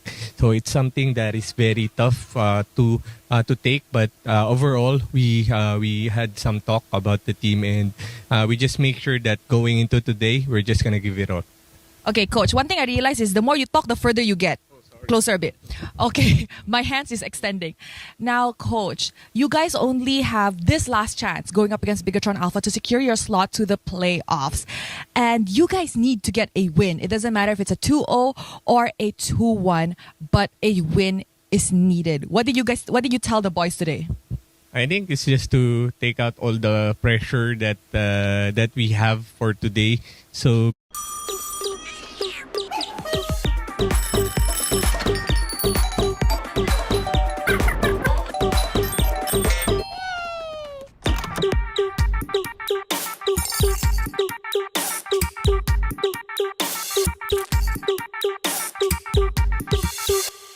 Basically, I know we're not in the best shape during this tournament because there are some things that we are still adapting into. And so basically, we just have this kind of mindset that let's just not think too much about the results for today and just make sure that we give our best because the results will just naturally come. Yeah. Yeah, I agree. I feel like when the players are pressured, they tend to overthink a lot of stuff in-game, which is not what we want, especially if it's a do-or-die match. Now, Coach, maybe you could give some words of reassurance to all of the fans and the entire Malaysia who's supporting Selangor Red Giants as the only Malaysia representative in SPS. First of all, I just want to say thank you to all the support that you've been giving us all throughout the tournament. It means a lot to us. So hopefully that we get a good day today. And yeah, we'll do our best. Okay? Thank you. All right. Terima kasih kepada Coach Arcadia. Good luck to the entire Selangor Red Giants. I'm pretty sure that the entire Malaysia is behind you also. Tanpa membuang masa, mari kita ke panelists. Aw, amen, Coach. Amen, Coach. Yeah. Hopefully it is a good day for you guys today. Because again, your tournament lives are at stake right now. And it's peculiar, right? Because essentially the playoffs run will be held in Malaysia. And if SRG get eliminated here on home ground turf, there's not going to be any Malaysian representative in SPS anymore. It's gonna be awkward in the playoffs. I mean, they can still support some of the players that's still playing on the stage if SRG didn't make it, but obviously the most ideal result for them is to qualify and actually, maybe reclaiming their old glory in the MSC here in the Snapdragon Pro Series in their home ground. I agree. Let's see. I mean, let's see the result here for the side of SRG. Again, I still believe that they have something in them against Bigatron Alpha here. On paper, they are still the better team. Ooh, SRG? SRG. Ooh. On paper. I guess. Form-wise, questionable, but on paper, they are more experienced. Which paper? Which paper are they stronger? You're on paper. Because objective Bigatron rate. Alpha, show me your trophies. Well, yeah, that's a little unfair. Yeah, I mean, because objective rate, it looked like Bigatron Alpha had the better stat. For day 2, day 3. Oh, I mean day 2. We're talking about the whole tournament, Gone. It's not just one day, It's a accumulated stats. I mean, let's see. We're talking about form. We're not talking about the past glory. I mean, yeah, sure. What has Bigatron? On paper, historically. I don't want to argue against that, actually, but it turned out we have something in our hand here. We do. Yeah. What is it? What are you talking about? DHL career path. Oh, DHL career path. You want to level up your career with DHL? Yeah. All right, go ahead and find your job over at the website, ladies and gentlemen. You guys as well. esl.gg/fe-career. Don't forget to open it up on all your devices at the same time, because why not? Can you apply multiple? Can you apply multiple with Maybe. multiple identities? Maybe. Oh. What? Who has multiple identities? Chahyo Bimo and Sheffin? There's 2 Sheffins plus Chahyo plus Bimo. So there's 4. Okay, so I'm working 3 jobs at the same time and I get 3 times the wage, right? That's a big brain IQ. Amen. Yeah. Amen. BBB. No, don't say BBB here. Oh. I know. Is it because Geek Fam's not here? Yeah. I just need to make it apparent. But let's take a look at how the players are doing. Okay, SRG, they're looking focused. They're looking, relaxed and focused. Again, Coach Art mentioned that he does not want to give a lot of pressure here. Do or die, ladies and gentlemen. Bigatron Alpha, SRG. This might be Jawhead and Moskov banned out. And the Eve. It's also important to note of the sides, right? I think earlier on we saw the statistics. What did we see earlier on? 60% in 5 matches compared to 4 matches, 25% for Bigatron Alpha. SRG 50-50. Blue side and red side, 4 matches. Well, it's a good start, right, for Bigatron right now then, if they're on blue side. And the bans are coming through very quickly. And, oh man, this is what we mentioned, right? We mentioned the Jawhead and the Moskov being 2 of very important and imperative heroes to SRG's comp so far. And both of these heroes have actually been banned out by Bigatron. Bigatron Alpha here, very, very good on their research. And let's see, will it come to fruition? Because I believe SRG, after a tough day yesterday, they too have their reparations. Though, Bigatron Alpha, I mean, Amon getting his Granger. Stick to what works. He got a Savage, or Savage, as the asset earlier mentioned. With this hero, very, very OP and can win the lane really, really easily. Now, Selangor Giants, they're forced to kind of reply to this one. But from the track record, they're not really the usual type that just goes for a counter right away here. But it's going to be... Oh, yeah, the Luoyi is still on the board. I completely forgot about that. So, Bigatron Alpha, do they want to actually try to, go ban for ban with the Valentina here? Or is that a bit too much for Moreno? Because Valentina is also Moreno's hero. I wonder if they want to fight fire with fire, not in that way, but more in a map control kind of way. Yeah, exactly. I wonder if they want to experiment with the chip. I mean, technically, TLID's been the only team, I believe, to pick up the chip.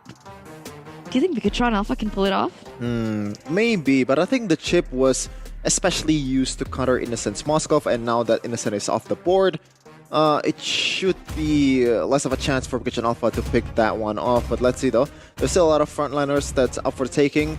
Hylos might be an option. It was an option earlier for Falcon eSports to kind of chase down the Luoyi. But speaking of chase, there's chase here in the Hilda. And also, gotta watch out for the Hayabusa early kill pressure. Superken is very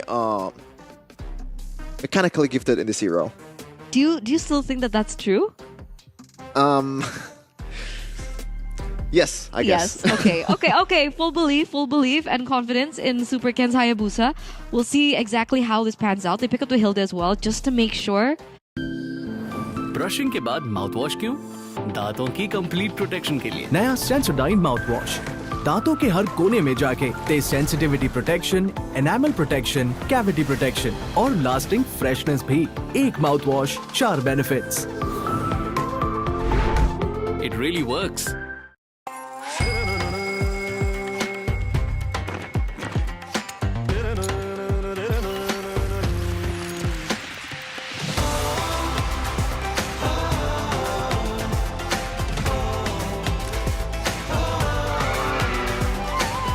At Toyota, we believe that a single step together is better than 100 alone.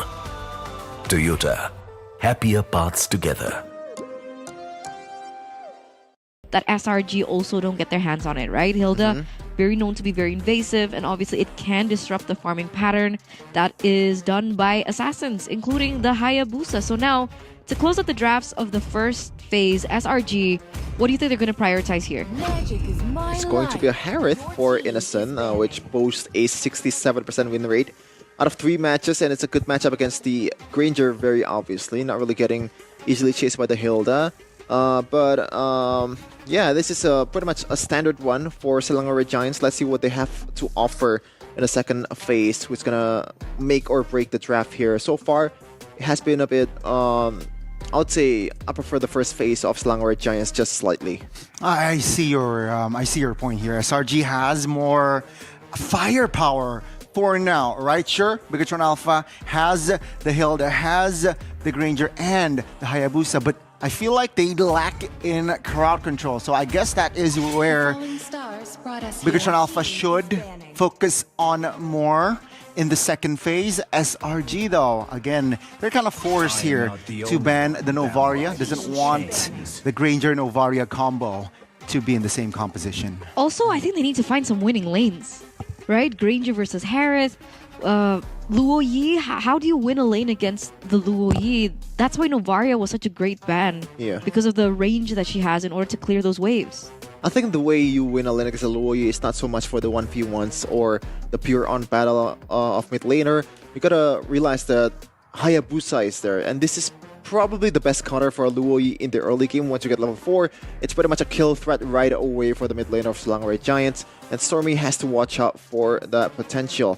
Usually, if you see like Onyx eSports play Hayabusa, they always try to camp the mid bush just after Kyrie secured a level 4 against Luoyi. So they might want to replicate that here, Bigatron Alpha. Let's see here, will they replicate that or will they go on another approach? Last man Focus down on Cram here. Phovius and Lucas out of the board. So Bigatron Alpha, I think, wants to secure that lane, that EXP. Though, Sicilian and Valentina is still on the board. Bigatron Alpha, which one do you prefer? So, I think there is still a lot of option here for the mid laner of Bigatron Alpha.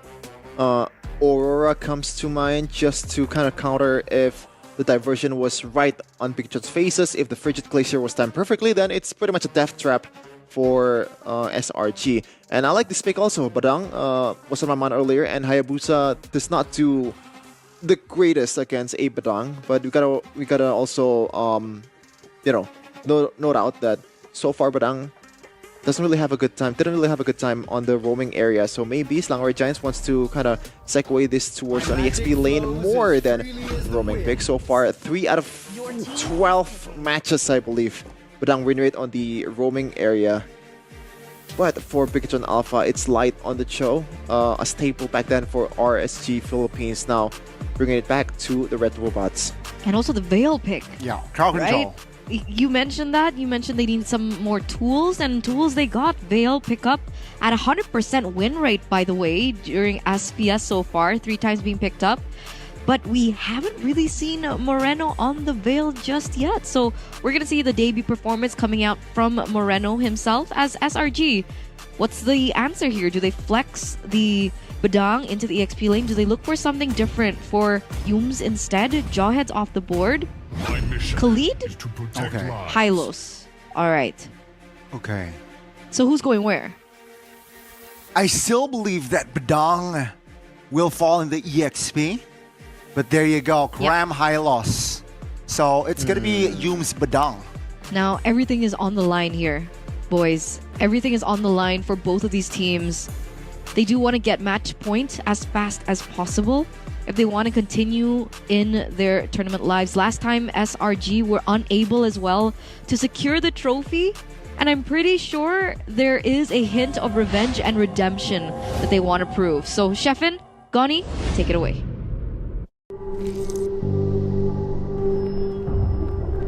झंझनाहट से जल्द आराम पाएं Sensodyne rapid relief के साथ।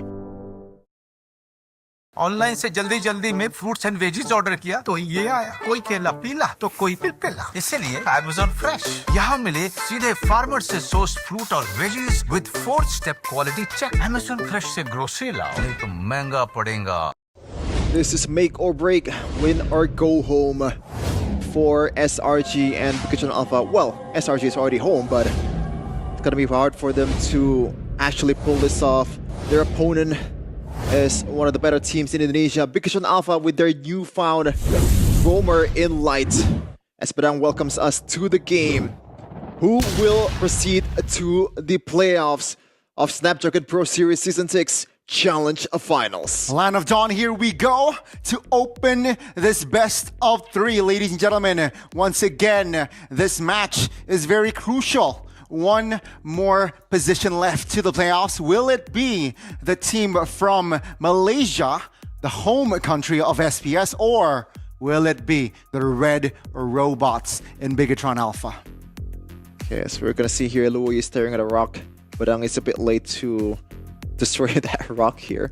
But yeah, speaking of about the draft here, I feel like, again, the Badang roam is a bit questionable in terms of win rate, but I can see what they're trying to do here, trying to deter the engages coming from Cho, and also just Supercan's mobility, and also has some CC immune potential against a Veil, so it does his job quite beautifully, as Luke will just try to help Supercan to clear the camps, and it's gonna be able to have the advantage here in terms of timing against Sekai's. And also this Veil pick, right? It makes sense. With the Novaria, you can spot out the teleportation, but with the Veil pick, you can crowd control and break the momentum that SRG is trying to build. Okay, so we're gonna take a look at the emblems that these two teams are picking right now. Interestingly enough, Rupture for Mr. Luke. So a lot of emphasis towards more damage and maybe winning the lane for himself. Supercan, watch Shatter towards the front. Not level 4 yet here, so nothing too crazy from both teams. The lethal, though, will fall for the SRG side. Yeah, really, really annoying so far. Yums with the Badang just being a pest, an annoyance towards a Light. So far, Light, gotta watch out, might have to burn the flicker here. Playing it safe. No flicker for the first turtle, though, for Light. SRG, a small dub that might actually translate to the mid game. They're gonna rotate up top here. Look at the wave clear from Sekai's. Also gotta watch out. Supercan is not level 4 just yet. Meanwhile, Sekai's is, and it's gonna prolong the miserable early game or farming pattern here from Supercan compared to Sekai's.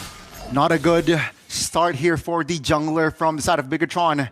Not level 4 in almost the first 2 minutes. No killing pressure from the side of Bigatron Alpha.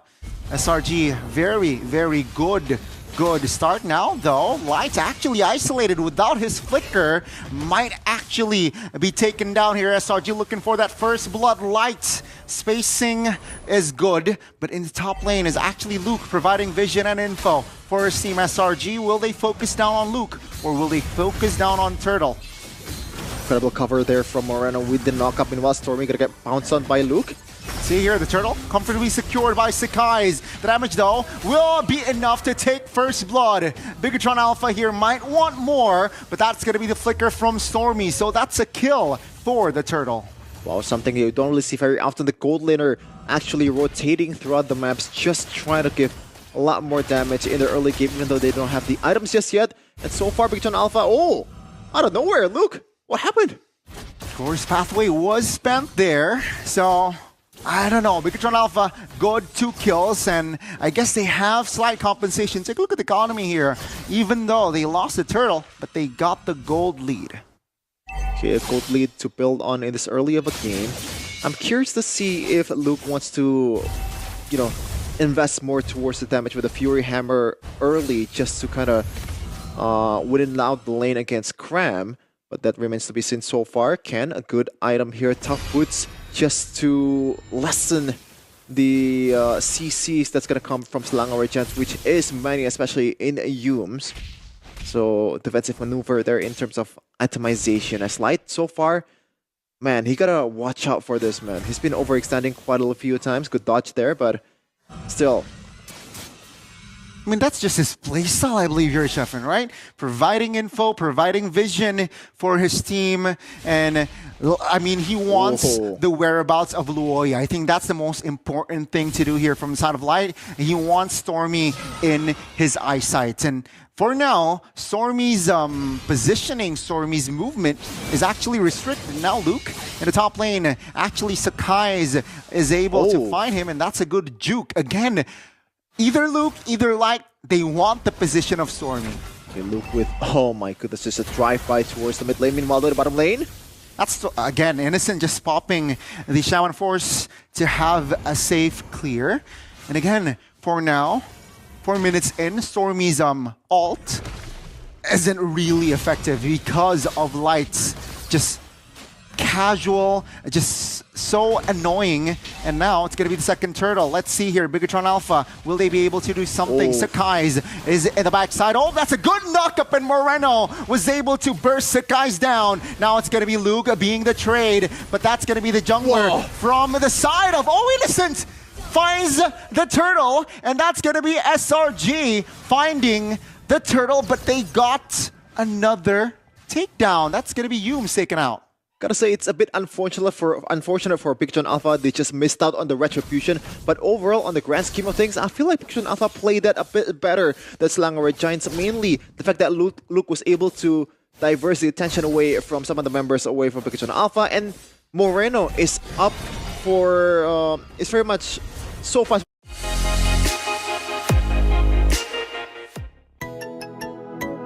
Vivo. The follow up, and now Super Ken might be in trouble here. Yeah, that's a good diversion. This is what I'm talking about, right? I mean, Light wasn't able to find Stormy, but that's a good juke by Super Ken. That is an intelligent play by SRG and also Super Ken. Let me tell you, man, if that's not a tough boots, he would have been dead.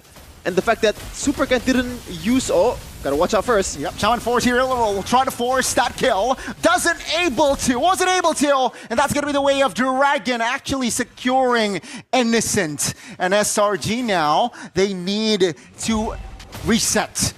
Because turret in the bottom side will fall, and that's gonna be Hume's chunked almost to a what? Almost taken down there. And that's Bigatron Alpha just calmly controlling the map. Just a bit too aggressive there, a bit too deep by Mr. Innocent. Gotta watch out for that because the punish will be immediate if you don't have that Purify ready after that wave of the dragon. But man, oh man, let's go back to the turtle earlier. The fact that... Oh, maybe I gotta watch out first. Dragon on towards Cram here. Revitalize popped. That's enough damage though to take him down with Moreno and as well as Emon there to deal the damage. Man, Eman, like, no matter how bad the whole Big John Alpha is playing, usually Eman has like a crazy kitty. Like, we saw a 7-0-2 when Big John Alpha was actually not leading in kill department against one of their opponents in day number 2. And now Eman is still 1-0-3. I don't know if he built a Sky Piercer yet or not, or he decided to buy it or not. But it is a good early game for this Granger as Luke wants more attention again. Yeah, he's sandbagging and he will be deleted. Super Ken though will find the turtle, so this time it will be Bigatron Alpha collecting the neutral objective but losing a teammate. Okay, Super Ken knows that. He wants to go for this one, but they want to actually commit to it. Oh, lights, flicker, Jet Kundo, and that's the way of Dragon. The damage will not be enough though, as the lights will be the trade. That's actually Super Ken jumping in, both roamers down and out. Okay, a bit of a ballsy play there by Light. The follow-up was not, or maybe immediate, but the fact that Slang Over Chance was able to kind of damage control with the whole team being there for, the one that's kicked earlier, was able to somehow make this engage not really that beneficial for Bigatron Alpha, despite them right now being up 2k gold lead. And Eman, just the usual favor boots in the 8th minute. So I expect a lot more gold to be put on this guy's pocket when he has an assist or kill. Ladies and gentlemen, this is the first game, and for now, 8 minutes in, Bigatron Alpha, they are ahead in gold and in map control. That's the diversion there from the side of SRG.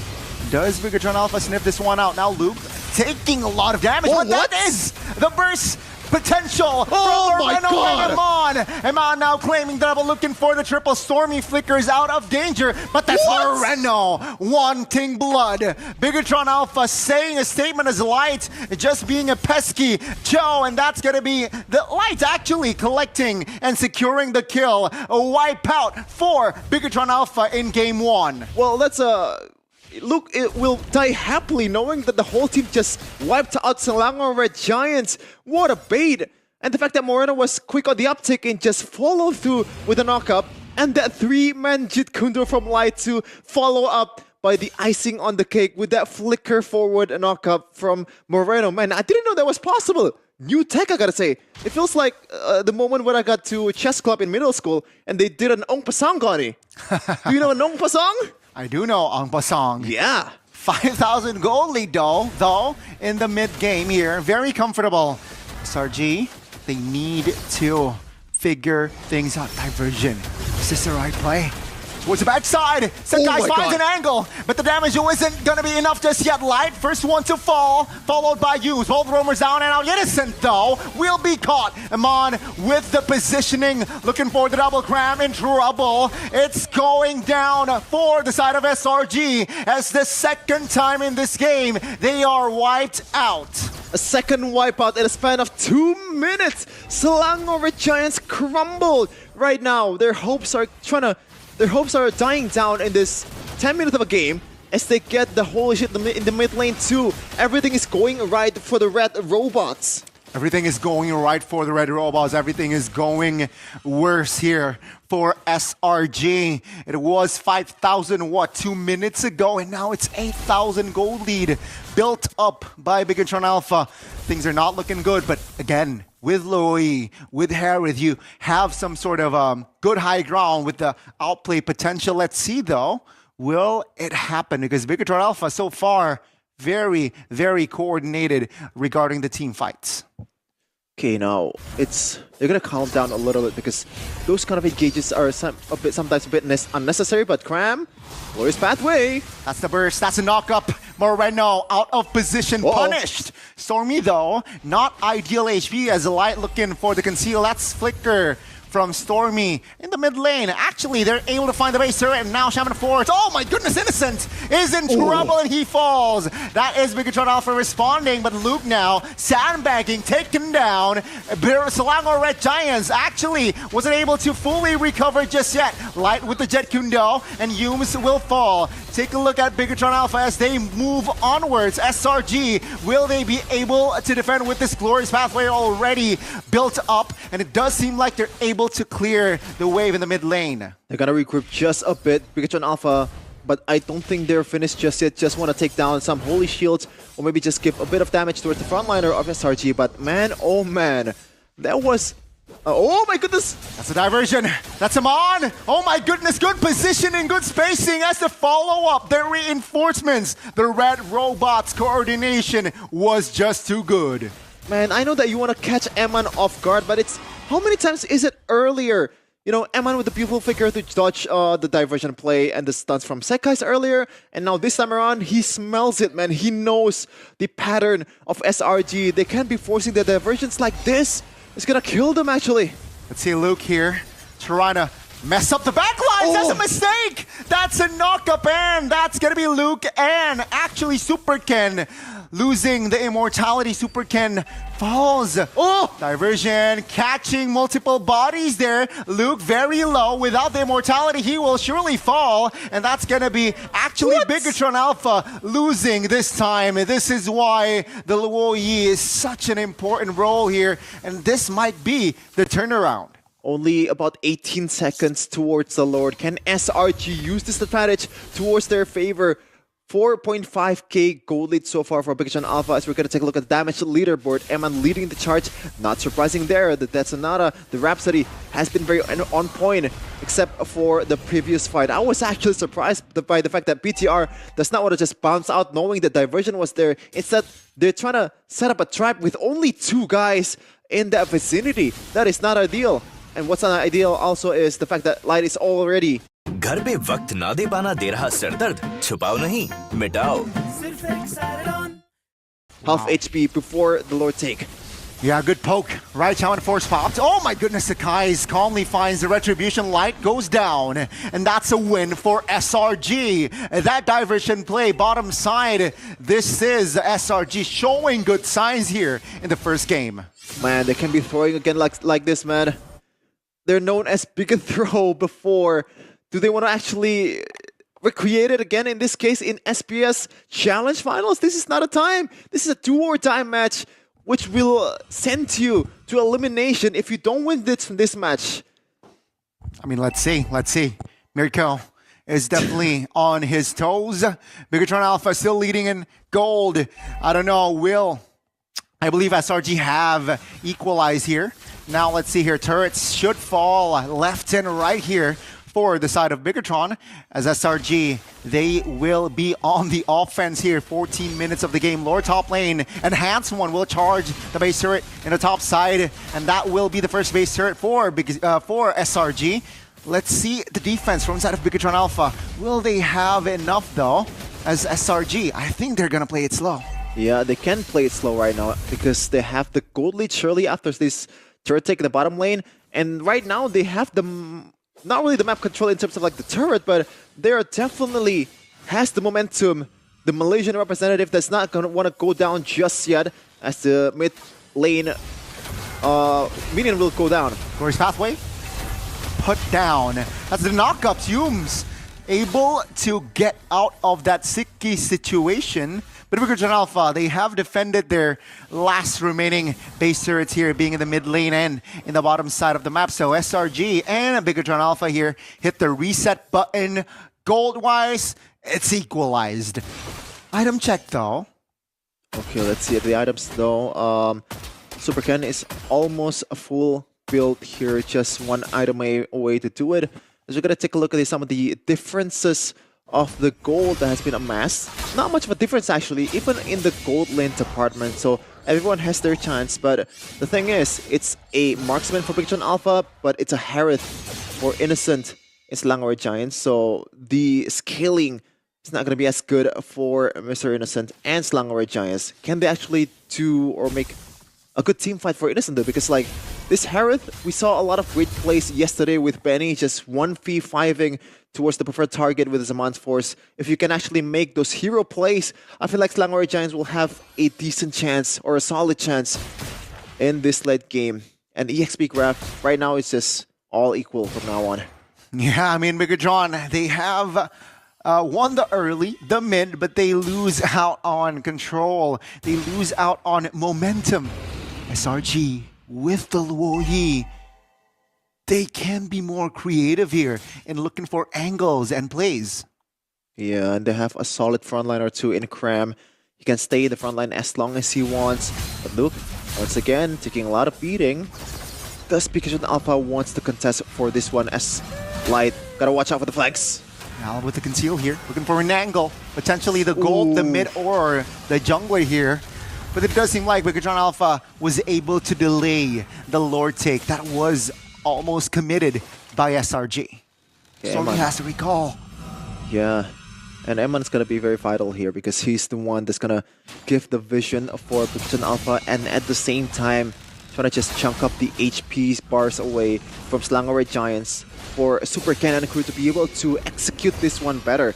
Super Ken, gotta watch out for those little stunts from Badang, man, because earlier when he went for a dive in a base, that was the mistake, the miscalculation on the CCs that's gonna come from the opposing side. This is Hayabusa. Yes, you have a tough boots, but what can you do when you got stunned by multiple members? Then you're just gonna die without being able to use the ultimate. Lord's pathway popped. Diversion, do or die. Sakai finds the Lord. That's a shadow kill here. Committed. Graham being the recipient, but he will fall. Immortality popped left and right, but Amon secures one kill. Two members here has to pay the price for the Lord. Okay, so breathing room for Big John Alpha, but the Lord is gonna come and Cram, about 30 seconds left. They can actually manage this Lord before they get into the base for a better timing with Cram and also Stormy when they're up, and they did so. And Big John Alpha didn't just try to camp the Lord in the top lane. Selangor Giants did a good job, or maybe they do here. Super Can baited out the Zaman Force, and Eman will try to clear this one as fast as possible because before the rest of the members of SRG is there. Yeah, this Lord is technically a non-factor here if they play it right. It seems like SRG wants to spoil the party though with the conceal here. Yumes, good response by Bigatron. Lord is still up. So Bigatron Alpha, they need to take care of that. That's their main priority right now. Okay, and in terms of like the frontliner that you have to be able to defend this space, this is not the greatest out there. Hilda and also Chao is a single target heroes. No big AOECC that's gonna come out from Big John Alpha. They need to make their fortune without some of the engages that Big TR is capable of. That's a knock-up on towards Cram. Flicker from Stormy to get to safety. And now they might actually look for an angle here, both teams, but it seems like both teams here pretty tight and they will disengage. Okay, now the kill count really does not matter anymore. Does not matter anymore. Big John Alpha is leading about 11, doubling the kill count of Selangor Giants. But at this time around, it's all about the macro play. It's all about the split-second decision that they have. Look at the gold graph. It amounts to nothing at this point. This is building up to be a good late game for both of these teams. Already about 20 minutes elapsed in this game. Moreno uses or bought the lightning truncheon just जल्दी जल्दी के चक्कर में grocery पे savings के नाम पे मिला ठेंगा। इसीलिए Amazon Fresh यहाँ ग्रोसरी पे मिले up to 45% डिस्काउंट, ऊपर से कैशबैक और बैंक डिस्काउंट भी। इसीलिए Amazon Fresh से ग्रोसरी लाओ, नहीं तो महंगा पड़ेगा। रैपिडो कैब्स का double guarantee, lowest price cab वरना डबल पैसे आपके। Lowest price guarantee. for extra burst damage, which is really good, especially for the backliners of SRG that does not have a magic defense. So that's something that they need to watch out for. The Winter Crown is going to come. The immortalities, the item swaps has to be a bit more precise from this point on? Well, it seems like it's just an equal game. 20 minutes in for both of the teams here. They are playing it very, very carefully. Again, the team that wins the series will move on to the next step of SPS. So both teams really want the win here. And of course, game one will build that momentum. Seems like they have committed bodies in the mid lane. Oh, Cram and Luke now taking a lot of heat. Take a look at Super Ken in the backside. Finds an angle. Shadow kill as well. Karam now very low. Oh my goodness. Barely surviving. Immortality pop-up. That's Moreno with the knockup. Lights looking to secure and be a pesky roamer. But that's SRG just disengaging. But they can engage right away after this because right now Supercan and crew cannot take this Lord just yet. No real damage that can be done towards the Lord before they take care of the housekeeping here in the top side with the lanes. They're a bit... Advantage is actually on towards Slangward Giants, but they can play this one a bit more... If they can play this one a bit more intelligently, then everyone has their chance. See here, SRG already. Again, oh, Diversion. Conceal as well, committed. The backside, that's an angle! Oh my goodness, Imando finds a kill, but Moreno will fall down. Now Super Ken jumps in and trying to find something, but Iman now isolated, and that is SRG with the angle. He bought their mortality in time, but for what? As SRG, they got wiped twice, but Bigatron Alpha, they got wiped out this time. Winning it when it matters, wipe out at the end of the game as Sekai's just cleans up the house of the red robots. Match points to the playoffs for the Malaysian representative. SRG really recovered, and they show why they are still a team to beat. 1-0, and the hosts are having a good time. It looks like the dream is still alive from the home ground heroes. SRG taking it match point to what nearly looked like the end of them in match number one, game number one. Man, Bigatron, they lost complete control after leading the entirety of the game. And it looked really good for them, right? It looked like Stormy on the Luo Yi, despite it being a hero that is so imperative right now, wasn't able fully to capitalize over it. And yet, just one mistake. They lingered a little too long, I think, in that engage from the side of Bigatron Alpha, and they really let the ball start getting the ball roll for SRG in that particular time of frame. Yeah, and the diversion is just do or die for the side of SRG, and that play from Stormy, they committed on towards, what, 4 bodies, I believe, towards the backside. And that is do or die, and that is the power of Luo Yi.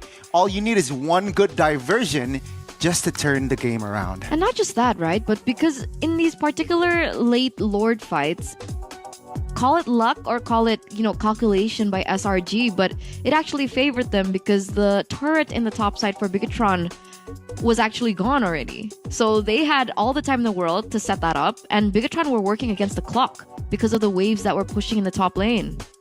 Yeah, it's a hard match for Bigatron Alpha to be able to win, especially in the late game. Yes, they do have poking potential by Eman, but like the utility of the roamer that they have is gonna fall off in the late game. Light, not so much, but the fact that it's only a single target hero in the grand scheme of things, if you didn't get the pickoff that you need to be able to enhance the chance for the team fight to be won by Bigatron Alpha, then it's kind of useless. And Luke also as well. Yes, you gather a lot of attention when you're trying to open the bush and anything like that, but SRG knows. They learned about their mistakes. No more just pouncing on Luke with all our resources to be able to kill him because the follow-up is going to be immediate. And SRG just played a bit more safely at that point of time, and also knowing that the fact that, even if they lose the fight and maybe got one taken off the board, they still have a catch-up potential with the diversion. So take a look at the graph for the EXP and gold. We're going uphill and we're going downhill. Bigger throw. Same old Bigatron. I mean, wow. Wow, just wow. They had control over the objectives. Well, I guess it looks like 2 turtles are actually given to Selangor Red Giants, but they had the control, right? Yep. They had the map control. They had the turrets going on for them as well.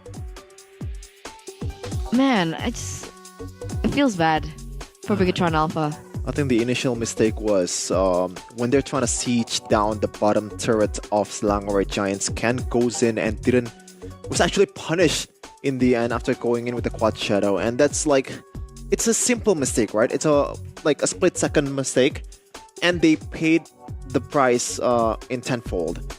As we're gonna take a look at the items and also the emblems that Stormy has brought in this game. Using one of his favorite hero, 94% kill participation. Seems like it's on brand for Luo Yi's to have that much participation in the team fight, and also that the cooldown reduction emblem to be able to spam diversion much more often. Man, oh man! I mean, this was Super Ken's great escape. But other than that, I mean, SRG, this is why I wasn't really convinced with Bigatron Alpha's Elite. They got the Hereth, they got the Luoi, they can play around the map more, and we saw that from Stormy. Here, Stormy was a couple of times, 3 times he was taken down, but overall, he was the difference maker in this game. And that is where Bigatron Alpha should think about coming game 2. For sure. I mean, Shefan even mentioned, right, in the drafts that the Luo Yi will have a more of a difficult time, especially against a hero like the Hayabusa.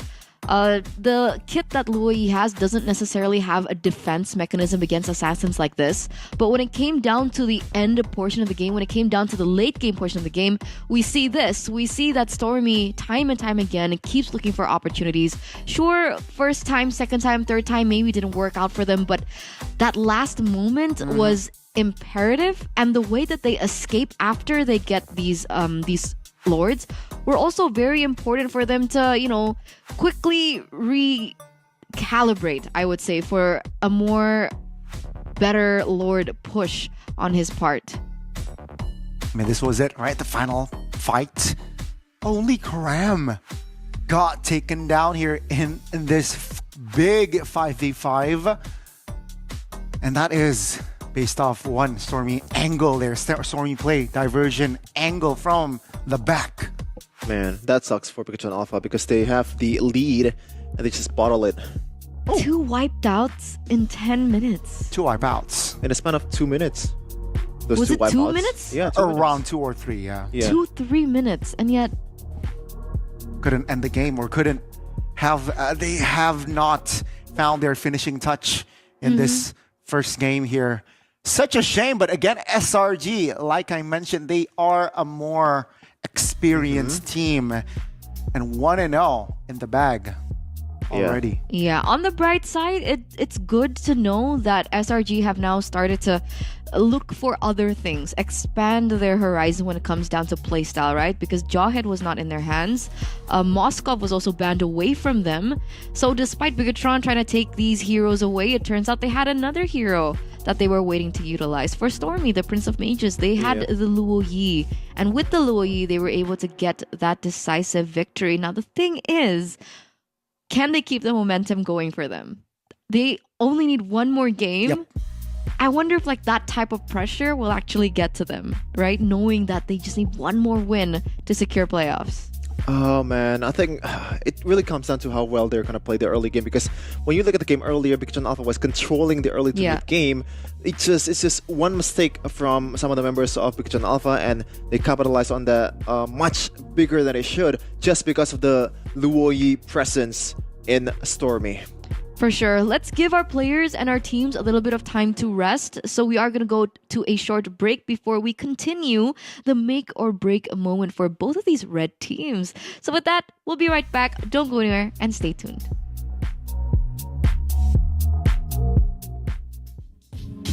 You and I, we a vibe. You and I, we a vibe. You and I, we a vibe. You and I, we a vibe. You and I, we a vibe. You and I, we a vibe. You and I, we a vibe. We a VIP. We a VIP. We a VIP. We a VIP. It's always a vibe when we come outside. till the sun goes down, till the moon comes out. Love it when we are together. When I'm with you, it's whatever. You make the weekend feel like forever. We could ride this way forever. Long as me and you together. Cherish the vibe like it's treasure. When I'm with you, it's whatever. Forever. You and I, we a vibe. You and I, we a vibe. You and I, we a vibe. You and I, we a vibe. You and I, we a vibe. You and I, we a vibe. You and I, we a vibe. We a VIP. We a VIP. We a VIP. We a VIP. You and I, we a shit.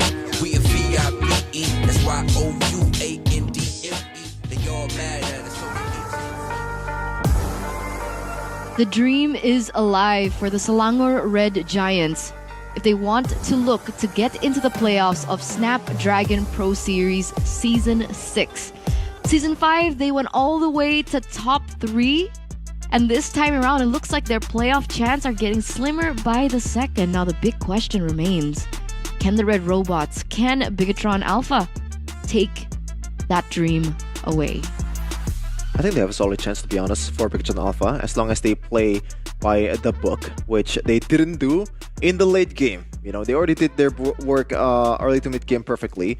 It's just the finishing blow, as Scotty mentioned earlier, just have to be a bit more precise.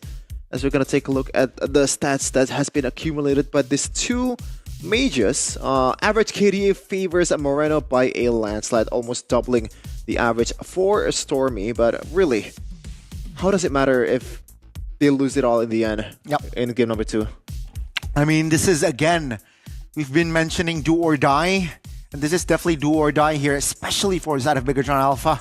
If they are not able to reset and readjust, yeah, this is the end for them in SPS. SRG, your job is not done. So I expect them to also, from the drafts here, to, I guess, be more sharper, right? Good draft from the side of Stormy there for that Luoi.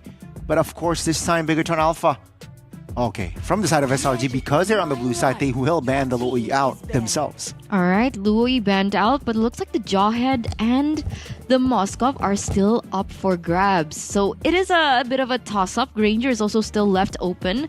And I'm wondering whether or not the Matilda might actually show up between both of these teams as we get into the drafting phase for game number 2. Ooh. What is that? Granger. Granger's Yeah. banned out. So SRG, what's the coin flip? There's a lot of option here. If they want to go the standard way, the usual way is Suyo is always the option. But do they want to go standard at this point? They need to deal the final blow towards Bigatron Alpha, and you know, maybe comfort is the solution here. Just pick the jaw in the first place if you're feeling brave enough. That's true. That's true. It looks like they're thinking about it. Ooh, it looks like they're hovering over Suyo actually. So it actually might be the Suyo first pick. I think that's the safest pick. A hero that Sakai's can utilize in the jungle very neatly. Yeah. And sometimes delaying your picks is always a good choice, right? Because you want to see which hero is fares better against Bigatron Alpha's composition in these two heroes that they're gonna pick. Let's see the trade-off here for the side of Bigatron Alpha. Which two heroes will they pick here? They prioritized the Hilda when they were on the blue side. Will it be the same here for Bigatron Alpha, or will they actually prioritize the Hylos? Hylos in the early phase. What about Jawhead, right? Jawhead was left open. Obviously, we've said time and time again, Jawhead has been very imperative to their composition for SRG. But okay, so not the Jawhead, but rather the Moskov is something they want to take for themselves, take it away from Innocent. And because the Yve was left open, they do pick the Yve in for Moreno. So these are two power picks, I would say, for two of the members of Bigatron Alpha. Yeah, for sure. Just denying it away from Innocent now.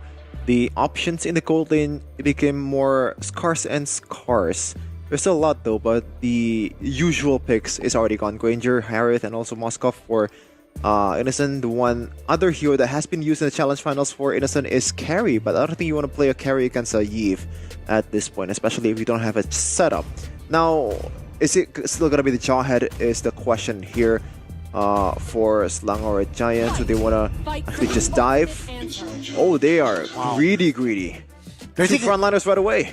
They're taking a risk as well here from the side of SRG because technically Bigatron Alpha can also limit of the gold laners, right? You mentioned the heroes that were already banned off and taken away. They can actually commit more and ban more gold laners. Bigatron Alpha, last pick here.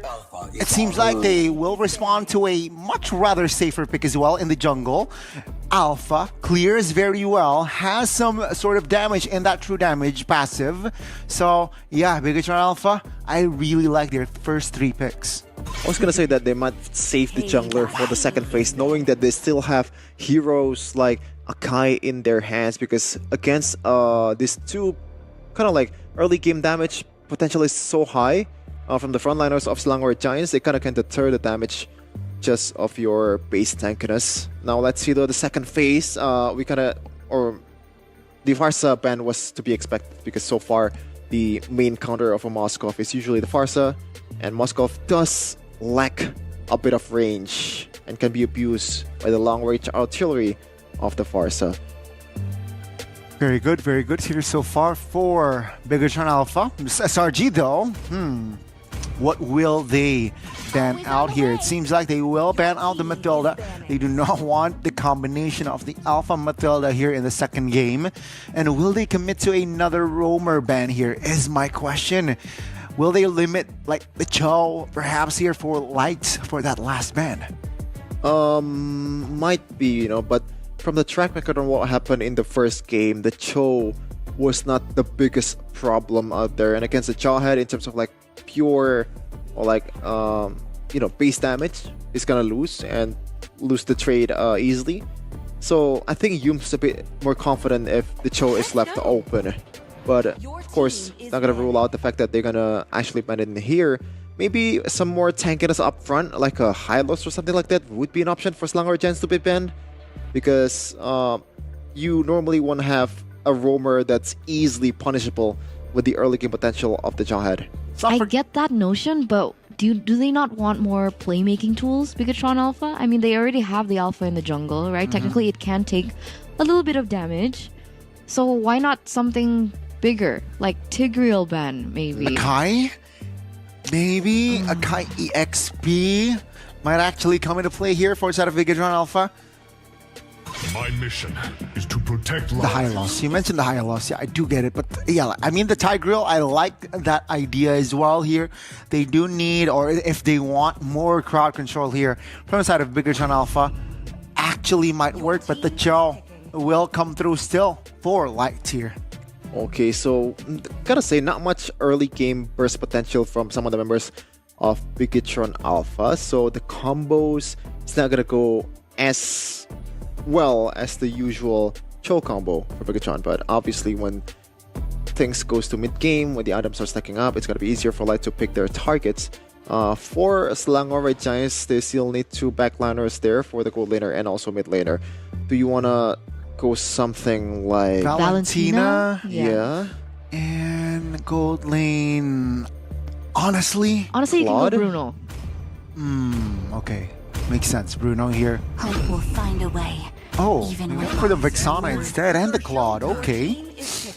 Okay. So some safety with the Vexana, with how much engages there from Bigatron Alpha. Just trying to stop Lightning Strikes and also, making Supercan's life a bit harder. And the Vexana also comes... Okay, there you go. Comes like as a way to kind of prevent the glue to be picked too. And the last pick for Bigatron Alpha is going to be Lucas for Luke Lucas. It looks like that is a hero that he has not picked up during the Snapdragon Pro series. So we are going to see how he performs on this debut hero for Luke. But knowing him, it should kind of, fall into his identity, right? There's a little bit of damage. There's a little bit of early game as well in the Lucas in order to kind of balance their late game composition with the Moskov. But once again, ladies and gentlemen, we would like to remind you that this is match point If SRG can get another game from the hands of the Red Robots, then we have to say goodbye to another Indonesian team as we make our way to the playoffs. So, Sheffin, Goni, do the honors. They are behind. Bigatron Alpha is down 1-0 against the home team in Selangor Red Giants. But they're not done just yet. They want to just try to turn things around in this game number 2. A tough task, but it is something that they have to do to be able to qualify to the next stage of SBS Challenge Finals. Let's go to the land of dawn, potentially the final game of the series. We have reminded you multiple times that this series is do or die for either team. So let's see, will Bigatron Alpha be able to shake things up and force a game 3? Or will the home country prevail and find the win? The one thing that I noticed is the fact that Eman is using a flicker instead of a purify. I don't know if that's a good sign for Stormy and also Yums, so that he can get CC'd more often. But it is his choice. As we take a look, we're gonna take a look at the player emblems here. A lot of emphasis towards movement speed in the Wilderness Blessing for Mr. Cram. So once again, this Hilda will be everywhere. Not, the bottom lane is also a place that Hilda might go to. So Mr. Eman gotta watch out for that. Expect, of course, this Hilda to be just a roamer practically, right, as an EXP laner. So let's see here how Bigatron Alpha handle that hero. To seem like here, SRG cheeky early top lane skirmish. It's gonna be Luke here, half HP, chunked. Let's see how will he be able to do this one. SRG quickly rotates towards the mid. Moreno spots him out. Light here, isolated somehow, but is able to get out from that almost dangerous position. I feel like it's just a tough task for Light, man.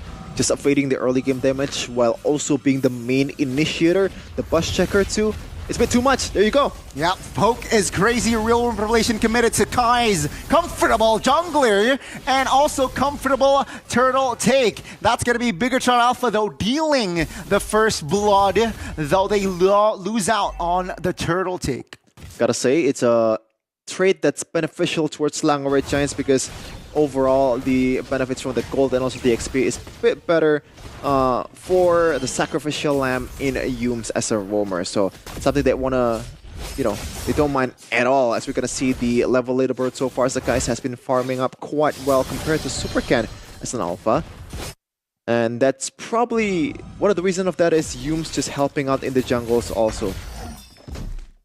For now, first 3 minutes here, nothing too crazy action-wise, just the kill and the turtle take.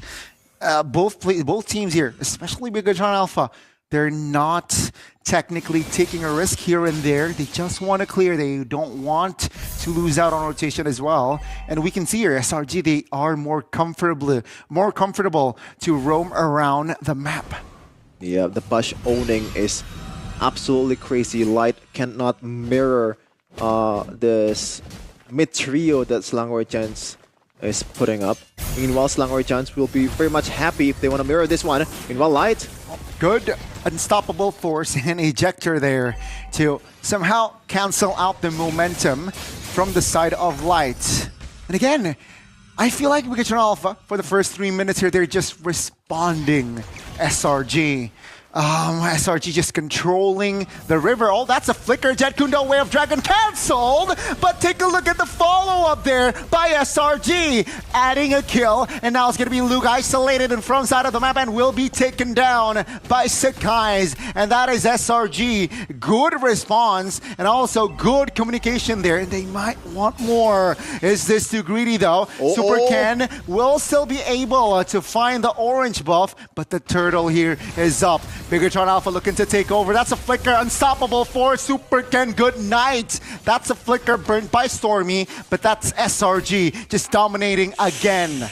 Man, Light on that engage earlier, he was betting, gambling a lot. And the reason is the fact that the window of this show to be effective in the early game is not that high either. So there's going to be some plays that's gonna look questionable, and it was questionable in that part. Not much follow-up from the Bigatron Alpha side, and now Selangor Giants is up by 1.7k gold lead, a whole different story now in the early game compared to game number 1 when Biggatron Alpha was dominating. Things are not looking good here for the Red Robots. Things are looking good for SRG. Great start. Let's see though. Will they be able to translate this lead to their mid-game? Unstoppable Force in the bottom side actually blazing duets to clear and give pressure. Super Ken deleted for the second time this game. And again, Biggatron Alpha, they're looking very shaky. It's a cook or to be cooked for Super Ken on this Alpha. There's no Mathilda, there's no one that can bring that glorious pathway to be able to get away from danger. He has to make a play on his own or maybe just feed off what light gives you. But at that point, once you use your Spear of Alpha, then the window is gone and you're going to be vulnerable. So vulnerable, like this one. Yeah, we're Dragon here this time. Finally, a breath of fresh air for the Red Robots. That's the way of Dragon and the real world. Manipulation, though, committed just for a kill on towards Stormy. Still 2K here, economy-wise, for the side of SRG. And in the bottom lane, the Moskov is losing the lane against the Cloud of Innocent. So, gotta watch out for this one, though. It's a sandwich. An Eman sandwich, but he didn't spot that out. So we're gonna take a look at the economy once again. 2K gold lead has been amassed in the span of 6 minutes and a half for the Malaysian representative. They are looking good in the early game. I'm gonna close this one out in 2-0.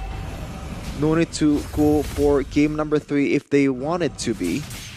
As Innocent, that's a huge item in the DHS. Is gonna rotate towards the turtle side to be able to give more boost towards the team fight. Oh my goodness, Lights having a tough time to even face check there. In the backside though, it is actually Luke trying to zone out Stormy. Turtle taken by Sakai's, but that's Amon locking him down. Moreno will secure the kill, but that's gonna be Luke here looking for another angle of an opening. Will the follow-up be enough here? SRG quick to disengage, but Biggatron Alpha has something here for that turtle take. Did you see the blazing duet damage with the corrosive sights and also DHS towards Luke? That is barely a tickle for someone that's already unleashing the beast in that Lucas. I didn't know that the damage or like defense improvement after the ultimate is that high.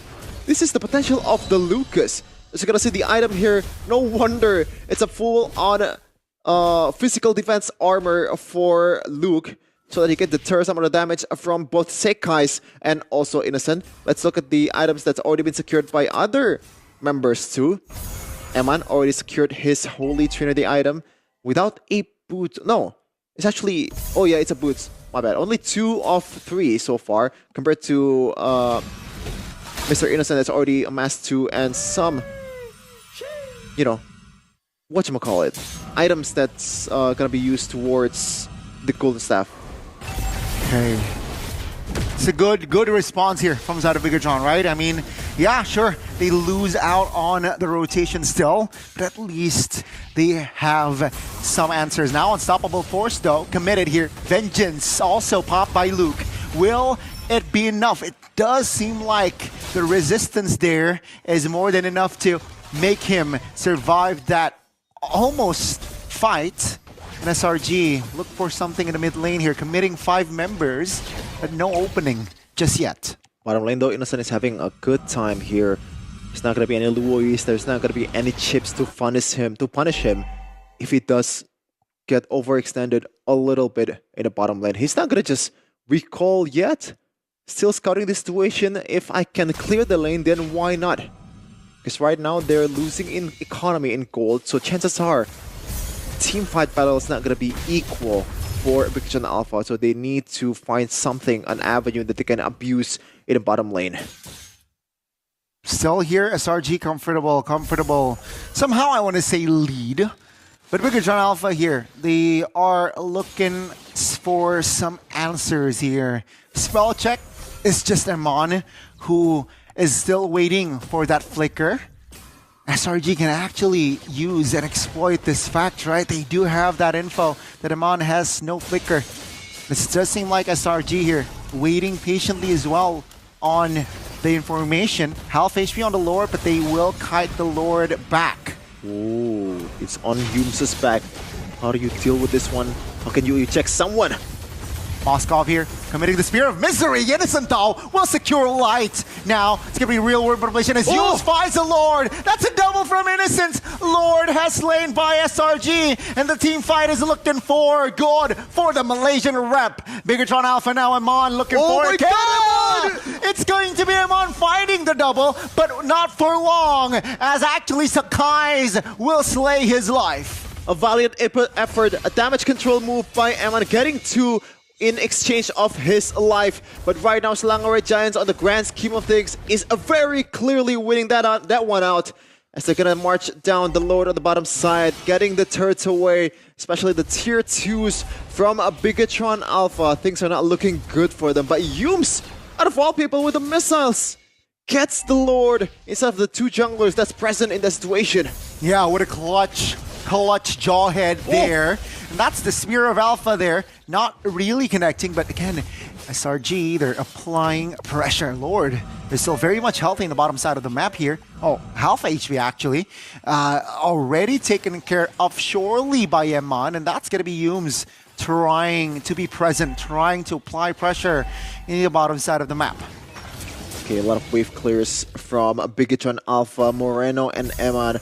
This is going to be a tough nut to crack for Selangor Red Giants, especially with this kind of frontliner that specializes in a 1v1. Cram, his utility is going to be very limited. He has to flank to be able to get this one. Yums with a conceal play. Looking for an angle, doesn't really find the angle that he wanted. He has no flicker as well, so yeah, that was just a bluff move from the side of SRG. Bigatron Alpha also keeping it tight. Item-wise though, they are not that far behind, I guess, right? I mean, one fight and they will equalize if Bigatron Alpha wins a fight.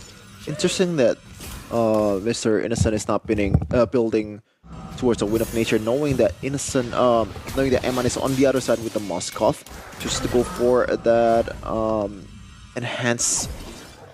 What's the item called again? Oh my god, Goldfish Memory, the one that extends your range. Malefic Gun. Malefic Gun. I'm sorry. And meanwhile, on the other side, it's a win of nature for Eman, so it's not going to be a fair fight once Innocent is diving in with the Blazing Duet. Eman has a safety tool for him to be able to survive. And right now, he's going to be able to proc some more damage in a team fight. In a 5v5 team fight, it's going to be a bit more useful, especially if he comes in late with the Spear of Destruction towards the preferred target. And this is where Selangor or Bigatron Alpha wants to be, right? Eman with the Moskov, with the long lane pressure. He's going to try to handle the top lane before the Lord even begins. Super Ken so far did not have a good game, man. 0-3-1 on this Alpha. But as long as Eman is able to get some sort of a goal here, it's good. Cram now. Oh, immobilized. That's a miscalculation there by Cram. A slight miscoordination as well, I believe, from SRG, punished by Bigatron Alpha.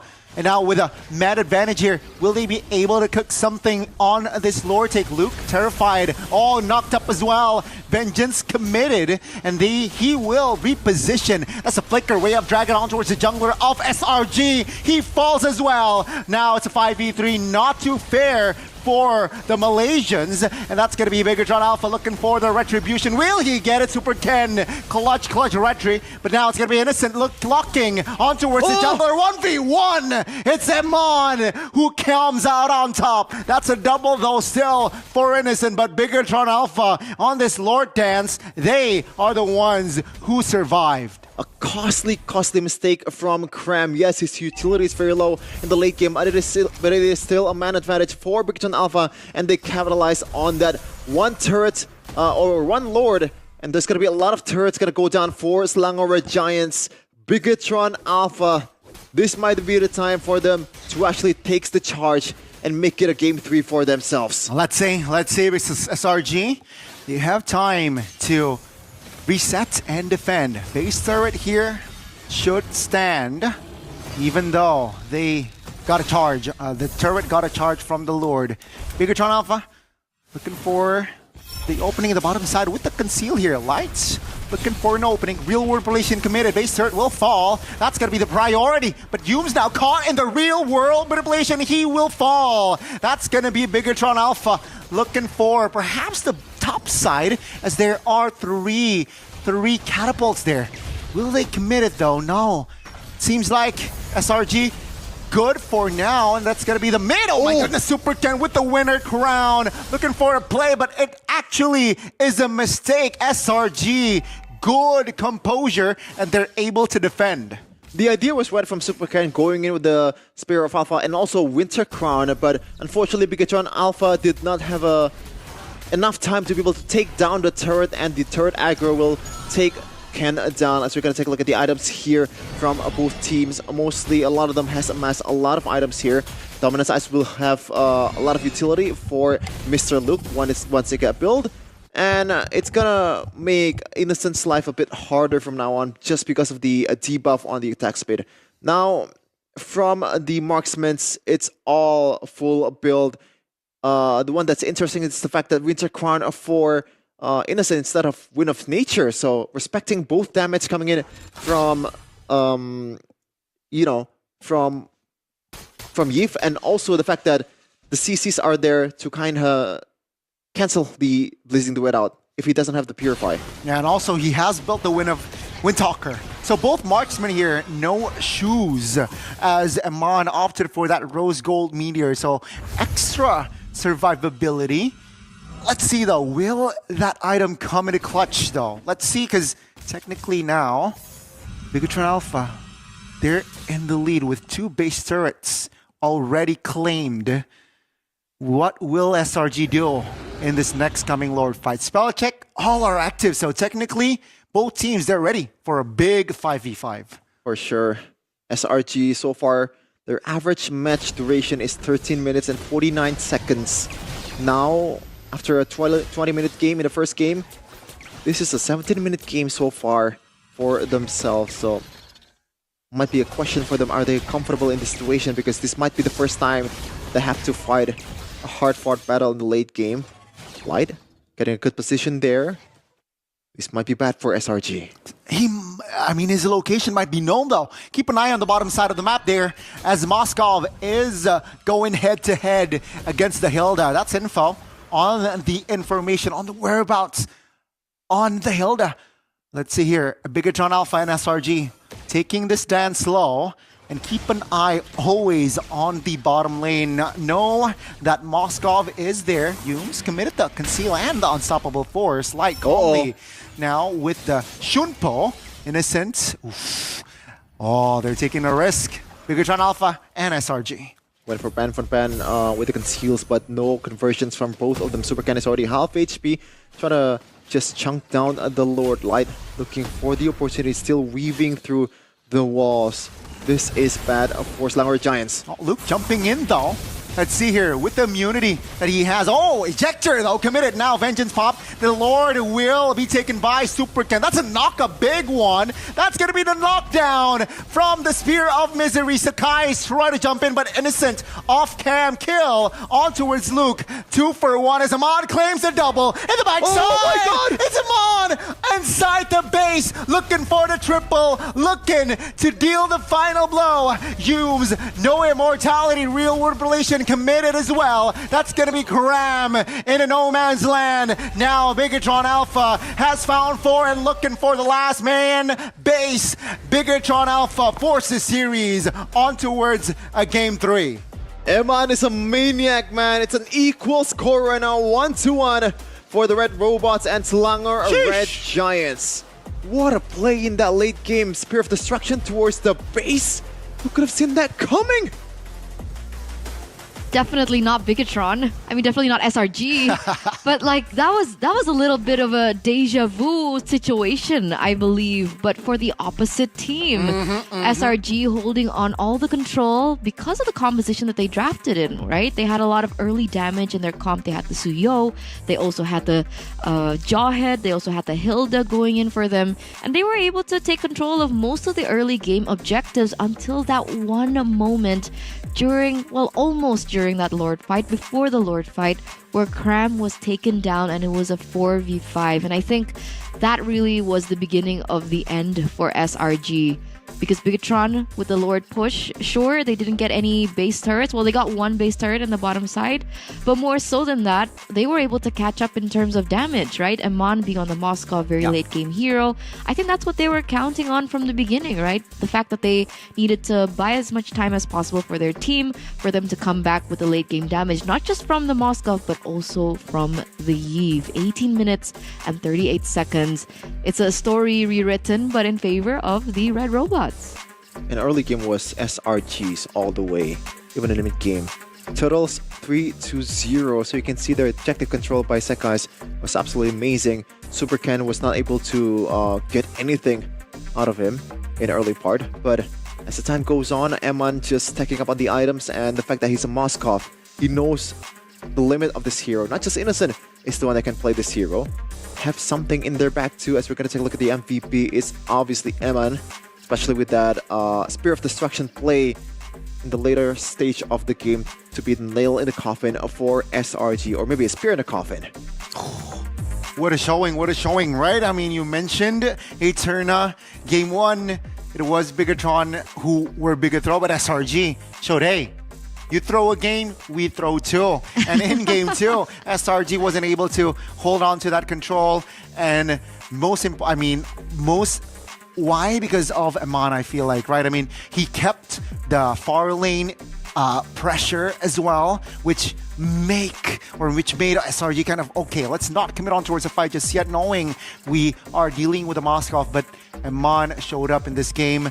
He was so clutch, his positioning, and you can see here the gold graph, right? It's just so similar from game 1, just switch the teams. I like that you mentioned that, because I do believe that was one of the main factors why SRG lost control in the late game, right? The fact that, one, they have a Moskov on the opposite side, always controlling the far lane, but that was also the lane where they didn't have the base turret going in for them. So whenever they wanted to create a systemized team fight, they couldn't, because they were doubting themselves in a way, because they had to always think about that far lane. So really good opportunity spotting as well for Bigatron Alpha, causing SRG to doubt here and there, and that made the team fight really messy. And the fact that the teamfight was super messy, Amon capitalized on that really, really well. I hope we get to see that moment in the replay later on. We should be getting it after crowning, of course, Amon the MVP. But that Spear of Destruction landed perfectly on Innocent. Yeah. That took his life, and then he was able to follow through with it into the base. And I think that was an amazing play by Amon once again. Yeah, wow. Take a look at the highlights after this. Amazing. Early game, again, it was all SRG, even though sometimes Pikachu gets a retaliation kill over on the most part.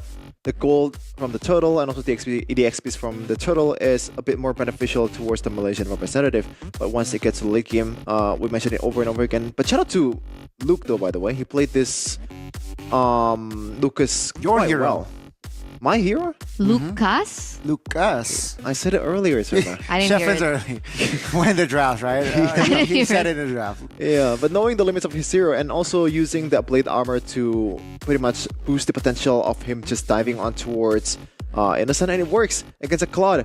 Barely any damage towards the beast, the sacred beast from the blazing duets of Innocent. And this is just some of the stuff that we see, a bit of mistake there from Super Ken, but yeah, Super Ken is gonna lock in, man. Gotta lock in, because so far out of these 2 games, he might be the, I guess, missing link? Not missing link, the weak link so far. Yeah. From Pikachu Alpha. I want to see the Boom, there you go. connection there. Yeah, already. Such a How on point is that? How beautiful is cheeky that? SOD. Cheeky SOD there by Amon. Hit onto Lucas, was able to take the Vexana down. And then just the repercussions of the entirety of that was so... Oh man, Amon still so... His mechanics, man, so good. GG. All deserved. 1-1 now for both of these red teams, though. Man. It's all nothing or... Wait. All or... Man, my brain is not braining today. All or nothing? Yeah, all or nothing today. Not in this game. Again. I need some Do or sleep, die. man. All or nothing. I really need some sleep. Rashi, you want a sub? Arashi is currently sleeping right now, but yeah. He's chilling. He's chilling. 2-0 for RRQ. Oh, you're right. Is it? Previously. Oh, okay. I thought they were playing again. No. The 2-0 that you're referring to is probably TLID versus Onyx Philippines, by the way. Is it already? Is it already over? Yeah, let's bring it up. Zipper. 3, 2, 1. These are the results from Stream A. Wow. The first victory Wow. of Team Liquid Indonesia versus Onyx Philippines since way back when, bro. Yeah, Finally. It's just crazy. 5 lose streak matches by Team Liquid ID towards Onyx Philippines, and they finally got it down this time, though. Again, the job's not done, so you might want to celebrate for this win, but it's not over yet. I mean, it's over for the regular season. No, I mean what is this Group called? stage. Group Stages. stage. It's over for the group stage. Stream the update. So, yeah. But we also have another update, ladies and gentlemen, from Stream B. Let's see what happened over there between Flash Singapore as well as See You Soon. 3, 2, 1. Oh, okay. 2-0. See You Soon. Interesting. Okay, see you So soon. that puts Flash Singapore dead last in their group. Okay. Wow. $1,800. 1,800 USD. What would you do with an $1,800? I wouldn't mind that, actually. I can't Everyone compute. wouldn't mind that. What's that in IDR? 1,800. USD? Quick Yeah. maths. Like Sheffin will count. 270. 20-ish? Oh. 2.27, Is that what a mil? I think. Really? Is it 27? Ziver? Oh. It's about that much? Okay, cool. You can math. Sheffin is Proud of you. mathematician. This is already nerfed, by the way, because of the brain rot. Do you need a break? Yeah, really All need right, to. all right. Let's go to a break, ladies and gentlemen, before we see the finale, the decider game between both of these teams. So don't go anywhere. Stay tuned. We'll be right back. Waited all night for me to come back. Why'd you think that it's not alright? Told you that I'm not that type. Didn't mean to get you so excited. Tried to tell you not to fall in love. Why you always hit me uninvited? Just hoping you would get the picture. I've had enough. Now it's time for me to turn around. Thought you knew what this was. Yeah, I am superstar. You were never the one for me. Never should have fell for me. Take back your heart. Why don't you take it back? You never had a chance. I'm gonna take back the one heart. Call it a savage love, just till I had enough of us. I'm good, babe. I'm on my own. This ain't a phase. Just let me go. Told you that I'm not that type. Don't bother wasting breath. Begging for one more chance. Yeah, know you got carried away.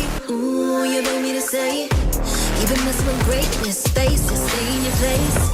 I was looking to play, then you got in the way. All the love that we made got me stuck in your brain. Got no time to stay here and say goodbye. Yeah, I am superstar. You were never the one for me. Never should have fell for me. Take back your heart. Why don't you take it back?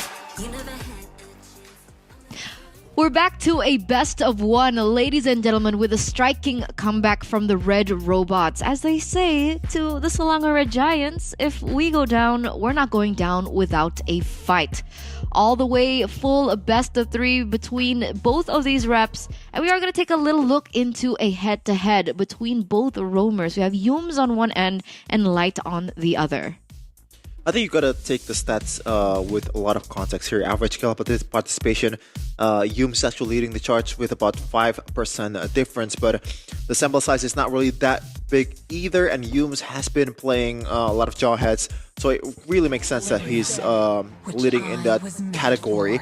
As we're gonna see here, the bans are coming through for Bigatron Alpha. They do not want to face that jawhead again. Absolutely not. Banned out right here, right now, alongside with the Yves. And from SRG, they've actually taken out the Fanny as well as the Jushin. And the Moskov also has to go. Same as game one, right? Bigatron Alpha here, they do not want to go up against Jawhead Yumes. And also, of course, the Moskov from Innocent. So, Bigatron Alpha, they're eyeing for that Granger pick again. But remember, the Luo Yi was the MVP for SRG. Will Bigatron Alpha shake things up? Instead picking up the Granger, will they pick up the Luo Yi instead? And it's a familiar territory as well for Moreno. But it's still gonna be the Granger. They don't want to let go of a Maniac with this broken hero. But Selangor Giants, what works earlier should be replicated again, right? They did pick the Luo Yi, then what was it earlier? Suyo. Okay. Should be. Yeah, is this a mistake from Bigatron? This is the exact same drafts, ladies and gentlemen. Bigatron in game number 1 responded with a Hilda and a Hayabusa after this. Well, to be fair though, the execution was only bad in the late game. It's just only a sliver mistake coming in from Supercan, so they can still play it again if they're confident. I was about to say, I mean, the early game, the control towards the mid game as well, Bigatron Alpha, they were able to somehow find success, right? It seems like though, this time, there will be no surprises because with the diversion, with Novaria in play, you can spot the whereabouts of the diversion. But not always, yeah, right? but not super reliable. Technically, you can combine it with the Granger as well. So, yeah, the hitbox is more greater now for the side of Bigatron Alpha. Remember, SRG banned the Novaria out in the second phase. That's true. For that first game. Okay, but so far, Selangor Giants should be banning Hayabusa in the second phase if they want Stormy to have a decent time in the mid lane, try to just evade all the early game kill pressure away. Selangor Giants, what did they pick earlier? It's Harith. And it makes sense for them to repick it again this time, right? Harith, why not? Good lane as well against the Granger. They do want to shut down Iman from the early portion of the game. So they are going to replicate that exactly. But with the Novaria already being picked up by Bigatron Alpha, how do you think this will change the drafting phase in phase 2? A lot more emphasis towards jungler ban, I guess, from Selangor Giants. Just try to limit the diving potential away from Bigatron Alpha. But then again, to be fair, they have a lot of long-range damage already. So maybe they want to just have a body in the front for a jungler, like something like a, Alpha, even though it's not really the greatest pick against a Harith. But still, Hayabusa is the most dynamic pick here. So I expect it to be banned. I mean, Hayabusa should be banned out here. Bigatron Alpha, on the other hand, they should ban all the Hyalos here, right? But SRG here taking their time. They will limit more movements here. They do not want to go up against a Matilda. Are they expecting an Alpha pick for Bigatron Alpha instead of a Hayabusa? Perhaps. And banning the Matilda kind of bans out the Alpha too, because the potential of the Alpha will be very much limited, and we've seen how Supercan, or like the performance of Supercan in the game number 2 on his Alpha, not really the greatest showing out there, so Selangor Giants feel a bit more confident to fight off against it, and looks like Lucas will be banned for Bigatron Alpha. Okay, Lucas is going to be eliminated here by Bigatron Alpha, starting to limiting the options for that EXP lane. What do you think about this? Do you think something like a Khalid might show up this time around? I mean, in the first game, I believe they banned out the Phoveus too, no? Phoveus, yes. So I guess they might actually ban the Phoveus again here, right? Limiting Cram, and again with Phoveus, you can play make from that EXP. And I guess with this type of composition, it's tough against the Phoveus. So let's see here, SRG. Their move It's gonna be the Hayabusa. So yeah, a good mix between the roamer and the jungler. Oh, CC ban instead, so maybe trying to give an easier time for Super Can because he's a bit more aggressive than other Hilda out there, especially with the emblem choice. So Big Alpha, they have a bit more option here, and it doesn't really rule out the fact that this Hilda will be flexed anyway, right? It still can be flexed for Bigatron Alpha. Are we smelling an Akai pick here from side of Bigatron Alpha? CC eliminated. Do we like the Akai pick? They need more damage, I think. Just a bit of damage just to supplement the long-range artillery in this Novaria and also Granger. Badang will be picked for Yums, probably. So, Bigatron Alpha, this is the chance for them to kind of turn this draft around with what they've been shown so far. So there's no fail to catch diversion off guard, right? What's gonna be the safety net once diversion is already been placed by Selangor Giants? Is it gonna be a big CC, something like a Tigreal or something like that? Or it's gonna be the Cho and Fredrin. Wow. Okay. I guess that's kind of a safety net. Wow, debut Fredrin in Snapdragon Pro Series. This is wow. Okay, I did not expect the Fredrin. Maybe that's why they banned the CC. Yeah, I thought they want the Akai, but instead they want the Fredrin. So yeah, a hero that is high in HP. Arguably, SRG though, they have crowd control. Is the Badang enough though? I think they can add more. What about a Hylos here? I mean, Badang is good as a tool, but he doesn't necessarily absorb as much damage as something like a Hylos. So I think that's what I'm looking at. Or maybe Gatot. Yeah, I think those two are good options here. It's gonna be the Phobius. Yeah. Phobius. What do you guys think about this? Technically, the Novaria can get out of the Badang, right? Can he get out of the with Badang? A flicker? Or with her second skill? Oh, but like it's not as easy as it sounds, but it is possible, obviously. From the draft, I gotta say, because on Alpha, does this count as experimental? I mean, this is the best of one, and I do understand. I want to say I'm not convinced with the Fredrin pick. There's one way to convince you though, Gani, which is winning this Game 3 and advancing towards the playoffs. It's now or never, win or go home for these two teams. For real! In one game, it will be all decided.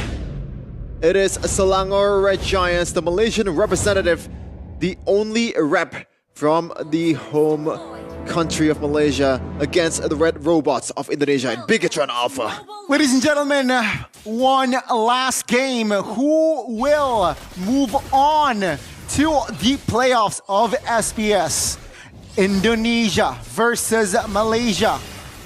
Who do you got? Is it Bigatron or SRG Land of Dawn? Here we go, and let's witness to find out who will win this series. Okay, it's a bit of a nostalgia here with Fredrin on the jungle, bringing out that concussive blast instead of like something like an Impure Rage to kind of further the jungling potential. He wants a bit more clear. Yes, it helps with the jungle too.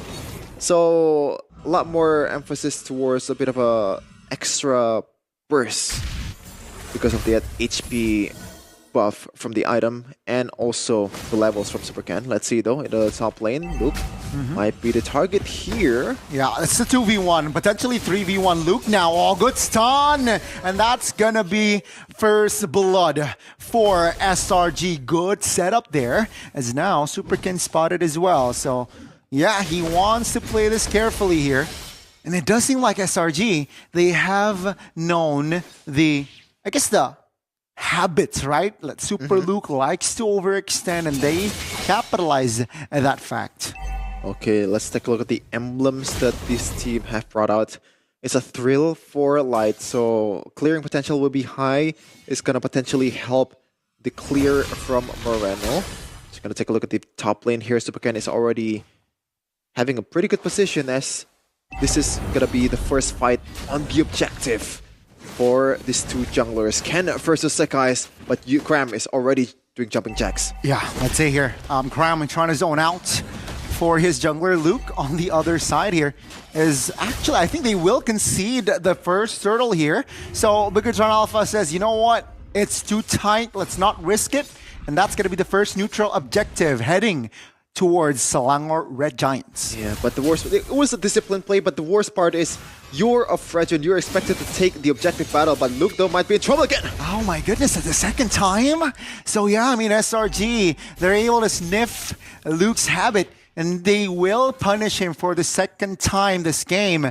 Let's see though, will it be costly for Bigatron Alpha? Because technically, it's just a Hilda.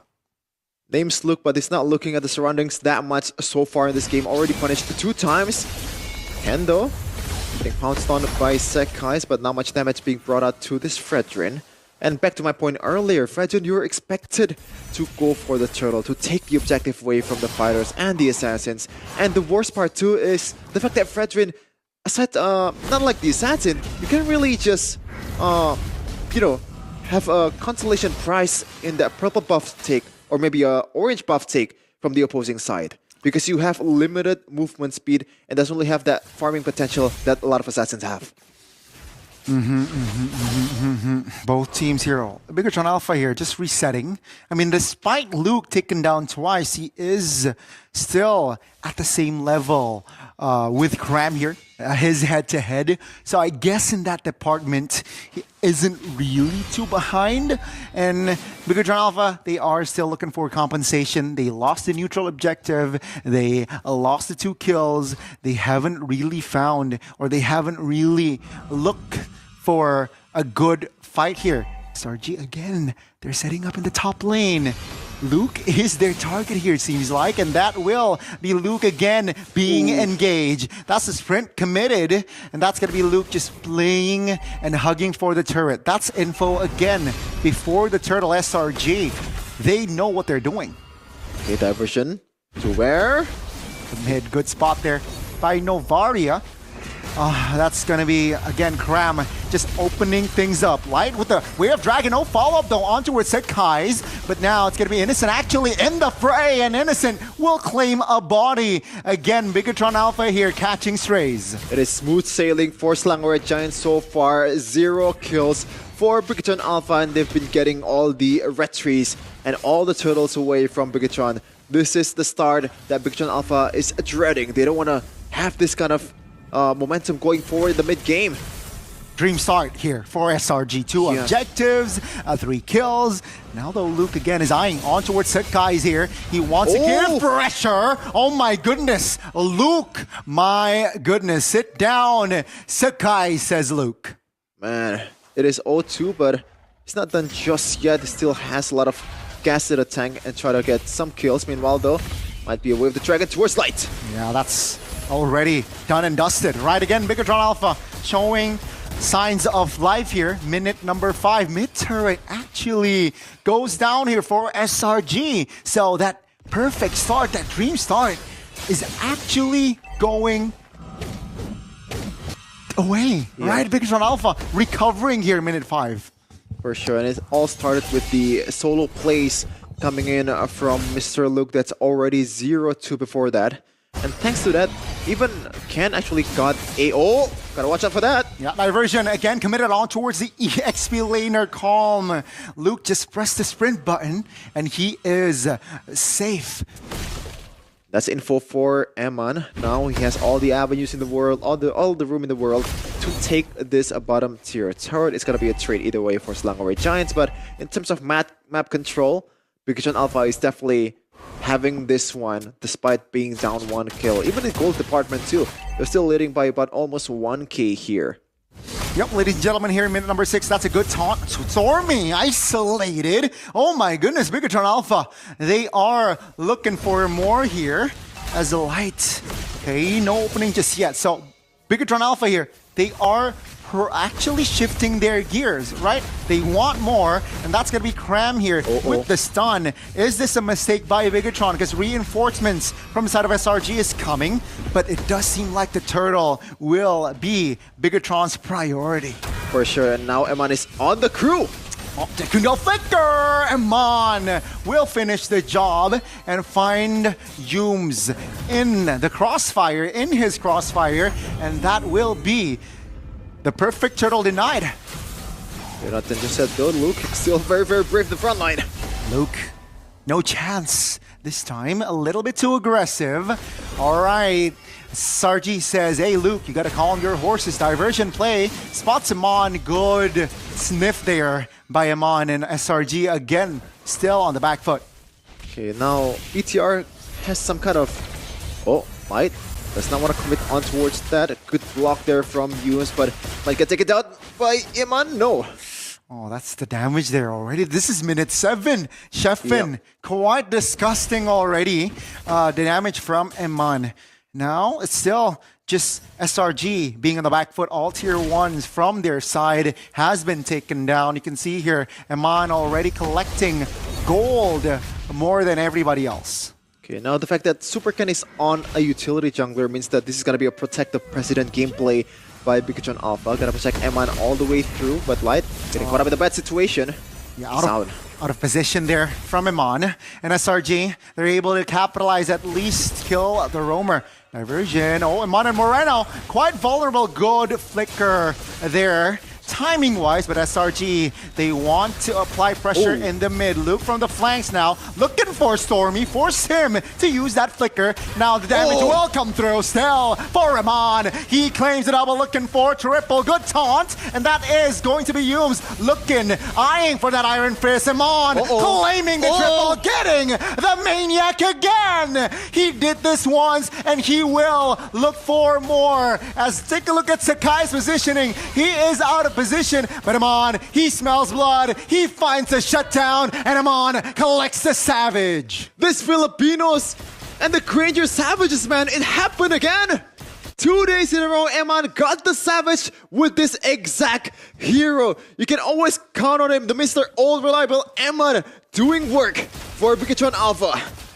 Eman. Seems like he is the nightmare for SRG's dream to move on from this competition. Let's see though, will they be able to close this series out? Because technically, this is still minute number 9. Oh, such a shame, Way of Dragon. That was a good opening, but Yooms was safe still. So let's hear, Bigatron Alpha has the room to get the Lord. Will SRG risk it? Okay, Innocent's already in a good position here. Gotta do the summon force. Yooms concealed play. Yeah, Yooms looking for an opening to delay. Diversion as well. That's the risk that they're taking. Super Kendo, calm retribution. But take a look at the follow-on damage. Bigatron, they're all free. And one by one, SRG, their members are obliterated. Sakai finds the jungler, but take a look at Light and Yooms. It's going to be Light who comes out on top as Eman collects another triple. Wait a minute, is this endable? It's only Innocent. 20. 15. Slanger giant space. 10 seconds. Lotus marching down in the mid lane. They still have just a bit of time for them to respawn, but Bigatron Alpha just want to take as much as he can here. Yep. Cram goes up. Yooms still goes in 5. Stormy, though, will be available for SRG to defend this one. Lord will be taken care of, and it does seem like Bigatron Alpha, they will not force to end this. They do not will move hastily. They will back away. Man, I thought it was going to be another Savage there from Eman on that exchange earlier, as Bigatron Alpha is just marching through the defense of Selangor Red Giants, getting the Holy Shields away from the bottom tier or bottom turret. As we're going to take a look at the items here, Dreadnought armor has been built by Cram. So it makes sense against this much damage coming in. Eman that already amassed 10 kills with a Sky Piercer stack being full. So gotta watch out if you're low HP. It will be game over if you take just 1 damage from the bullets of this Granger. Ladies and gentlemen, 11 minutes in. Just an update. Bigatron Alpha, they are controlling the game, and SRG, they might not move on if they fail to recover. Let's see here. The adjustments is in game from the Giants. Because Bigatron Alpha, all they need to do is just play it cleanly, sharply, and they will have a spot in the next phase. Just no more mishaps from now on. No more just a small mistake. This is Badang once again, a hero that can make you miscalculate on your approach. Light mostly will have a harder time compared to the other members of the team to make a play.